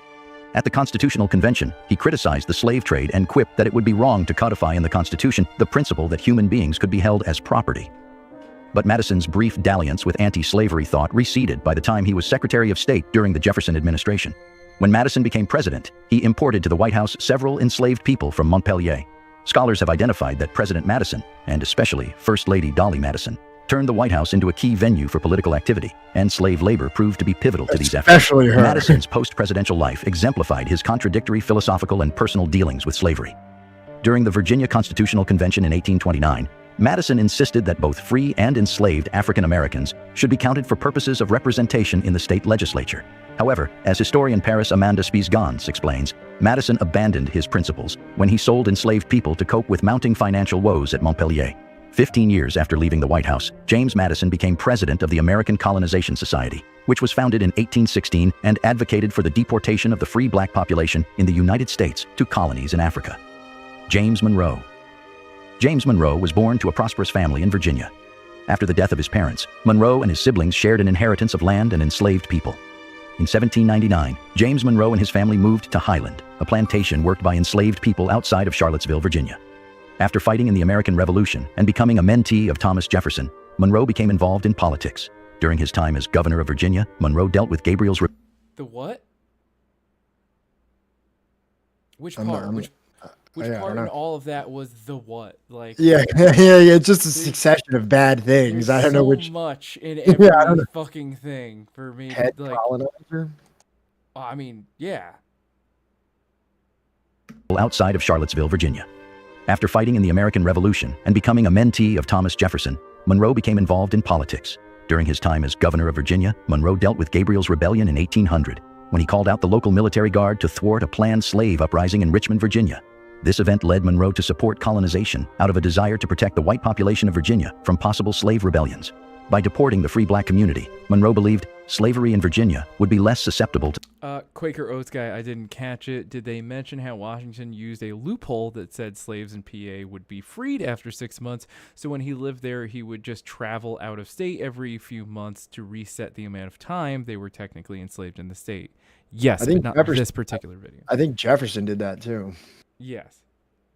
It's probably common practice, you know. To the kind of unrest that had occurred during Gabriel's Rebellion. From a policy perspective, Monroe's term as president is important because he signed the law that would come to be known as the Missouri Compromise, which admitted Missouri as a state where slavery was legal. Andrew Jackson. Andrew Jackson had a large number of enslaved people who worked in the cotton fields of his plantation, the Hermitage, nearby Nashville, Tennessee. Jackson participated in the slave trade in order to grow his slave labor force to more than 150 people by the time he died in 1845. As master, Jackson's concern for the preservation of his wealth and property meant that he demanded that overseers and others responsible for the daily management of operations at the Hermitage avoid excessive violence toward the enslaved population. On the other hand, Jackson demanded vicious retribution against enslaved people when he wanted it. Infamously, he once wrote an advertisement for the capture of a slave named Tom Gid, who had run away from the Hermitage, that offered $10 extra for every 100 lashes the captor laid on the captive. William Henry Harrison. William Henry Harrison was an American military officer and politician who served as the 9th President of the United States. Harrison died just 31 days after his inauguration as president in 1841, making his presidency the shortest in U.S. history. He was also the first U.S. president to die in office, causing a brief constitutional crisis since presidential succession was not then fully defined in the United States Constitution. We don't know what the inherited fuck several slaves, and as... He's dead. He's dead. Well, who do He's dead. Are you sure? Did you use leashes? Did you bleed him? Did you blood him? Did you bleed him yet? No, I tried everything. I don't know what else to do. He's gone. William Henry Harrison is very not unknown president out of the U.S. presidents, but yeah. Probably because he literally only lasted a month. Yeah. The first governor of the Indiana Territory, he unsuccessfully lobbied Congress to legalize slavery in Indiana. In addition to resulting tensions with the Indians, Harrison's pro-slavery position made him unpopular with the Indiana Territory's abolitionists, as he tried in vain to encourage slavery in the territory. In 1803, he had lobbied Congress to temporarily suspend for 10 years Article 6 of the Northwest Ordinance prohibiting slavery in the Indiana Territory. Though Harrison asserted that the suspension was necessary to promote settlement and make the territory economically viable and ready for statehood, the proposal failed. Lacking the suspension of Article 6, in 1807, the territorial legislature, with Harrison's support, enacted laws that authorized indentured servitude and gave masters authority to determine the length of service. Dilcia allegedly was a woman enslaved by future President William Henry Harrison. According to civil rights activist Walter Francis White's family oral history, Harrison purportedly had 6 children with Dilcia. Walter Francis White's oral history asserts when Harrison decided to run for president, he concluded that it would not be politically advantageous for him to have bastard slave children in his home. Accordingly, Harrison allegedly gave 4 of Dilcia's children to his brother. His brother, in turn, is claimed to have sold the children to Joseph Poythress, one of the earliest white settlers of LaGrange, Georgia. John Tyler. John Tyler was the 10th President of the United States, serving from 1841 to 1845, after briefly holding office as the 10th Vice President in 1841. He was elected Vice President on the 1840 Whig ticket with President William Henry Harrison, succeeding to the presidency following Harrison's death 31 days after assuming office. U.S. President John Tyler owned as many as 50 slaves during his lifetime. According to a news item from 1943 on slave-owning presidents, It is said that John Tyler sold one of his slaves to defray his expenses when he went to Washington to assume his duties as Vice President of the United States. The names of 3 people enslaved by Tyler. He just gets like, he's like, honey, I won the presidency. Quick, sell one of the slaves so I can get to Washington, D.C. Quick, sell one of the enslaved. It's going to be an expensive ride. Queue up a couple of known the to researchers through the historical record: Armistead, James Hamilton Christian, and Aunt Fanny. In the 1840s, abolitionist publisher Joshua Leavitt alleged that Tyler fathered multiple enslaved children. James Knox Polk. James Knox Polk was the 11th President of the United States, serving from 1845 to 1849. Polk is known for extending the territory of the United States through the Mexican-American War during his presidency, annexing the Republic of Texas, the Oregon Territory, and the Mexican Cession after winning the Mexican-American War. I feel like we could read that Gerald Horne book, and this guy's probably going to come up a lot. I finished that book, by the way. Which one? 1776. Oh, okay. No, I meant the. The other books. Oh, okay. There's it's like a trilogy of 3, but yeah, we'll talk about it later. We'll talk about it. Polk became the Democratic nominee for president in 1844, partially because of his tolerance of slavery, in contrast to Van Buren. As president, he generally supported the rights of slave owners. His will provided for the freeing of his slaves after the death of his wife, though the Emancipation Proclamation and the 13th Amendment to the United States Constitution ended up freeing them long before her death in 1891. In his inaugural address, delivered in a steady reign, Polk made clear his support for slavery. Although he did not mention slavery specifically, he alluded to it, decrying those who would tear down an institution protected by the Constitution. Andrew Johnson. Andrew Johnson, who became the 17th U.S. president following the assassination of Abraham Lincoln, was one of the last U.S. presidents to personally own slaves. Andrew Johnson typically said he owned between 8 and 10 slaves, although the exact number is surprisingly difficult to determine. According to Reconstruction historian Manisha Sinha, Johnson is remembered today for making white supremacy the overriding principle of his presidency through his obdurate opposition to Reconstruction, the project to establish an interracial democracy in the United States after the destruction of slavery. He wanted to prevent, as he put it, the Africanization of the country. Under the guise of strict constructionism, states' rights and opposition to big government, previously deployed by Southern slaveholders to defend slavery, Johnson vetoed all federal laws intended to protect former slaves from racial terror and from the black codes passed in the old Confederate states. This reduced African Americans to a state of semi-servitude. Johnson peddled the racist myth that Southern whites were victimized by black emancipation and citizenship, which became an article of faith among lost cause proponents in the post-war South. Ulysses S. Grant. The last president to personally own enslaved people was Ulysses S. Grant, who served 2 terms between 1869 and 1877.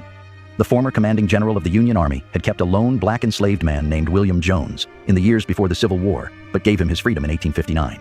Grant would later sum up his evolving views on slavery in 1878, when he was quoted as saying that it was a stain to the Union that people had once been bought and sold like cattle. This brings us to the end of this video. Tell us what you think in the comment section, as we are always interested in your thoughts.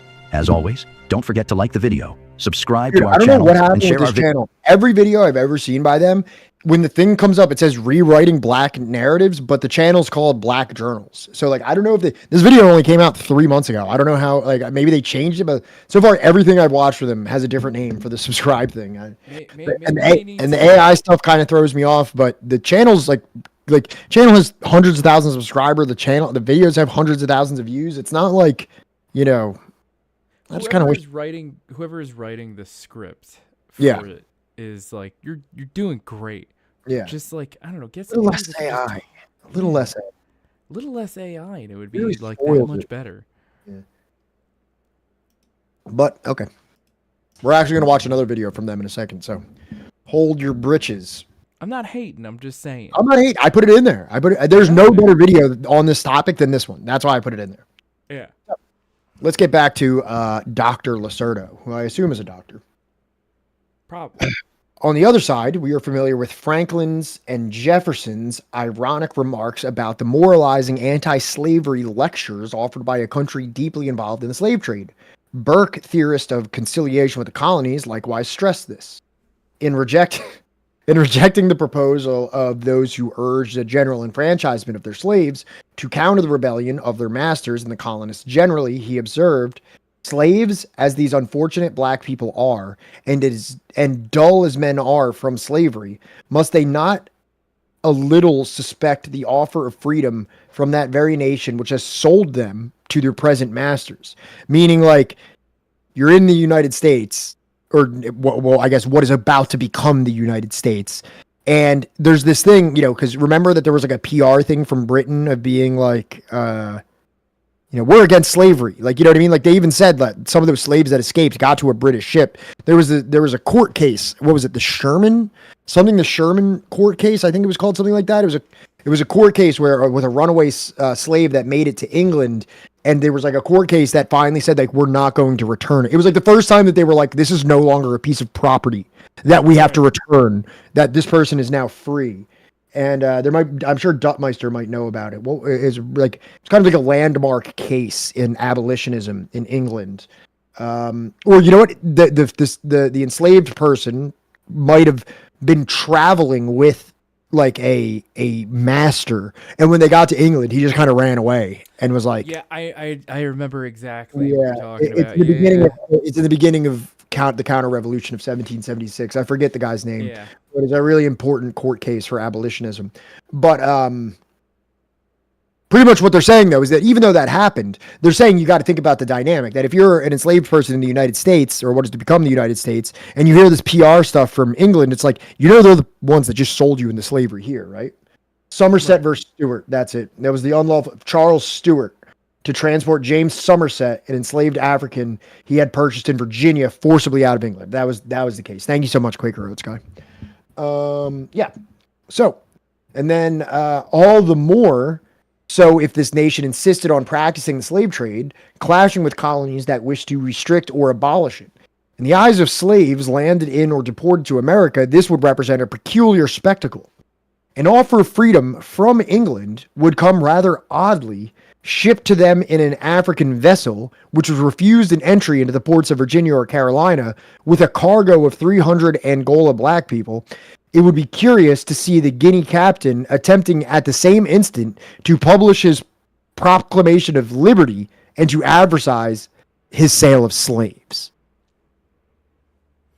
Yeah.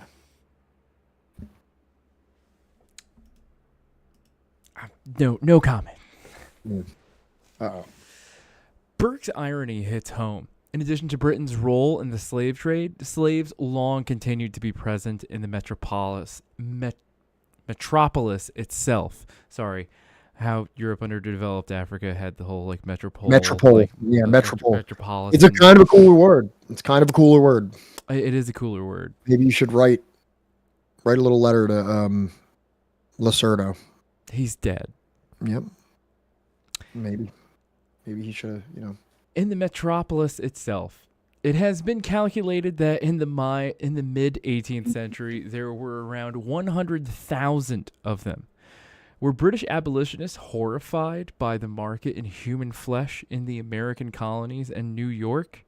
In Liverpool in 1766, 11 black slaves were put on sale and the market in black cattle was still open in Dublin 12 years later, regularly advertised in the local press. This is to say that while the same time that Britain was like mongering this kind of like polemic, smear campaign of the colonists and their things about slavery, they were also still just like actively selling slaves, not only in England, but also in Ireland, which was an English colony at that point. Right. 1766 in Ireland, there are actually. So, wait, that means that for all the Irish American people that ever said, like, oh, my family came here in we never owned a slave. And it's like, maybe you actually, did. You I could have news for you. Yeah. You dirty fucking.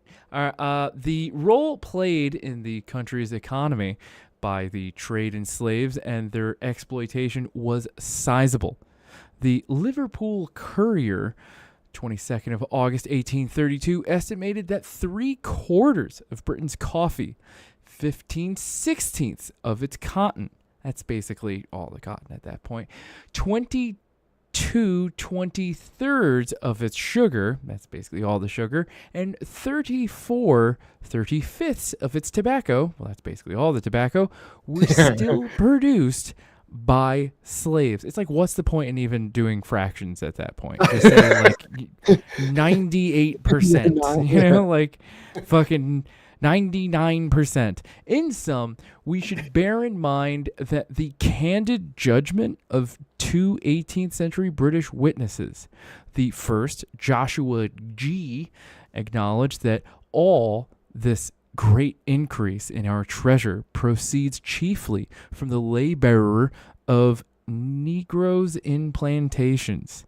The second, Malachi Postlethwaite, engaged as he was in defending the role of the Royal African Company. That's the one with the really crazy looking logo. Yeah. The company that controlled the slave trade was even sharper. The Negro trade and the natural consequences resulting from it may be justly esteemed an inexhaustible fund of wealth and naval power to this nation. They were the first principle and foundation of all the rest, the main spring of the machine which set every wheel in motion. The British Empire as a whole was merely a magnificent superstructure upon this commerce. Finally, there was the political influence of the institution of slavery. Although obviously inferior to what it was in the American colonies, it was certainly not nugatory in England. I don't know.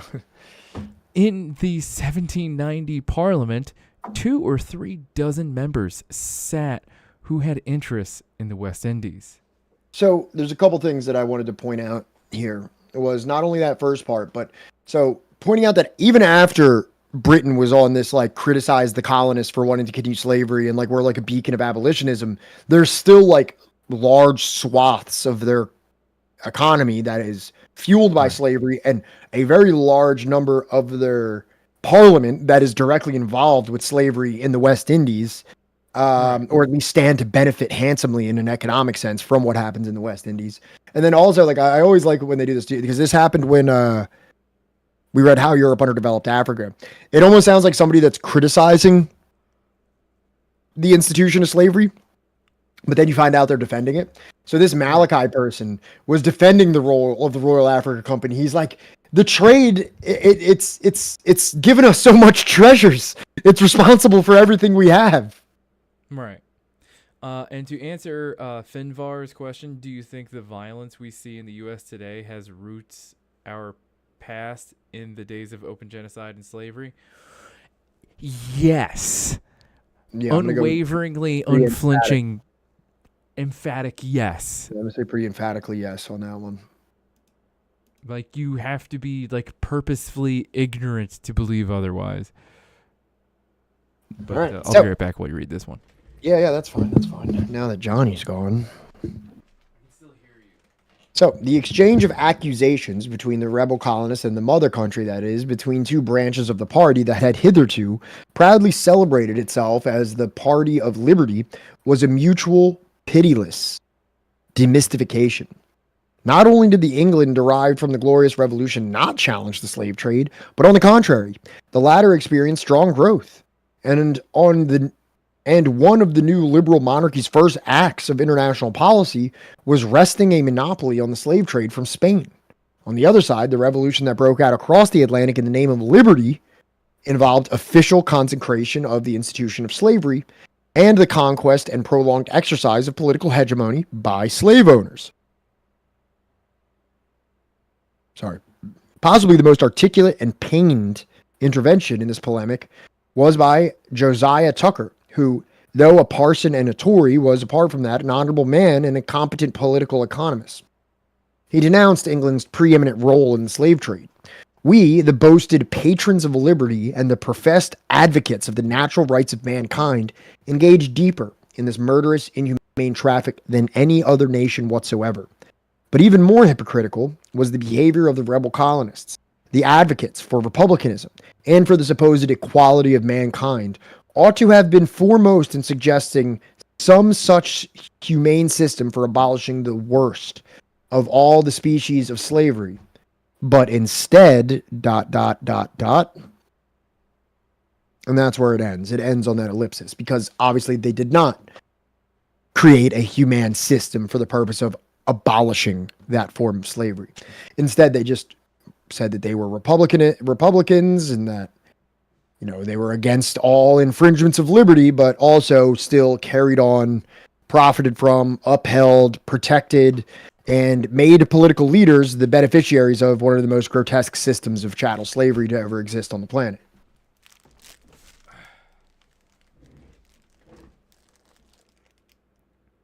Hey. Hey. You're back, I see.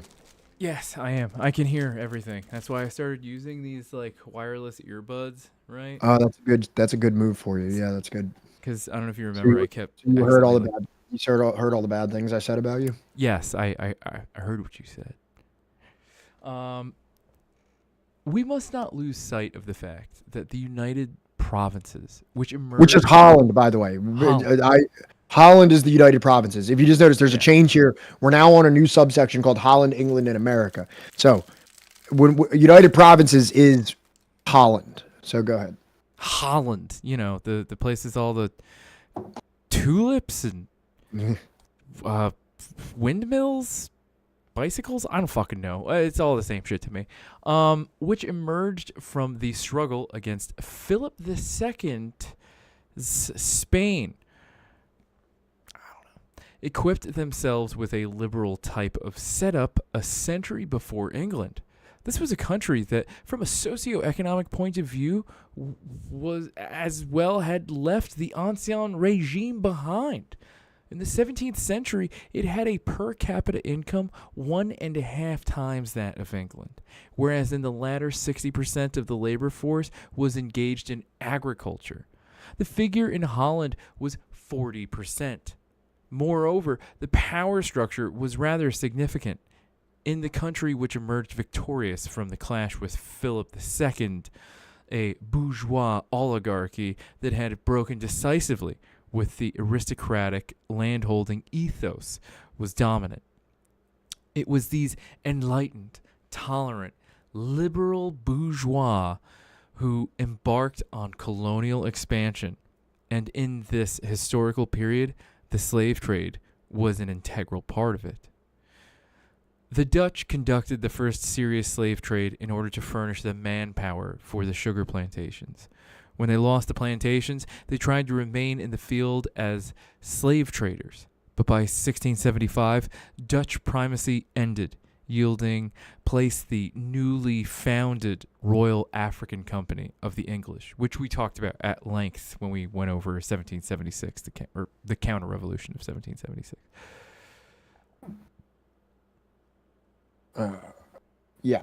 So this is kind of this part, Holland, England, America, is talking about the three successive phases of what we know as like liberalism. Like it kind of like started in like Holland to England. Like it was kind of like passing the baton of liberalism. But one thing they all also had in mind was slavery. So we can put this one on 1.5 also. This is the second to last. We're pretty much done here. We're like 3/4 of the way through everything. Yeah. And what speed did you say? 1.5. Historians studying the Netherlands' history sometimes refer to the 17th century as the Dutch Golden Age. The term refers to an era of unprecedented wealth in the Dutch Republic, when artists such as Rembrandt van Rijn and Johannes Vermeer painted masterpieces and intellectual life flourished in cities like Amsterdam and Delft. But this glittery phrase obscures a dark truth. Many of the Republic's wealthiest residents made their fortunes through the enslavement, sale, and exploitation of African people. However, unlike the Portuguese, the Spanish, Britain, the French, and the USA, whose involvement in the barbaric act of the slave trade is well known, the Dutch hope to bury this truth and continue to deny. You can put it down to 1.25 if it's a little too fast. That's fine.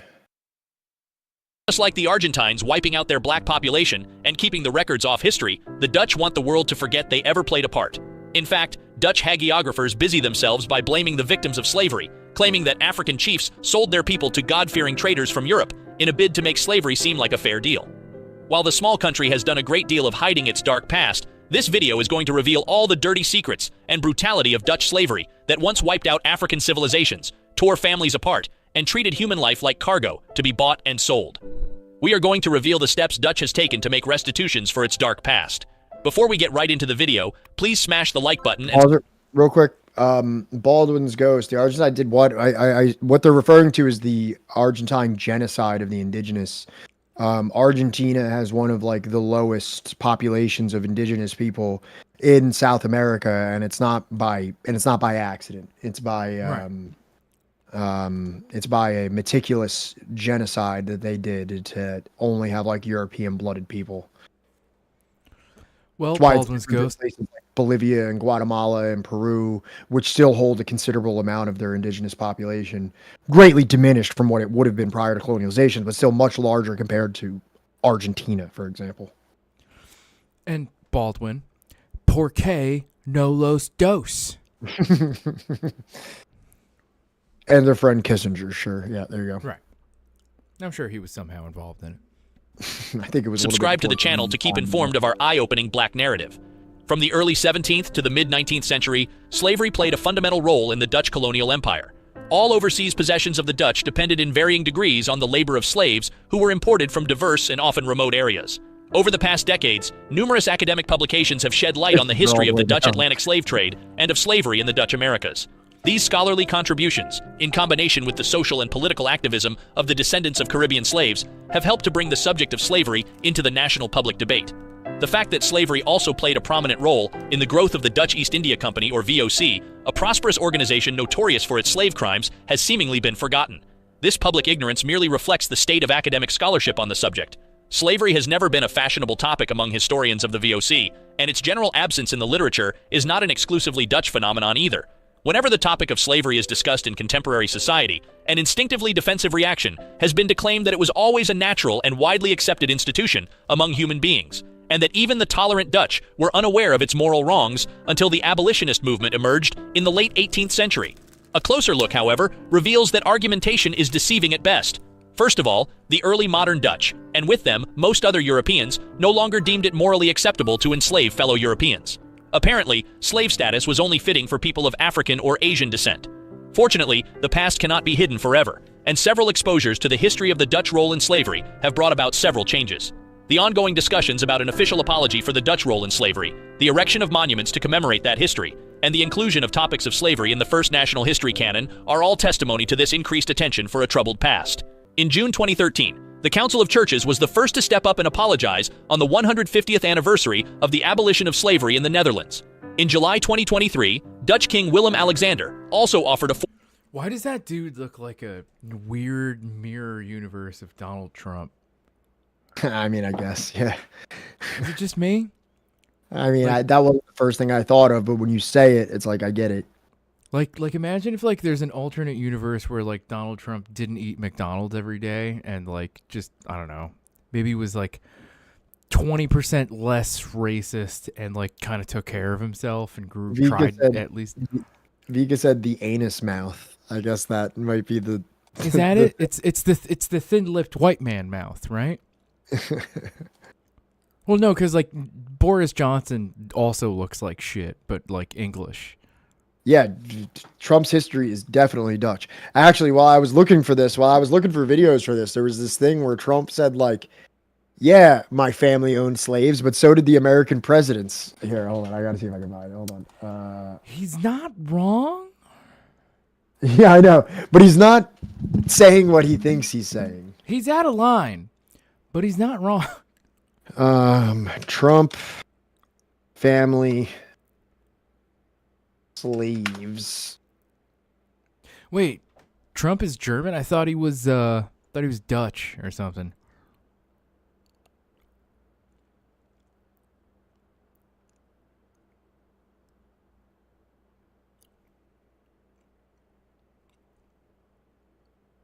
Here.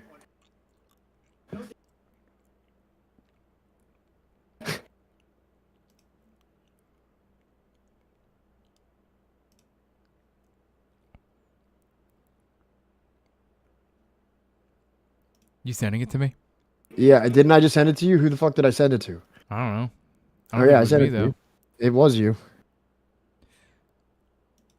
I don't know what the fuck is going on. All right, let me just try refreshing this. If the stream crashes because of this. What the fuck? I'm just saying it might.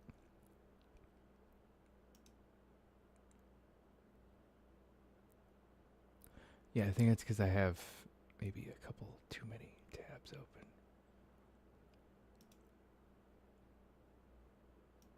All right.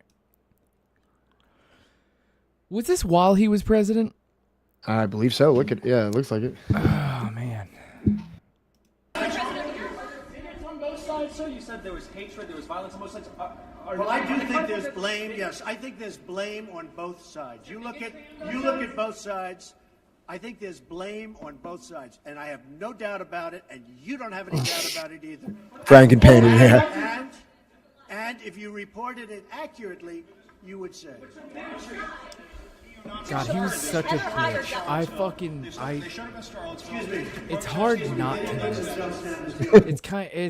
It was awful. I'll admit it was extremely awful, but also just like, God, he was such like a fucking just smarmy fucking bitch. But you also had people that were very fine people on both sides. You had people in that group, excuse me, I saw the same pictures as you did. You had people in that group that were there to protest the taking down of, to them, a very, very important statue and the renaming of a park from Robert E. Lee to another name. George Washington was a slave owner. Was George Washington a slave owner? So will George Washington now lose his status? Are we going to take down, excuse me, are we going to take down statues to George Washington? How about yes. Thomas Jefferson? What do you think of Thomas Jefferson? You like him? Okay, good. Are we going to take down the statue? Because he was a major slave owner. Now we're going to take down his statue. So you know what? It's fine. You're changing history. You're changing culture. And you had people, and I'm not talking about the neo-Nazis and the white nationalists. Keep going. Because they should be condemned. I'm not talking about the neo-Nazis or the white nationalists. Totally. But you had many people in that group other than neo-Nazis and white nationalists, okay? And the press has treated them absolutely unfairly. Now, in the other group also, you had some fine people, but you also had troublemakers, and you see them come with the black outfits and with the helmets and with the baseball bats. You had a lot of bad people in the other group too. Oh, Donnie. There's still hope. There's still hope, you know. From the ineptitude of the Democratic Party, you know. From just literally tripping over their own fucking dick. It's possible. Okay? Yeah. I don't want it to be. Okay, chat? I want to make it when you look at the polling, absolutely clear. When you look at the polling though, like between him and Biden, it doesn't look good. Okay, like neither me nor not that Matt, Biden like, is good. I don't even know right. at this point what to think of anything. Like, you know, with everything that's going on with Palestine, it's like I don't even fucking know anymore. I mean, how many times do we need to hear, like, you know, the ever since that one activist, she said that, like, you know, look, you know, we survived Trump. We survived 4 years of Trump, but what is it, like 170,000? You know, Palestinians didn't survive 4 years of Biden. 170,000? Well, what is the number at now? Displaced? Of the dead. No, the dead's only like 20,000. Okay, 20,000. But there's like but there's that many displaced. Right. So, all right, I completely mixed up the figures, but you get what I'm saying and like what like the original person was attempting to say, right? Yeah. Well, yeah, I said only in response to the 170,000. I mean, that's a right to my that's a fraction of it. So my error, chat, not Pat's, and the only is in response to what I said. All right, just okay, just making sure. All right. Formal apology for the Netherlands' historic involvement in slavery and the effects that it still has in the present day. This apology came on the 160th anniversary of the legal abolition of slavery in the Netherlands, including its former colonies in the Caribbean. In his speech, Willem-Alexander said that Dutch ships transported more than 600,000 individuals out of Africa and across the Atlantic, 75,000 of whom did not survive the journey. The monarch also commissioned independent research into his family's involvement in the slave trade, with results expected in 2026. According to a study published in early 2023, the House of Orange-Nassau, the royal house of the Netherlands, made around $600 million in today's money from slavery in the Dutch colonies between 1675 and 1770, is that why it's called including shares in the Nassau Dutch... Bahamas? Is that a Dutch word? That would make sense. There's so many words that I'm figuring out, like, oh, that's actually Dutch. Like, you know the word Harlem? That's Dutch. You know Brooklyn is Dutch. Nassau, I know Nassau is the capital of the Bahamas, and I guess that's because of the Dutch too. The fucking Dutch. Oh, And this is really a lot of why we're watching this video, is because so many people, I think Nassau was a British lord. Oh, maybe. But so many people fucking like the Dutch really get to slide away with their imperialism. They really get to pretend like that never happened. They pretend they could just be like, you know, silly bike flower people with Amsterdam and smoking weed and all that stuff. But in reality, they're just as bad as the French or the US or the British or the Spanish. British guy from Nassau, though. Oh, okay. I see. Okay. I mean, at one point, it was like they were all kind of like especially if you were in nobility or something, it was kind of like all the same. Kind of like when we were going over the Great Class War, and it's like they're all like the same fucking family, you know? Like, yeah, we're all German. We're all German somehow. They're all like cousin fuckers, so, you know. Blame it all East on India Dutch. Company gifted to the family. Willem Alexander's apology comes in the midst of a larger reckoning with the Netherlands' involvement in the slave trade. In 2022, the country's prime minister, Mark Rutte, made a similar apology, acknowledging the Dutch state bears responsibility in the Atlantic slave trade and profited from it. The government also announced a fund of more than $200 million to increase awareness and involvement and follow-up regarding the country's legacy of slavery. The Dutch were not only leading participants in the transatlantic slave trade, they were also the cruelest among the slave masters. During the years 1624 to 1763, the Dutch were the most brutal of slave masters. The Dutch slave code was much harsher than the Spanish code. The savagery of the Dutch code is shown by one provision of calculated cruelty, the burning alive of mutinous slaves over a slow fire.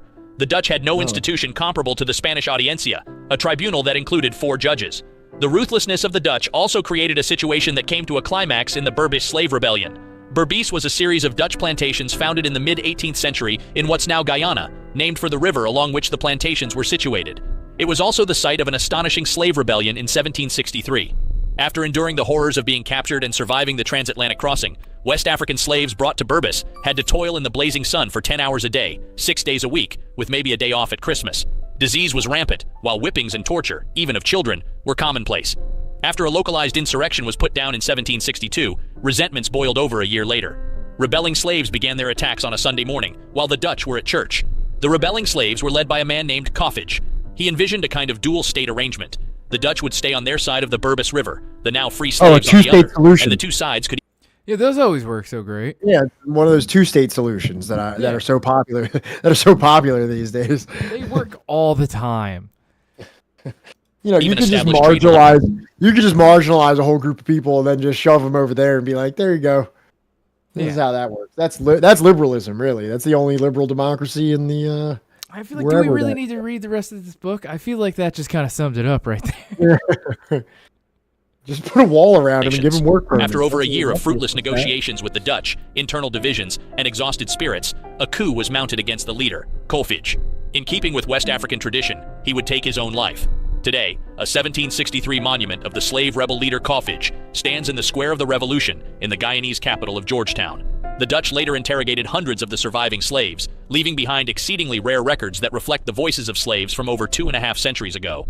In all, 124 people were executed. Some of the condemned were to have every bone broken on the rack with an iron bar before dying from either a mercy blow to the heart or a merciless... What'd you say? I was just kind of like, oh, okay, yeah. ...blow to the skull.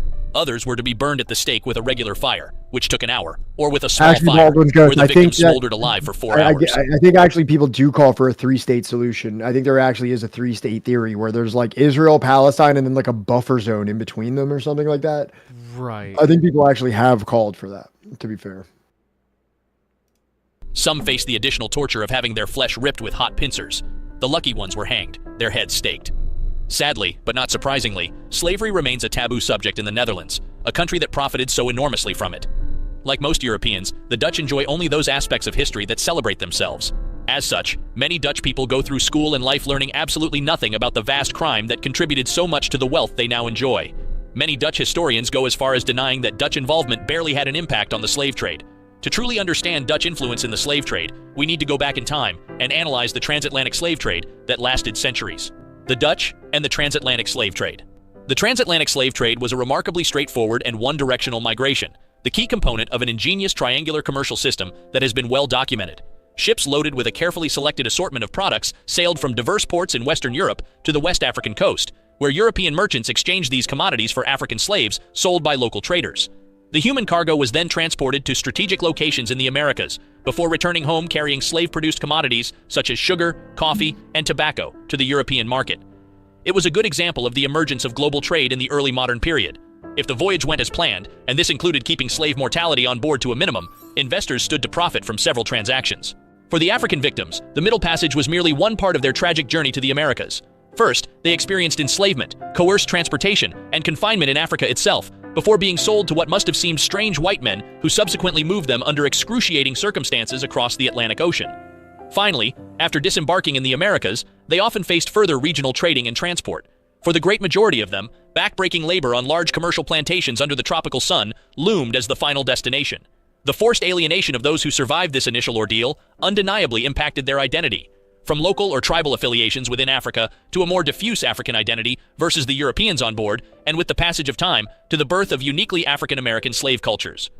Due to its highly organized and businesslike character, with slave embarkation, mortality, and disembarkation being meticulously registered, historians have been left with large amounts of administrative evidence from which the business, volume, and direction of the transatlantic slave trade can be reconstructed. At present, there are 1,237 officially documented Dutch slave voyages, with a total of 408,658 slaves departing from Africa. However, the actual numbers are an estimated total of 554,300 slaves exported by the Dutch, or roughly 4.4% of the overall volume of the transatlantic slave trade. And of these slaves, around 475,200 reached the Americas alive with a mortality rate of 14.3%. However, there are other accounts that state that more were transported. Despite the inherent subjectivity of all assumptions, extrapolations, and estimations involved, historians generally agree that slightly more than 500,000 Africans were transported on Dutch ships, with somewhere between 50,000 to 100,000 slaves perishing before they reached the New World. Given that their commercial activities on the African coast dated back to the mid-1590s, the Dutch waited several decades before actively participating in the slave trade. Initially, Dutch-African trade was primarily focused on gold, and to a much lesser extent, ivory. Their first official settlement on the African coast, Fort Nassau at Murray on the Gold Coast, did not spark any serious slaving activities either. This hesitation can be attributed to the fact that the Dutch still lacked a suitable American colony with a strong demand for slave labor. As the rise of Dutch colonial expansion was closely tied to the enduring conflict with Spain, as well as with Portugal since 1580, Iberian shipping became fair game for Dutch privateers. The capture of Portuguese slave ships in and around the Atlantic Ocean resulted in what has been labeled an incidental slave trade. Slaves carried by the enemy were defined as contraband, and when possible, sold to the nearest friendly buyer. The conquest of Pernambuco and several other Portuguese captaincies in northeast Brazil during the early 1630s handed the Dutch West India Company, or WIC, the richest sugar-producing area in the world, and a full-blown slave society at that. The company officials soon came to the realization that without slaves, sugar cultivation was in danger. After the surrounding rural areas were sufficiently pacified, the WIC began expanding its commercial interests on the African coast by simply conquering long-established Portuguese trading posts. Earlier attempts to do so had failed miserably, but victories at Arguin in 1633, Elmina in 1637, and São Paulo de Luanda and São Tomé in 1641 guaranteed an unprecedented Dutch dominance on the African coast. Never would the Dutch have easier access to slaves than during the 1640s. The history of Dutch Brazil can be divided into three acts.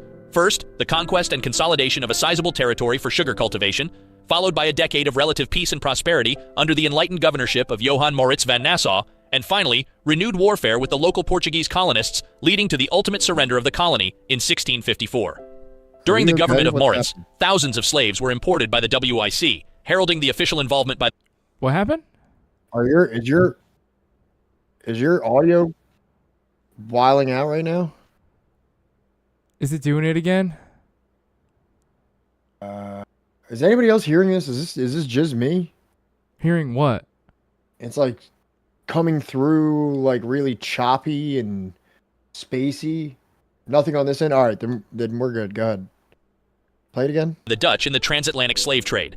At first, these slaves were mainly procured from the Calabar region, which is the Slave Coast, Bight of Benin, and Bight of Biafra, and the region north of the Congo River. But the Dutch, fueled by the traditional preferences of the Portuguese Brazilian sugar planters for Angolan slaves. I'm not gonna lie, this earbud, for some reason, this whole time the audio has just been kind of like cutting sort of out. Hold on, let me go and go back.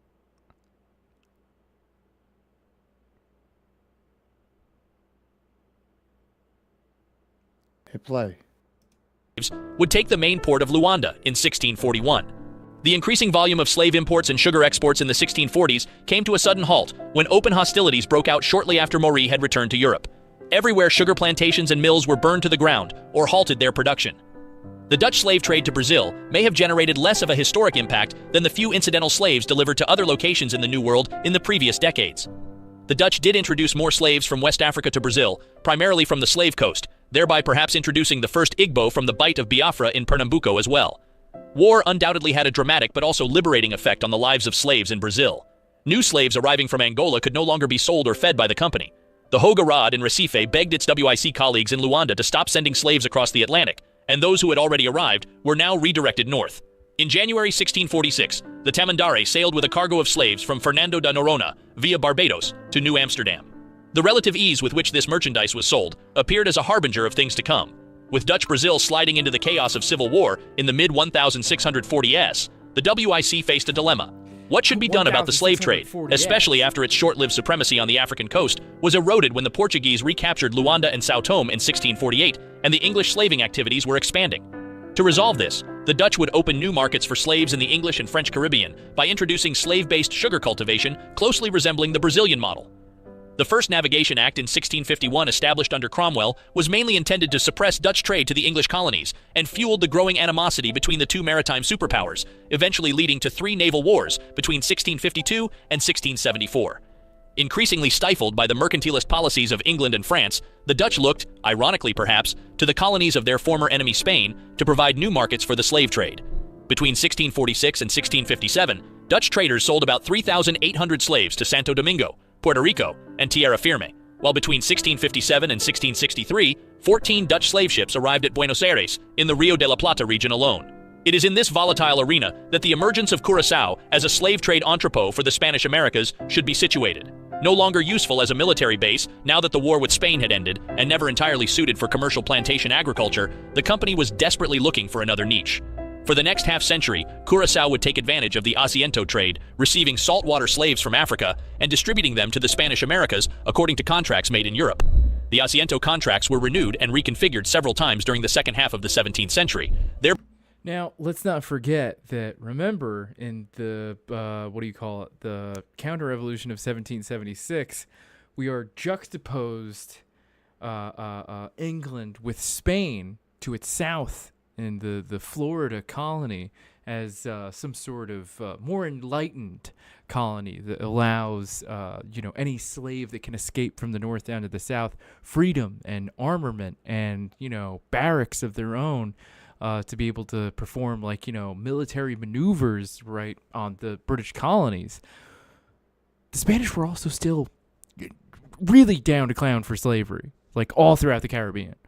It was geopolitically advantageous for them to win the support of the African slaves in the mainland United States. Right. In that circumstance. By consolidating the Dutch position as a major player in the transatlantic slave trade.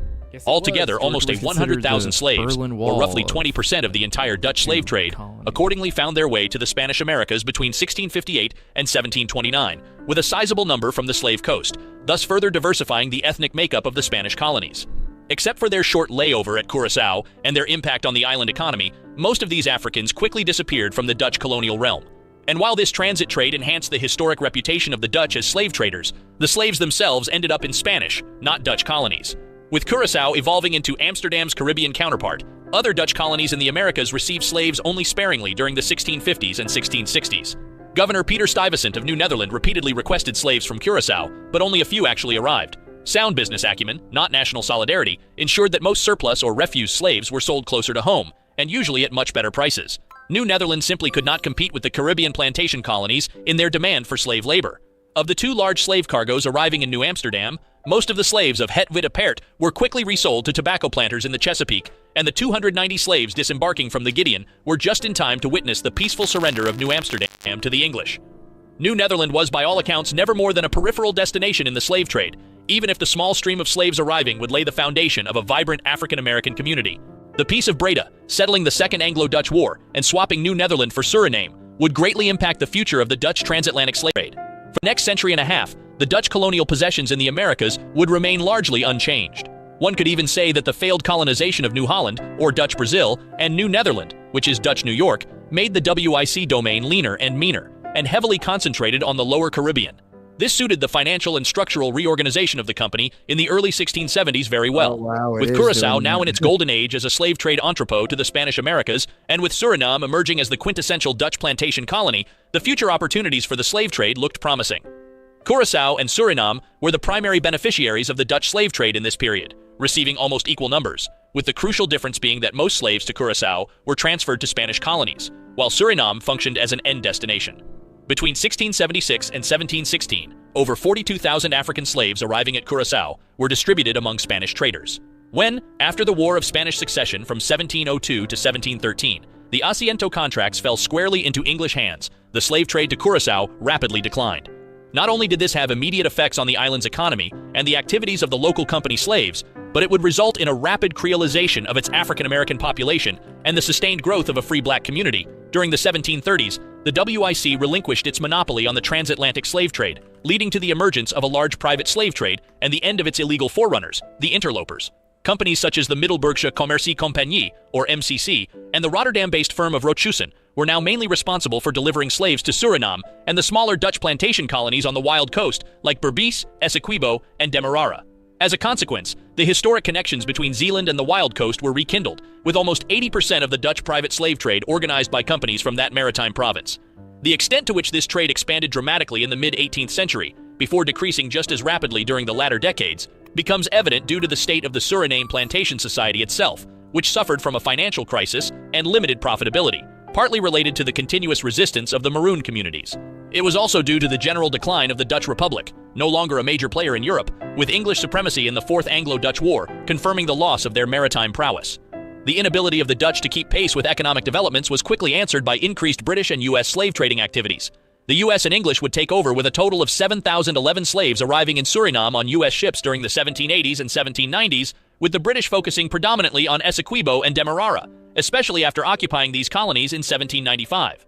The colonies were shortly returned to the Dutch during the era of the Batavian Republic from 1795 to 1805, much to the chagrin of even the Dutch planters.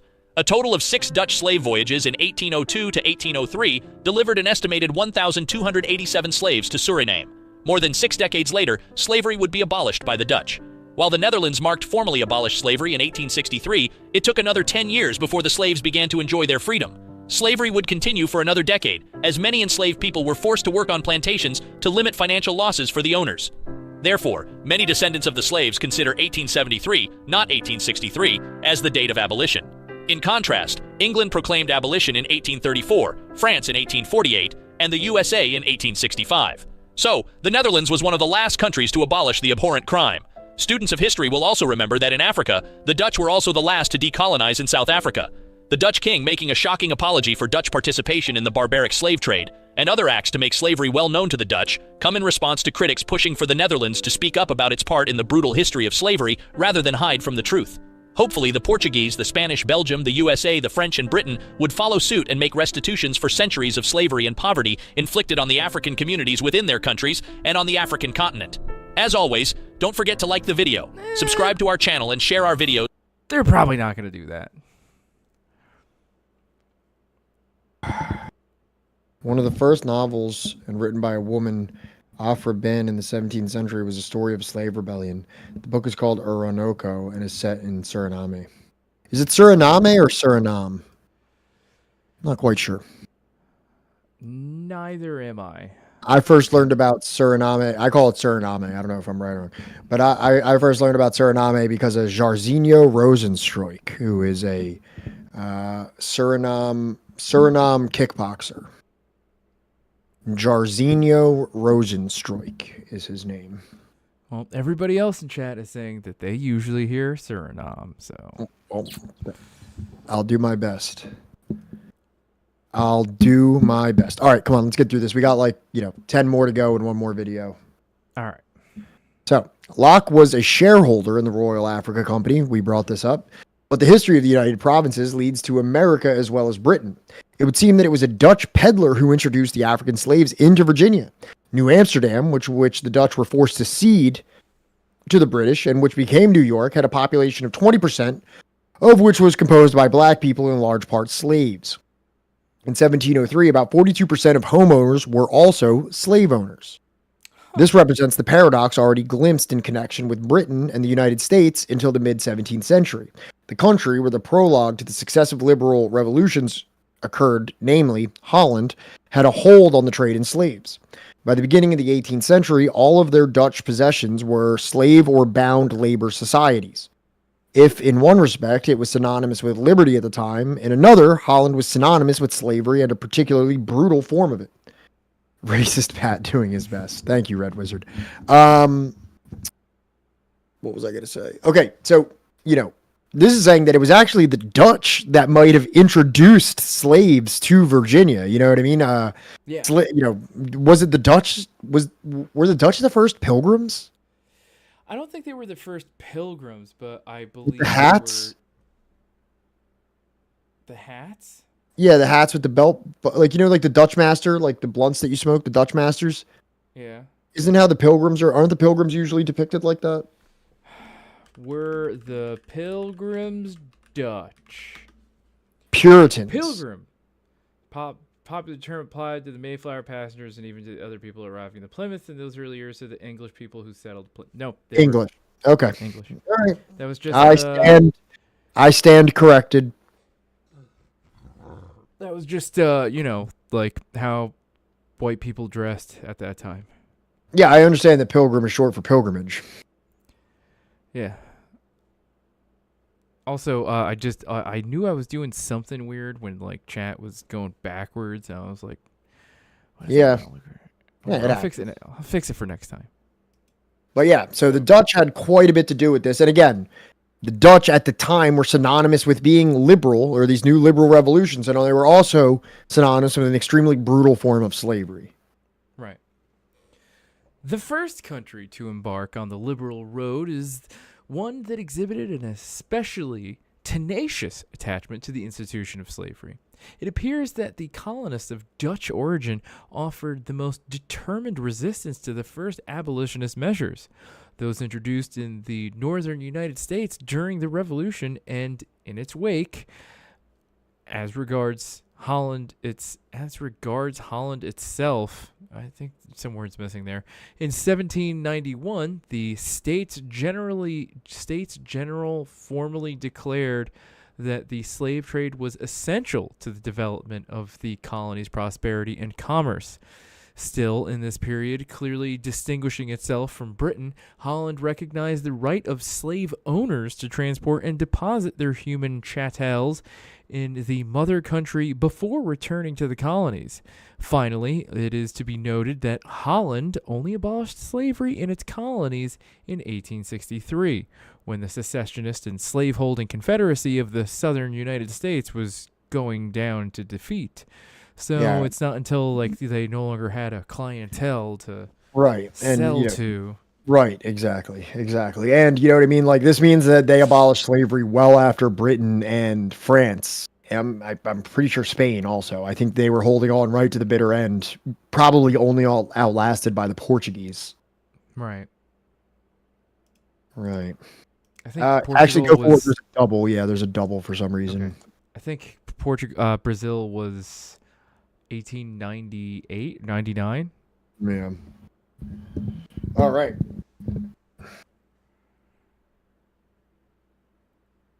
Now this is called the Irish, the Indians, and the Java, or the people from Java. I had to shorthand it, by the way.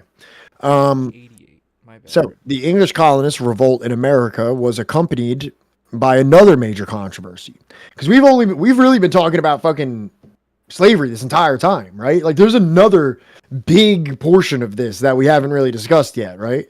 Yeah. The English colonist revolt in America was accompanied by another major controversy. For a long time, like that of black people, the Indians' fate had not in the slightest unsettled the deep conviction of the English on either side of the Atlantic that they were the chosen people of liberty. In both cases, they appealed to Locke, for whom, as we shall see, the natives, and that word natives, I replaced a word that was used throughout this chapter that someone in our chat had told me is analogous to the N-word to them. So I didn't even know that the word Indian can be, contentious in that respect. But, there's a word in here that starts with an R that I replaced with the word native, just because, someone in chat told me that was very much like saying the N-word. What word is it so I know how to avoid it? It was the name of a football team. I'll say that. It was the name of a fucking NFL multi-million-dollar franchise football team. That's the only that's the only hint I'll give you. In both cases, they appealed to Locke, for whom, as we shall see, the natives of the New World approximated to wild beasts. But with the eruption of the conflict between colonies and mother country, the exchange of accusations also encompassed the problem of the relationship with the natives. Now, remember, the Eagles, the Philadelphia Eagles is actually the derogatory term that Losurdo was using.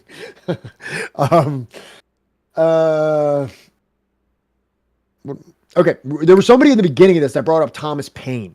So I just want to bring this up real quick. England, Paine proclaimed in 1776, was that barbarous and hellish power which hath stirred up the Indians and the blacks to destroy us, or to cut the throats of the freemen of America. Similarly, the Declaration of Independence berated George III for having not only excited domestic insurrections amongst us by black slaves, but also endeavored to bring on the inhabitants of our frontiers, the merciless Indian savages, whose known rule of warfare is an undistinguished destruction of all ages, sexes, and conditions. In 1812, on the occasion of a new war between the two shores of the Atlantic, Madison condemned England for indiscriminately striking the civilian population with its fleet, not sparing women or children, and hence displaying a conduct similar to that of the savages. Having been accomplices of the barbarians, the English became barbarians themselves. So this is actually a lot of stuff. Can we not do the thing where we compare other struggles to the black folks? I get it. We are Charlie's making an apology. No. We didn't say that. Someone else said that to us, Wilco. Okay, so Wilco, Leaping Larry, I said the word when we were reading another thing, and Leaping Larry said, for me, that is like saying the N-word. So that's why I said that. So we're not trying to compare one to the other or say that is like that, or somebody said that to us, so we're just trying to be respectful and move forward, with that, That wasn't us describing it as such. Just collectively. Okay, yeah. I mean, well, then that's good. Just good to know for everybody. That's just good to know for everybody that we should watch out with making those kind of equivocations. So, right. I appreciate pointing that out because maybe I don't think about that enough. Right. But what I'm trying to say is, so this is something that we heard a lot in the 1776. Do you remember like all the colonists being like, the British are trying to turn the slaves against us and they're trying to rally the natives against us, and it's like part of like the thing, like that's from Thomas Paine. That was written in Common Sense by Thomas Paine. Wow. That England is hath stirred up the Indians and the black people to destroy us. So it's written within the Declaration of Independence also, is that they endeavored to bring on the inhabitants of our frontiers, the merciless Indian savages. Like, this is what they're blaming Britain for doing. So for anybody that wasn't here for when we read the Counter-Revolution of 1776, American rebels, whatever you want to call them, colonists, settlers, right, had this... just kind of, it would be kind of cool if it was like this unified might of like, enslaved people revolting and, indigenous people just kind of massacring, the settlers out of, off the continent. It would be kind of cool.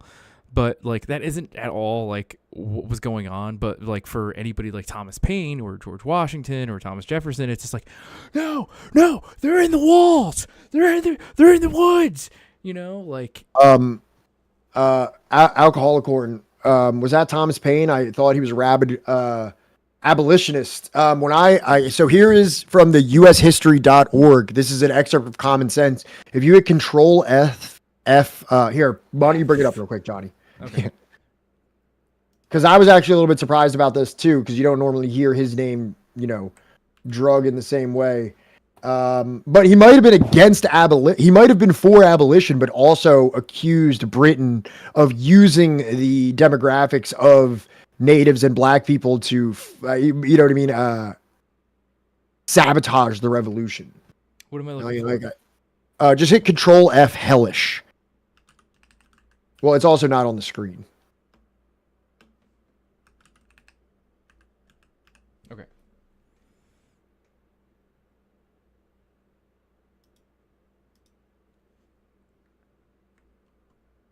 So yeah, if you just zoom into that part, and this is Common Sense here. So yeah, if you just look down there, it says right here that this is from Common Sense, which is obviously one of the most famous things ever written in American history. There are thousands and tens of thousands who would think it glorious to expel from the continent that barbarous and hellish power, which hath stirred up the Indians and black people to destroy us. The cruelty hath a double guilt. It is dealing brutality by us and treacherously by them. So yeah, we can move forward now. I just wanted to show that was actually, as far as I can see, part of Common Sense. Kind of seems like a little piece of shit. Irish Indians, Java. In the later 19th century, a historian descended from a family of loyalists who had taken refuge in Canada argued as follows. Did the rebels claim to be the descendants of those who had disembarked in America to escape intolerance and stay loyal to the cause of liberty? In fact, reversing the policy of the British Crown, which aimed at conversion, the Puritans had initiated a massacre of the natives, assimilated to Canaanites and Amalekites, and that is stocks marked out by the Old Testament for erasure from the face of the earth. This was one of the darkest pages in English colonial history, which was followed by the even more repugnant one written during the American Revolution, when the rebel colonists engaged in the entire destruction of the 6 Indian nations that had remained loyal to England by an order which we believe has no parallel in the annals of any civilized nation.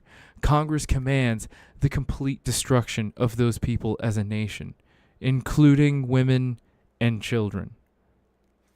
So, and it says the 6 Indian nations that had remained loyal to England. We're gonna watch a video on that in a few slides. Where I don't know. So is that this? We're gonna watch a video on it. We're gonna talk into each of those nations. So it's like the Choctaw, the Cherokee. I'm sorry, I'm not a big expert on that. I know the Choctaw and the Cherokee are too, but we're going to watch a video on it in one moment. So in his private correspondences, at least, Jefferson had no problem acknowledging the horror of the war against the Indians. But in his view, responsibility for it resided with the London government, which has incited these savage, bloodthirsty tribes. This was a situation that will oblige us now to pursue them to extermination or drive them to the new seats beyond our reach. So this is Thomas Jefferson being like, well, like, I get it. It's really fucked up. But you know what? The British has forced our hand and now we must check notes, pursue them to extermination. You know what I mean? Like, commit genocide. The blood is on your hands, England. The confirmed brutalization, if not the extermination of this race in our America, was to be laid at Britain's door, as with the similar fate of the same colored man in Asia. I don't even know what the fuck he means by that. As well as of the Irish, for who the English, whose skin color they shared, should be brethren. It was attributable to a policy committed to sowing death and destruction wherever Anglo-mercantile cupidity can find a 2-penny interest in deluging the earth with human blood. Holy shit. Jesus Christ. Sowing death and destruction wherever Anglo-mercantile cupidity can find a two-penny interest in deluging the earth with human blood. Jesus Christ. That was written by Thomas Jefferson at one point. Oh, God. That's crazy. Okay, so Jefferson was not wrong to compare the treatment suffered by... Oh, fuck, I missed another one. Sorry, he used it so much. By the natives with that reserved for the Irish. Just as, according to the Loyalist accusation, Puritans and rebel colonists assimilated the Indians to Amalekites. Is this similar to what... Amalekites. Is this similar to what Losurdo wrote? No, is... What's with these single I always use for a quote? I'm not... See, I don't know why he constantly uses those commas. Yeah, well, that's what I was about to say. Is because didn't Netanyahu say something about Amalek? Yeah. Is that what the Amalekites is referring to here also? I think so, yeah. It makes sense, right? Duttmeister, can you confirm that? Because you're saying Israel calls Palestine's Amalekites now. Is this the same kind of biblical scripture that talks about like wiping them out? I mean, it makes sense using that for the natives and the Irish people as well. Okay, yeah. Just as according to the Loyalist accusation, Puritans and rebel colonists assimilated the Indians to Amalekites, so the Irish had already been compared to the Amalekites marked out for extermination, this time by the English conquerors. The colonization of Ireland, with all its horrors, was the model for the subsequent colonization of North America. If the British Empire as a whole mainly swept away Irish and black people, Indians and black people were the principal victims of the territorial and commercial expansion, first of the English colonies in America and then of the United States. I always do that unless I have to nest another quote in. Yeah. No, I agree. Like, so sometimes if you have a quote within a quote, you break from the quotations and use like the apostrophes. I can't tell you why he did it in this book. I'm sorry, but that's how he did it. Look. He's an eccentric cat. Yeah. Have you ever look up the life of this man? He is wild. All right. You're gonna love it. All right. Yeah, it's innovation. It's innovation. Yeah. Come on. He's like literally this is written by like the world's most renowned Marxist philosopher and historian in the non-English speaking world. Yeah. So similar observations can be made of Holland. A senior English civil servant, Sir Thomas Stamford Raffles. It's like a name for like a dog, dude. What the fuck? Who during the Napoleonic Wars was deputy governor of Java for a time, stated that the previous administration was one of extraordinary relations of treachery, bribery, massacre, and meanness. It is clear that colonial rivalry played a role in this judgment. Marx reports it, but pools Dutch colonial administration and the English administration in his condemnation. As regards Holland more specifically, nothing is more characteristic than their system of stealing men in celibes in order to get slaves for Java. The young people thus stolen were hidden in secret dungeons in celibes until they were ready for sending to the slave ships. An official report says this one town of Makassar, for example, is full of secret prisons, one more horrible than the other, crammed with unfortunates, victims of greed and tyranny, fettered in chains, forcibly torn from their families. Wherever the Dutch set foot, devastation and depopulation followed. Banjuwangi, a province of Java, numbered over 80,000 inhabitants in 1750, and only 18,000 in 1811. That is peaceful commerce. Once again, processes of enslavement and practical genocide were closely intertwined. So once again, I don't know, for anybody that was here for Marx at the Margins, right? Here's Marx, feeling a deep amount of like sympathy for the people of Java, which is not something that I would expect from somebody that is so often alleged to be a racist. Yeah. Yeah, that's written by Marx. Which we might have read that exact same quote. There was stuff about Java and the Javanese with the Dutch East India Company in Indonesia that we read about it somewhat extensively, much more extensively than we're going to read about it here. During that time, Marx had a lot to say about that.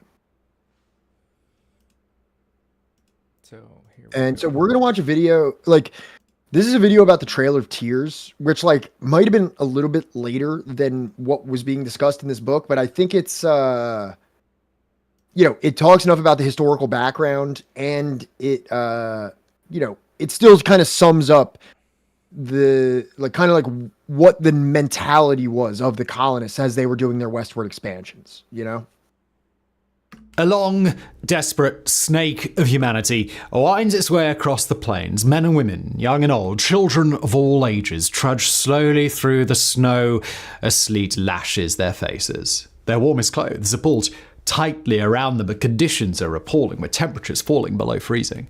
Occasionally, one of the party sinks to their knees, no longer able to continue. At the start, others would attempt to help them to their feet. But with so many falling by the wayside, it had long become impossible to help everyone. This group of dejected humans are from the Choctaw Nation, a Native American tribe from the southeast, many of whom had fought alongside the Americans during the War of Independence and again during the War of 1812. However, past loyalties counted for little regarding matters of expansion and the concept of manifest destiny. Their journey west during the devastating cold winter of 1830 to 1831 was just the first of many tragic forced migrations.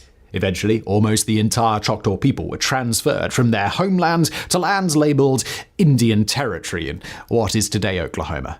And there was more. The Choctaw were later joined by the Cherokee, the Muskogee, the Seminole, and the Chickasaw as the United States sought to cleanse its lands of its true native people. These groups have been labeled as the 5 civilized tribes because of their openness to adapt to Anglo-American culture. These were the Native Americans that the new Americans got on best with and coalesced with in relative peace.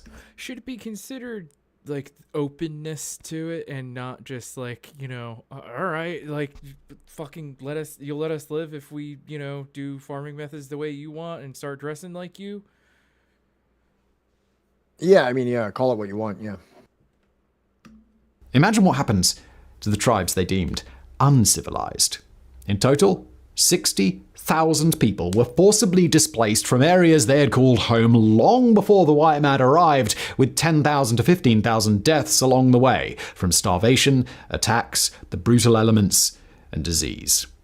Those numbers are vague because, to put it bluntly, nobody was counting. The term for this horrific period, which some reasonably label genocide or ethnic cleansing, came from a quote taken from a Choctaw chief shortly after the first murderous walk, referring to the horror as the Trail of Tears and Death. What happened between 1830 and 1833 may have been one of the worst examples of forced removal, but in the grand scheme of what happened to the Native American population between 1492 and the late 19th century, it was just a drop in the ocean. When the murderous thug who somehow managed to become a national hero, Christopher Columbus, arrived in the region in 1492, the native population in what eventually became the United States was between 40 and 60 million. By the time the US Army took its terrible revenge for Custer's last stand at the Battle of Wounded Knee in 1890, sorry, did I say battle? I should have said massacre. The native population had fallen by an astonishing 90%. This event has been labelled as a rough end to the Indian War, although resistance did continue until the 1920s. There were some Native American tribes, such as the Cheyenne, Sioux, Apaches, and Comanches, who continued to resist tenaciously decades after the Trail of Tears migrations. Warriors from these tribes spread terror through homesteaders, local law enforcement, and even the soldiers in the US Army. Yet, while many lumped all natives together under the somewhat derogatory and hopelessly inaccurate term Indian, the Native Americans were anything but a single unified people. Tribal warfare was common and often vicious, frequently erupting due to blood feuds. The Native Americans were no peaceful saints. War, although much smaller than European and later early American conflicts, was bitter and bloody, and often resulted in the kidnapping of women and children, along with slow torture techniques that would truly make you wince. Yet, they were also not the savages that white Americans often painted them as. Yes, The new arrivals were at war pretty much all the time between the early 15th century and the early 20th century with one tribe or another, but these were people fighting for the land they had lived on for generations. Slowly, some tribes began to realize that relentless war with the better equipped white people was futile and may even lead to their complete destruction. Call it capitulating, call it cleverly assimilating, call it whatever you want. But several nations began to be much more receptive to the ideas that the US government was pushing their way. These included specific colonial attributes such as the adoption of Christianity, centralized government, literacy, market participation, and something that we don't hear much about, the purchase and enslavement of people from Africa. Slavery was nothing new to many native tribes. Still, the image of Native Americans owning enslaved Africans bought from the white colonists doesn't sit particularly well with modern sensibilities. However, it was a sad reality of the highly convoluted times. As we mentioned earlier, many of these tribes fought alongside the emerging United States during the War of Independence and then again during the War of 1812 against the British. These were considered the most civilized native people, certainly not equals, but better than the others. And yes, despite the shaky acceptance, these tribes still endured a series of treaties that slowly but surely stripped away their lands, their rights, and their freedoms. From 1778 to 1871, the United States signed no fewer than 370 treaties with different native nations, none of which worked out well for those who had been there the longest. Even if what was initially offered was fair, the Americans would break the treaty in a matter of years once gold was discovered in the region, or simply the cry for more land became a little bit louder. By the late 1820s, the cry to move the 5 civilized tribes had become deafening. So, the Indian Removal Act of 1830 is going to be forever associated with President Andrew Jackson, who had long championed ejecting the tribes from the Deep South. However, although the Georgia Gold Rush of 1828 significantly sped up the process, Native Americans had already been pushed westward for decades. The law passed by a narrow margin and was officially described as an exchange of lands with the Indians residing in any of the states or territories and for their removal west of the River Mississippi. This exchange involved the United States taking the spiritual home of the native people and offering them instead larger pieces of land out west in what is now modern Oklahoma. Land that they neither wanted nor had any connection with. The word exchange would be laughable if what came next wasn't so terrible. Support of the law was by no means universal. There was a clear ideological divide between North and South, and several notable opponents, including perhaps the most famous frontiersman of all time, Davy Crockett. Several of the native tribes appealed the decision, but were all rejected, and it now be a case of move or we'll forcibly move you. Now, the first forced migration came about because of the Treaty of Dancing Rabbit Creek, which was signed on the 27th of September 1830.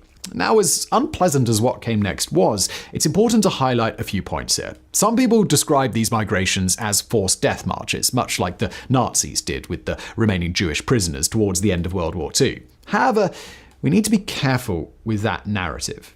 Later we'll come back to some gun-in-the-back examples of marches, a la the Nazis, but several of the early marches were carried out without duress. These people didn't want to move across the continent, and it was made perfectly clear what would happen if they stayed and didn't submit to US law. Members of the Choctaw were given a clear option: move west or remain in the region and take US citizenship, a provision added to the treaty to help smooth its passage.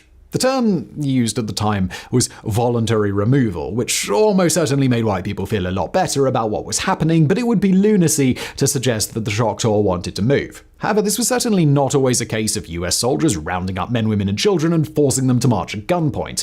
That absolutely came later, but in these early examples, it appears that the move was done. Like, it reminds me of like Palestine, where they're like, oh, they voluntarily moved while they were running from massacres or something like that. And it's like, I don't know why he had to make that caveat, because what he essentially said was they moved without duress, but they definitely didn't want to move, and they didn't get rounded up at gunpoint, but that definitely happened later, meaning that the ones that didn't go were, like, it just seems weird to sandwich that caveat between those two things, right? Right. 100%. Like, it just, like I think most of this video is really good. That was the one that was, and I try to be like open-minded, but it seems weird to be like, oh, well, you know, I just want to make it clear that this wasn't quite like a marched, you know, involuntary leaving. He's like, they definitely didn't want to leave, though. They definitely would have stayed if they could.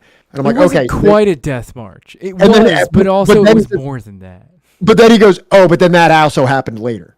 Like, so it seems like between those two things, why even make that caveat? You know what I mean? Like, why even say, like, A, it was under coercion and they definitely got marched out at gunpoint a little later. Like, it just seems weird to even bring that one, like, what are you even trying to salvage at that point? Like, I don't know. Yeah. Like, well, we gave him an opportunity to leave or be marched out by gunpoint, and then we marched them out by gunpoint. What, like, but it's not always, I just thought that was, maybe he's leaving room for it to get even worse. One can hope, I guess. Real quick, chat. What was the military operation by Israel that Ronald Reagan withheld aid for? Wasn't there Ronald, like, of all people, I know Ronald Reagan, but didn't Ronald Reagan like put his foot down on Israel and they stopped doing? I've been hearing about this a lot recently, that Ronald Reagan, for all of his faults, there was a situation that Israel did where like he even said, like, he referred to it as a Holocaust and shit like that, and he like threatened to withhold threatened to withhold aid from them if they continued to, and they listened. Like, because I'm sorry, somebody on my Facebook brought this thing up, was like, if the United States didn't support Israel, wouldn't that cause more war or something like that? I think it was the Beirut bombing. I was thinking too, the 1982 Beirut, right? 83, yeah. Okay, all right, thank you. I gotta pee real quick.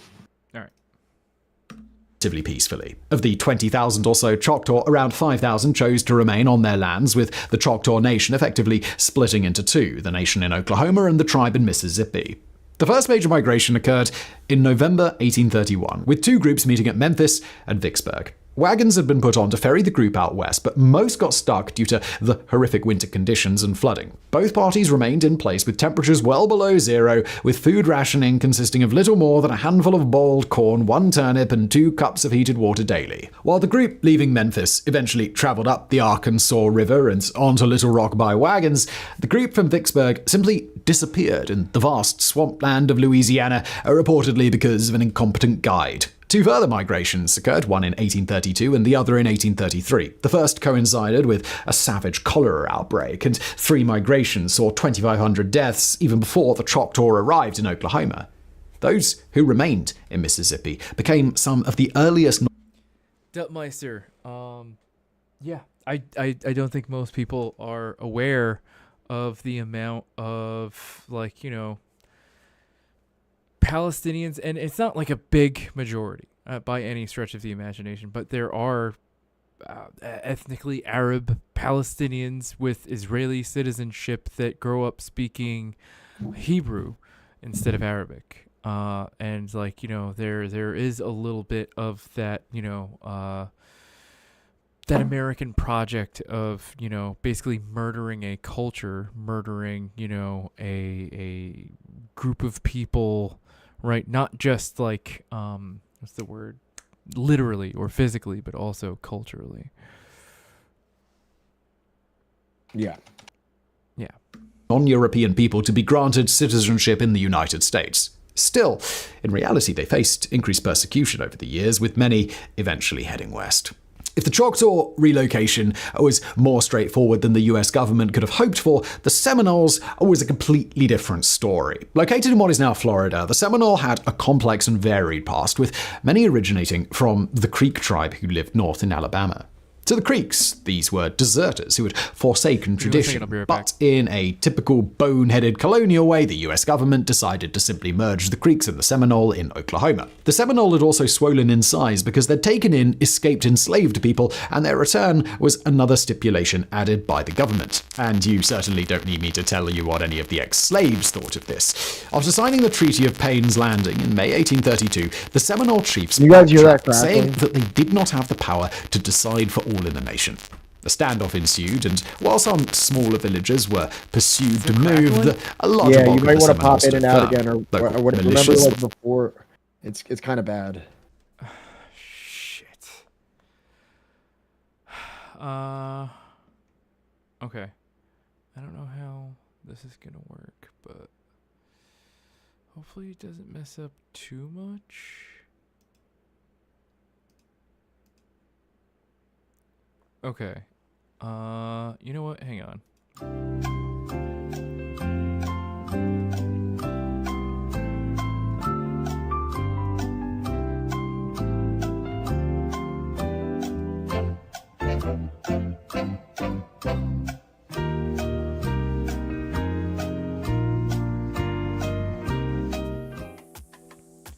Oh wow, that's all messed up. What is? There we go. Okay, that looks much better. Does it sound better? Yeah, it sounds great. Okay. Were organized and the US government began moving troops into the region. The Seminole knew perfectly well what was coming, and they decided to strike first. On December the 28th, 1835, a detachment of 110 US soldiers was traveling up the Fort King Highway on a resupply mission when Seminole warriors... Come on. Is it really? No, wait, play it again. I didn't hear it. Play it again. ambushed them. All but 3 of the soldiers were killed. I don't hear it this Violence erupted in the region with plantations burned and You scores guys of are hearing it settlers in killed. chat? The US government increased troop numbers but could never subjugate the Seminole fully. A decade after the treaty... Hang on. What are we at? 10:35. Damn, that's weird because I don't hear it. I don't hear it.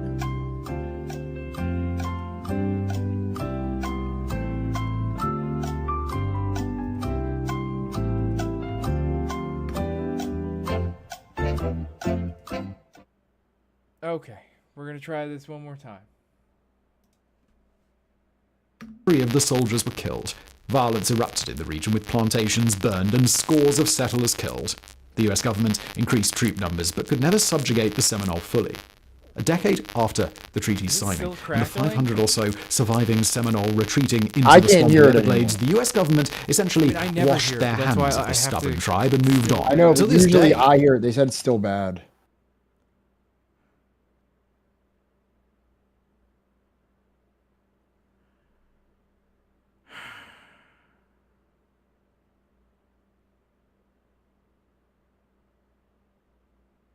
Because we're not using, like, you know, the way things used to be. I don't know if I just stop this and start it again, what's going to happen. You know what I mean? Yeah. I mean, you can try that. It's not, right?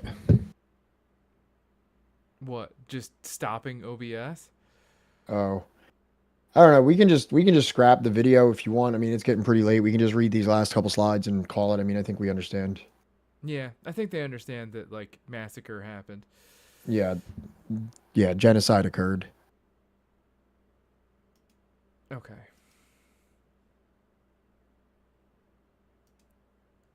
Yeah, someday I have to try and figure out why this happens.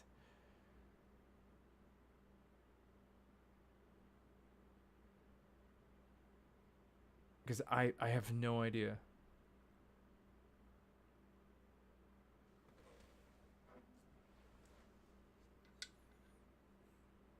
All right. So, in the transition from Grotius to Locke and from them to the founding documents of the American Revolution, we observe a phenomenon worth reflecting upon. Although regarded as legitimate in all 3 cases, the institution of slavery was theorized and affirmed without the least reticence solely by the Dutch author whose life straddled the 16th and 17th centuries.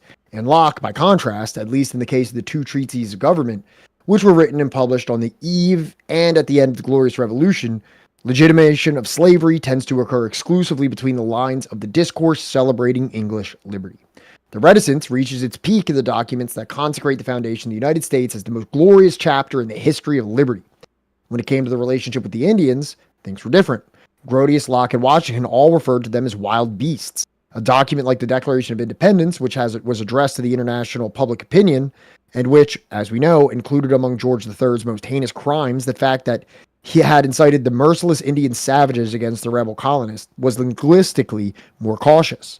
But it remains the case that in all 3 liberal revolutions, the demand for liberty and justification of the enslavement, as well as the decimation or destruction of barbarians, were closely intertwined. So it's just saying that this language is consistent throughout all of these quote-unquote liberal fucking experiments. Yeah, none of this exactly seems to be very... I don't know, enlightened in terms of, like, you know, respecting human life. Doesn't seem very concerned with liberty in the way that I understand right liberty. The way that, like, we're kind of taught to think of, you know, liberty and pursuit of happiness and all that jazz. It kind of just doesn't. I'm not feeling it. In conclusion, the countries that were the protagonists of three major liberal revolutions were simultaneously the authors of two tragic chapters in modern and contemporary history. If that is so, however, can the habitual representation of the liberal tradition, namely that it is characterized by the love of liberty as such, be regarded as valid? Let us return to our initial question. What is liberalism? As we register the disappearance of the old certainties, a great saying comes to mind. What is well known precisely because it is well known is not known. In the knowledge process, the commonest way to mislead oneself and others is to assume that something is well known and to accept it as such. I have no idea who that is quoting, but I like it. Throwing a widespread apologia into crisis, the paradoxical tangle we have encountered, while historically reconstructing the origins of liberalism is disturbing, we can therefore understand the tendency to repression. After all, that was the gesture in their own day of Locke and especially the rebel American colonists who liked to draw a more or less thick veil of silence over the institution of slavery.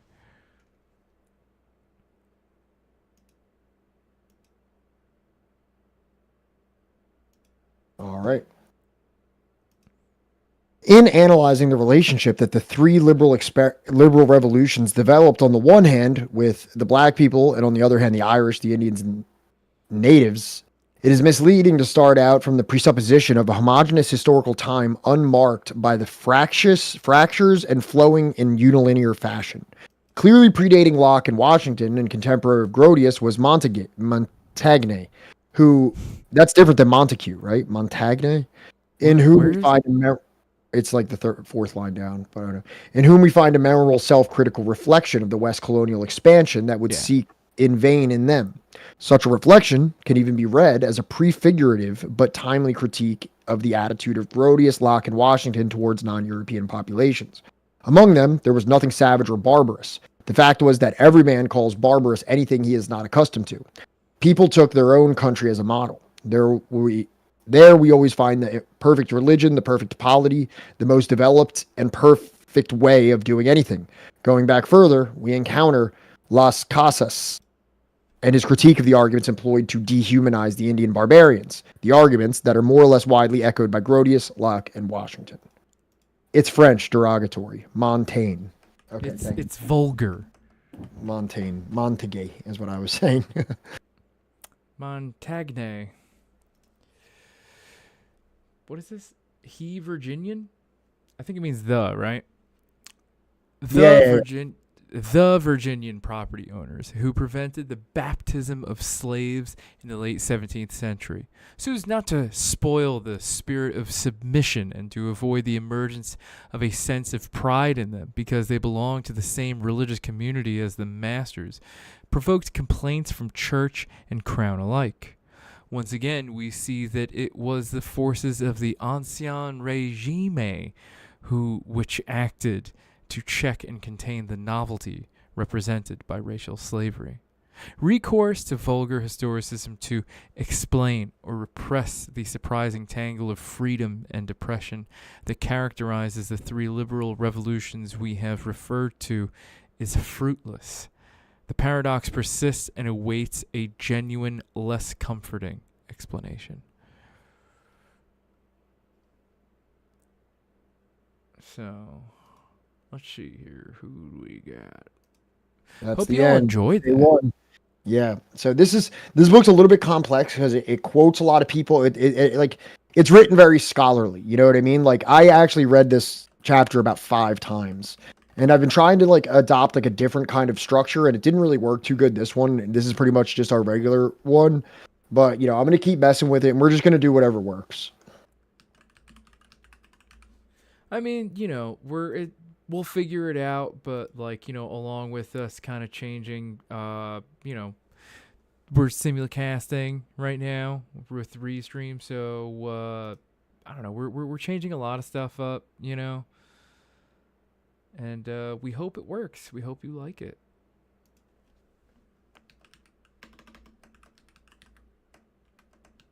And maybe one day I will not have shitty audio.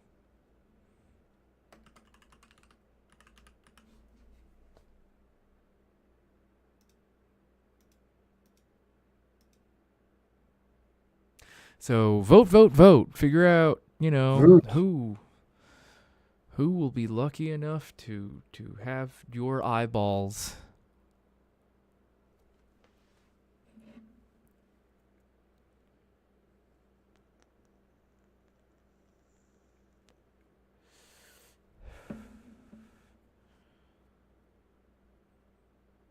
Also, this should make the whole idea of like, oh man, I missed the latest episode of Subversive History. What am I to do? I can just go on the YouTube and the whole VOD is on there. Automatically. Oh, Hashkush, holy shit, 5 gifted subs. Dude, thank you so much.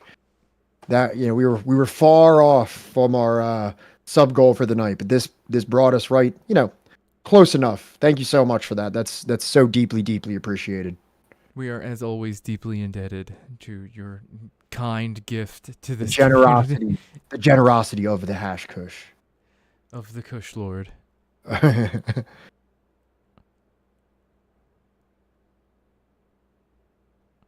You know, but if anybody else, you know, wants to just give, just, you know, just a little something.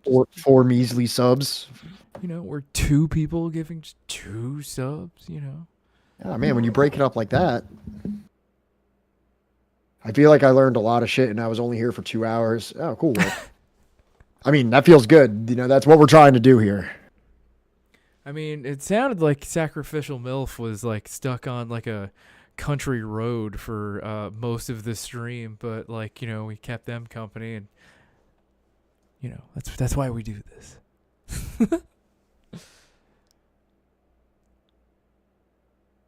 That's wild.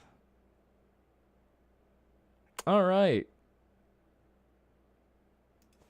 So we are rating Silver Spook.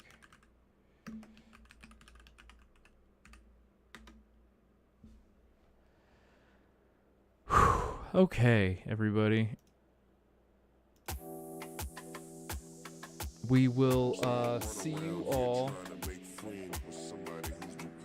What? Today's Sunday, so we'll see. Oh shit, hey, Maverick doing their own. Oh shit, we got a hype train.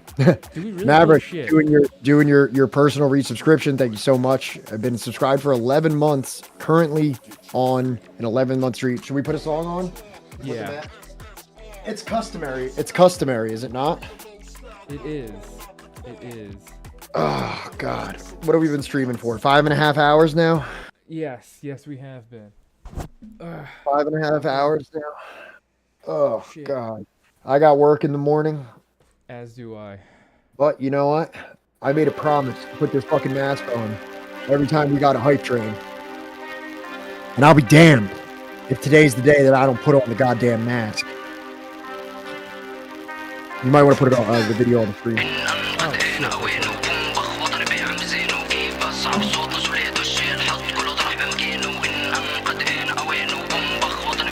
Yo, Maverick.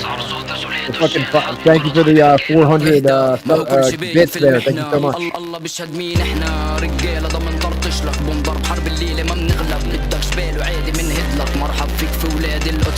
Damn, Haskell hit with another 400. Thank you.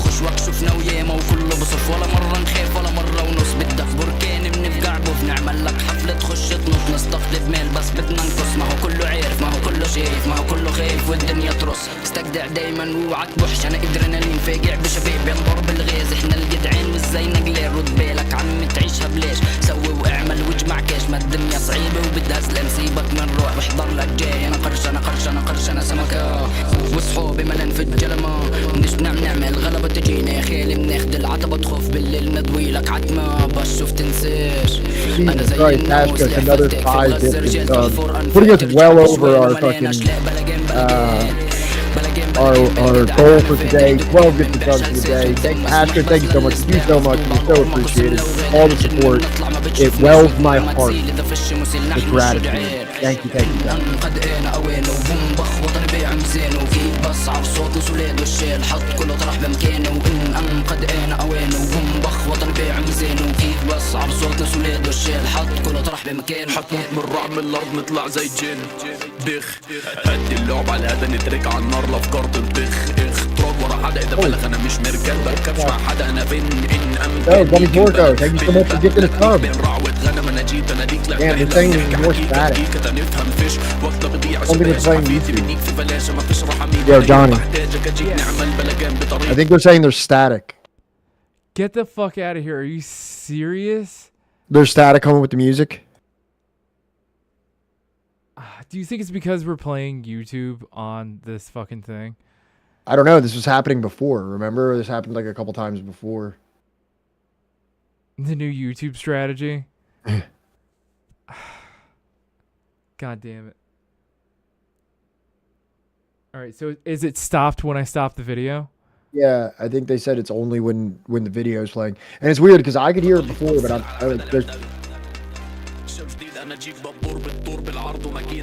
So do you hear static attack? No. No.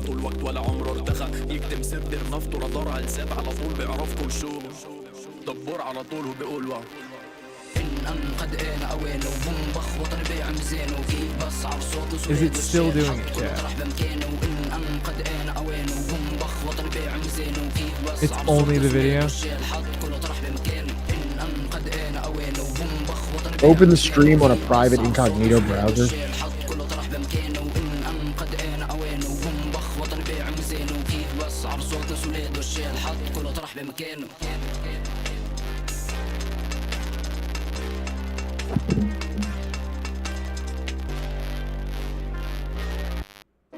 Alright, let me see if this fucking works.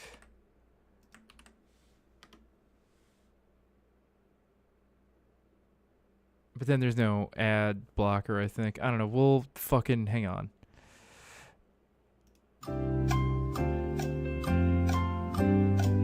Wait, shit.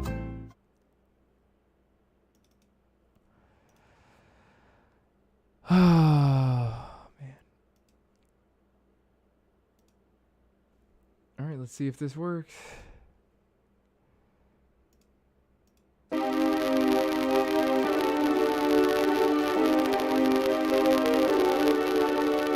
Wait, is this not playing?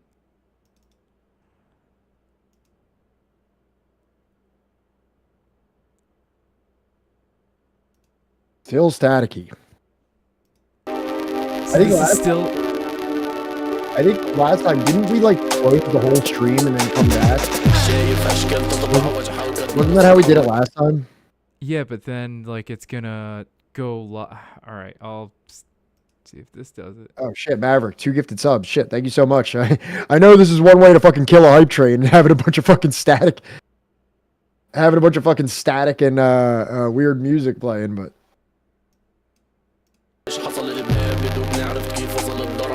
did this fix it? Are any of you even still here? how's it sound? Still static. Holy shit. It's still static? I literally have no idea how to fix this. And I don't even think we have a hype train anymore. We do. We're still level 5 hype train for 4 minutes. Jesus Christ. I don't know how to fix this.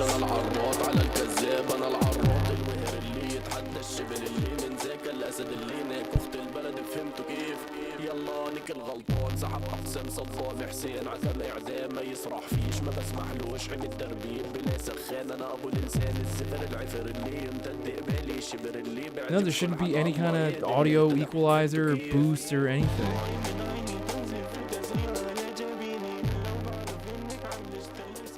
Like, is it still staticky right now? Because the volume's down on like both ends, on like the audio mixer and even on YouTube.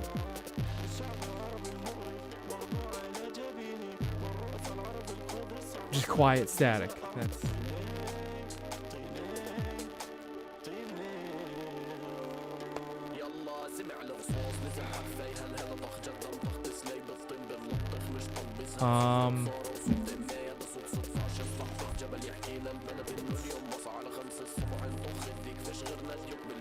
Maverick says the static makes it sound more dramatic, though.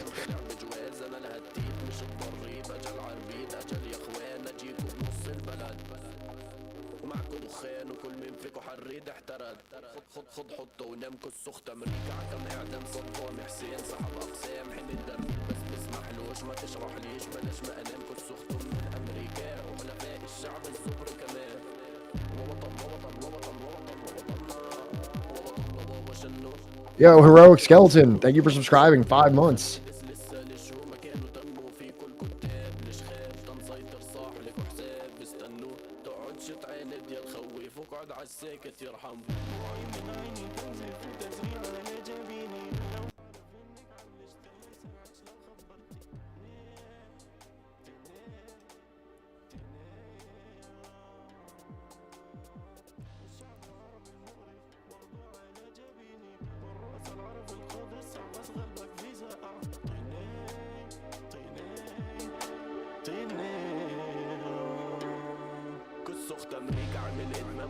Okay.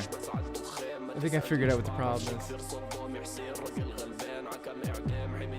I can't use these fucking wireless earbuds anymore.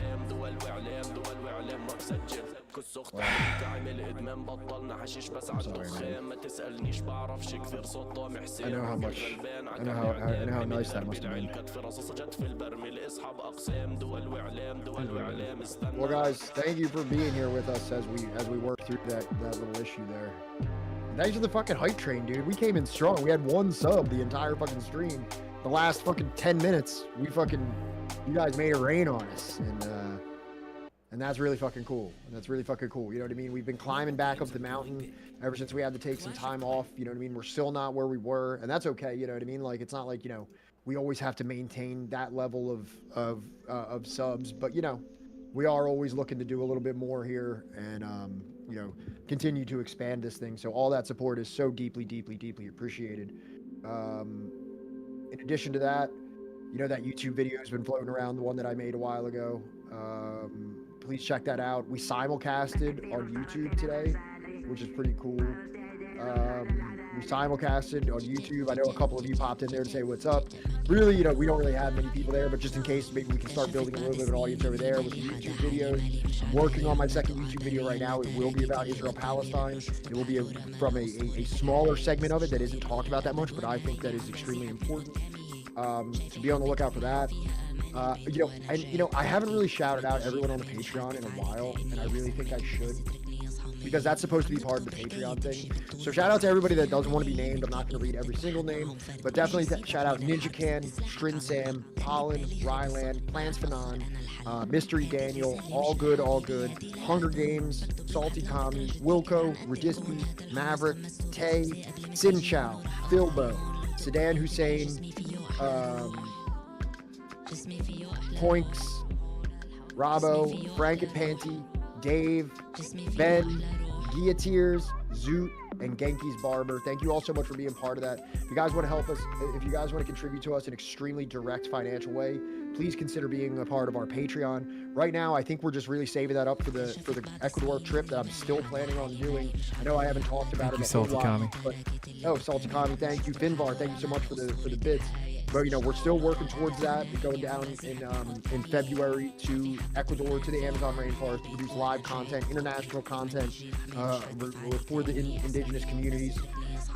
We'll explain more about that as we get closer. But yeah, everything you do, all this helps us getting there, whether it's just nominal support, hanging out with us, being part of the viewership, subscribing to the YouTube. If you have money and you're willing to contribute a little bit financially, that's also huge.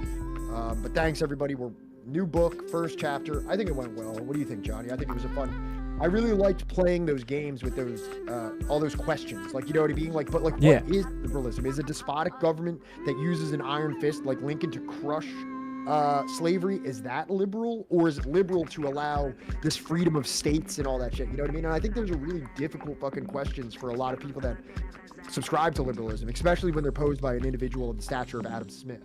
Yeah. And this is another Palestinian artist, Maki Makuk. that, you know, I don't know. She's like a DJ and stuff. You could probably find her stuff on YouTube and everything. Trying to think what else. I think that's it, right? Yeah. I mean, I think I rapid fired a lot of that at the end there.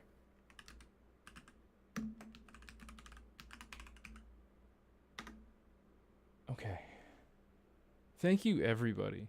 Yeah, you're all the best, for sure. You really are, you know. And we're going to keep trying, and hopefully the static is gone for good. Yeah. You know? Johnny dialectically is not going to use his wireless earbuds anymore that have been causing all of these problems, it turns out. Truth and justice. Yep. And, you know, the un-American way. Anyways, I'm just going to raid out because I'm tired. I got to do my Arabic lessons. It's 11:14. We've been doing this forever. Have a good night, everybody. Later, everybody. And